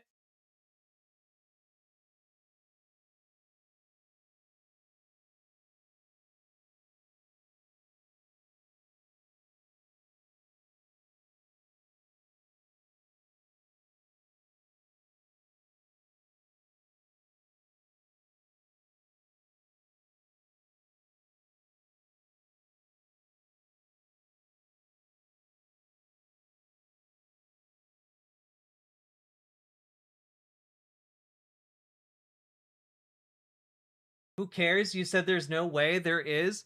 Hey, let's take a look at this. Here's the American Immigration Council, an organization that specializes in American immigration. Gee whiz. No line is available for the vast majority of undocumented immigrants. Immigration to the United States on a temporary or permanent basis is generally limited to 3 different routes: employment, family reunification, or humanitarian protection. Each of these legal avenues is highly regulated and subject to numerical limitations and eligibility requirements. As a result, most undocumented immigrants do not have the necessary family or employment relationships and often cannot access humanitarian protection, such as refugee or asylum status. This means that no matter how long they have been in the United States, most undocumented immigrants have no way of achieving legal status. Even those who pay taxes, work hard, and contribute to their communities have no way to get in line unless Congress creates a new pathway to legal status. Because, again, the vast majority of them don't have a pathway to citizenship. When people talk about a pathway to citizenship, they aren't talking about for like, I don't know, a couple hundred people. They're talking about one that can be generally accessed if you're an undocumented immigrant. And I'm sorry, Shell Shock, if you're needing like accommodation for your very specific issue that allowed your neighbor to become a citizen. Because when I'm talking about general policy, I'm talking about everyone. A pathway to citizenship is a pathway everyone can use. I don't know here. Like, what is unclear about my language? Do you need this much hand-holding in your day-to-day job? Like, Jesus Christ. Do you need your boss to baby you through every single instruction or every single thing they say?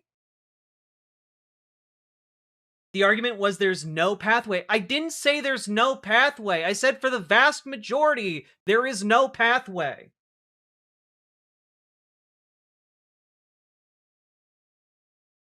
Do you not understand what a majority is?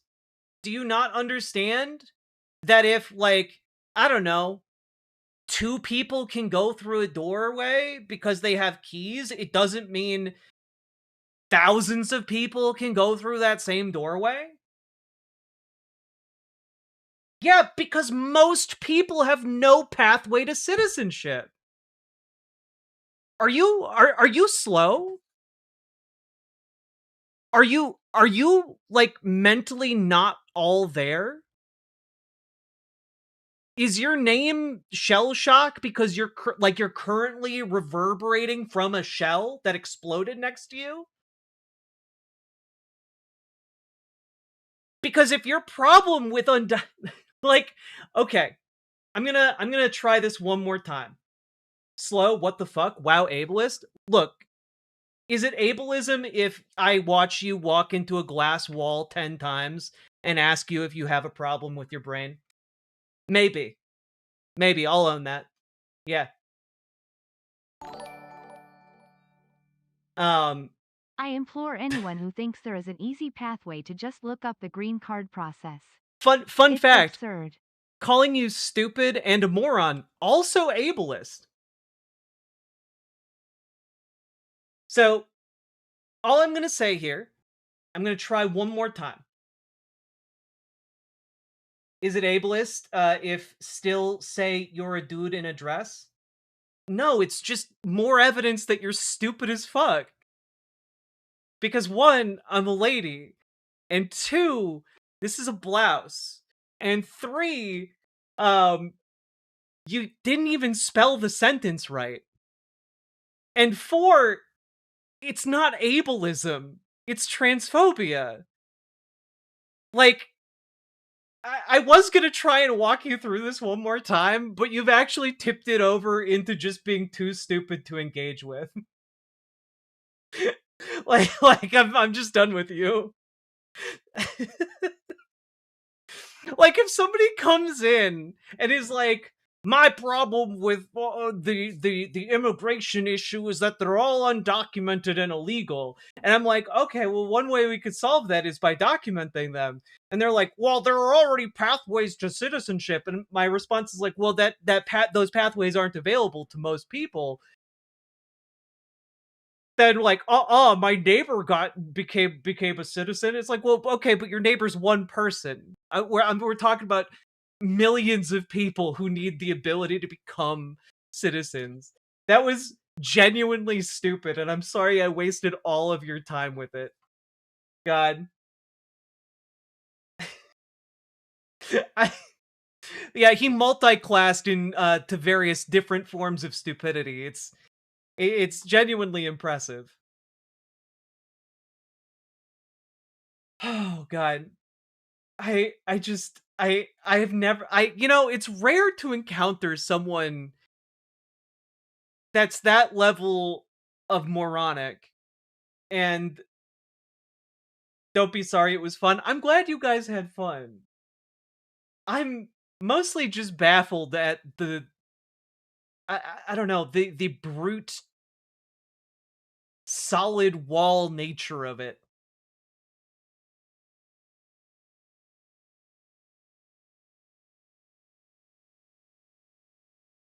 Why do you need who to begin with, Deltoid?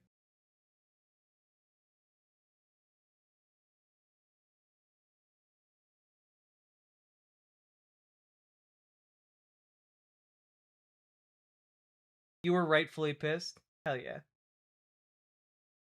Why is this stream in particular attracting so many anti-immigration dumbasses? Well, probably because I have the stream title mentioning like Bari Weiss. Also, I have Turning Point in the title. I don't know. Sometimes they get little bees in their bonnets. Their little trad wife bonnets.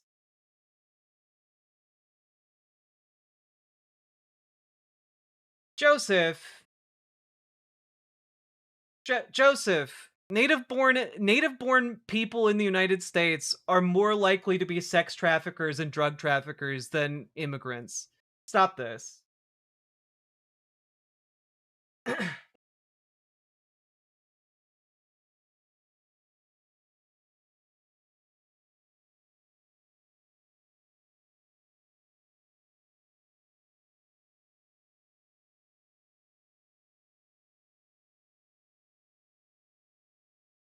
No, Joseph, we should just instead of self-deporting migrants, just give them a path to citizenship. We can do that. It's actually cheaper and easier for us to do so, and better for the economy. There's no argument for saying like they need to self-deport, you can just pass a law that allows them to pursue a pathway to citizenship while living in the United States. That's never going to happen. Why? If enough of us get politically engaged, we can make any kind of policy change happen. So, like, if your argument is we should immiserate millions of people because we're too lazy to organize and change an unjust system, like, I don't know. That's an indictment on you and your character and your laziness more than anything. Like, I don't know. I don't think millions should suffer because of my laziness. Democrats will never go for it. Sure they will. Democrats are more likely than Republicans to go for it. Just show up at your local Democratic meetings.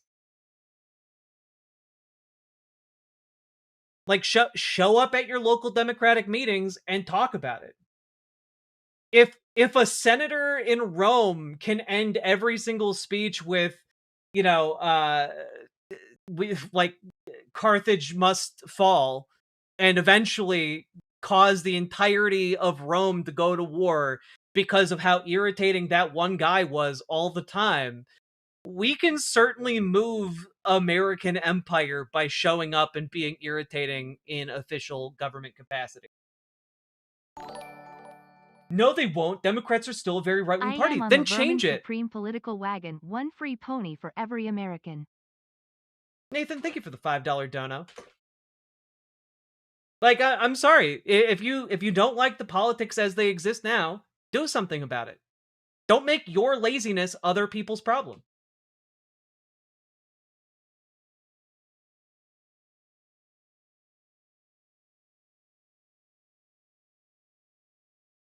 How could their betterment not fix their country? Because they're here.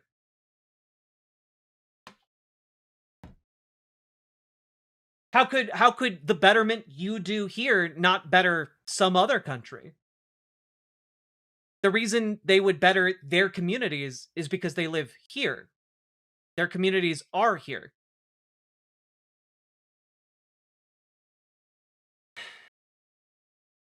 Carthage delinda est.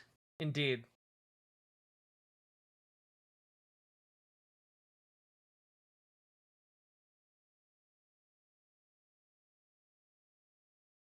Why do you think America or Europe is good to begin with, and why everyone else crawls here?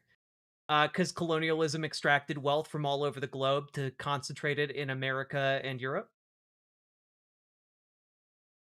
Like, because the people who were our forebears were robbers and thieves of the wealth of the rest of the globe.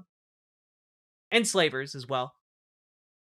And that is an inherently extractatory process that then concentrates wealth, and capitalism furthers that concentration, etc., etc.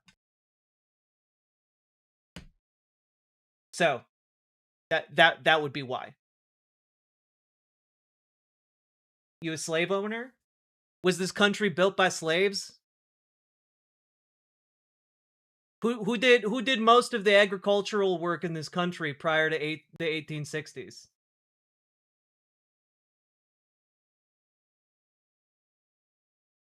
Who benefited most from that slave labor?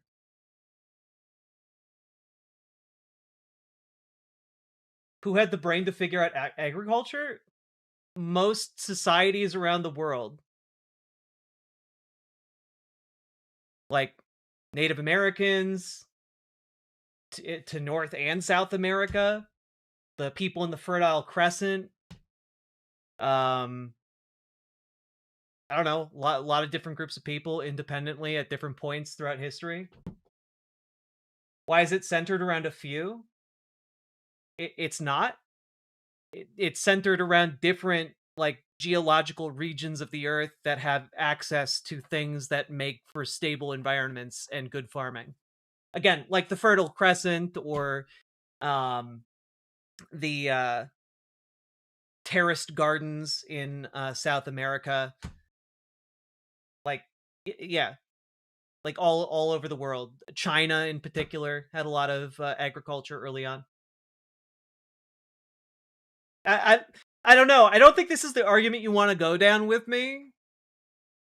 specifically.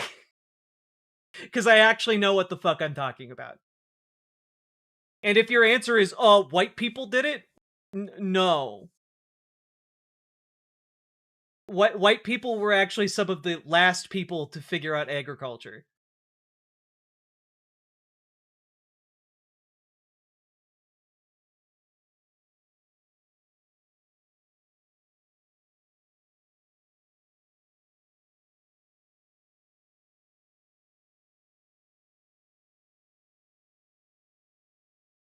Sheesh, tell me you don't understand the history of spices without telling me you don't understand the history of spices, right? God. Who figured out agriculture, says a guy who routinely feasts on corn and bananas, unaware that they have been meticulously cultivated throughout several thousand years of human cultivation. You fucking goon.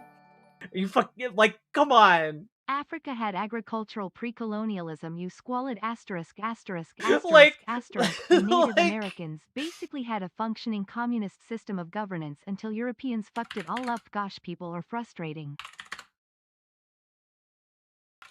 Can I find a picture of corn pre-domestication? Here we go. Hey, you know all that corn you love? Hey, here's a comparison between undomesticated corn and domesticated corn. Yeah, I wonder who figured out with their massive brains how to domesticate corn. Huh? Over the course of thousands of years, managing to breed something roughly 100 to 200 times larger. I don't know, yeah, clearly must have been the white Europeans. Who had the brain to do it? The human species.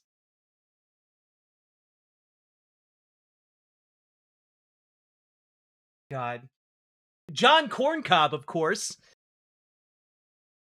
The human species. Yes, the human species figured this out.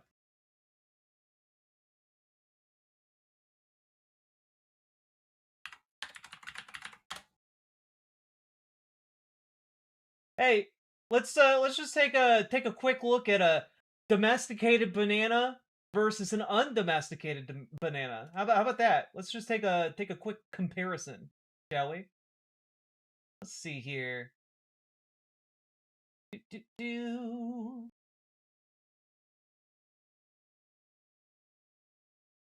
Where are we at?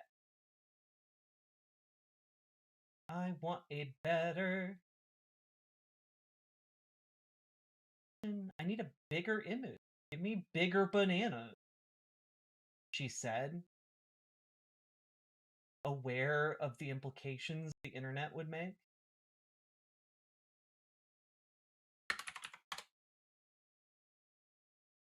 There we go. Close enough. Yoink. Look at that. But no. No, white people must have domesticated that banana. I love that one specific painting of a watermelon pre-domestication. Also, the banana is the atheist's nightmare. It's true.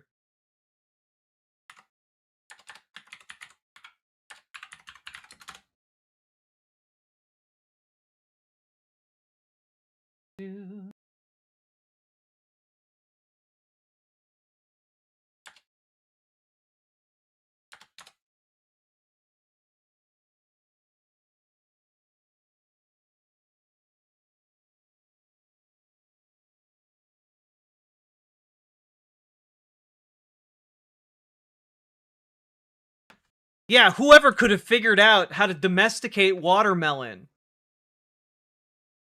A process that began in Africa 4,000 years ago.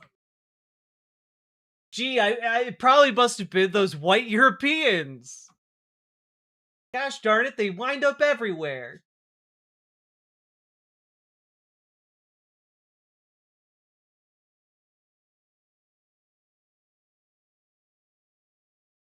How come they can't replicate any of this with the pre-knowledge of everything we have?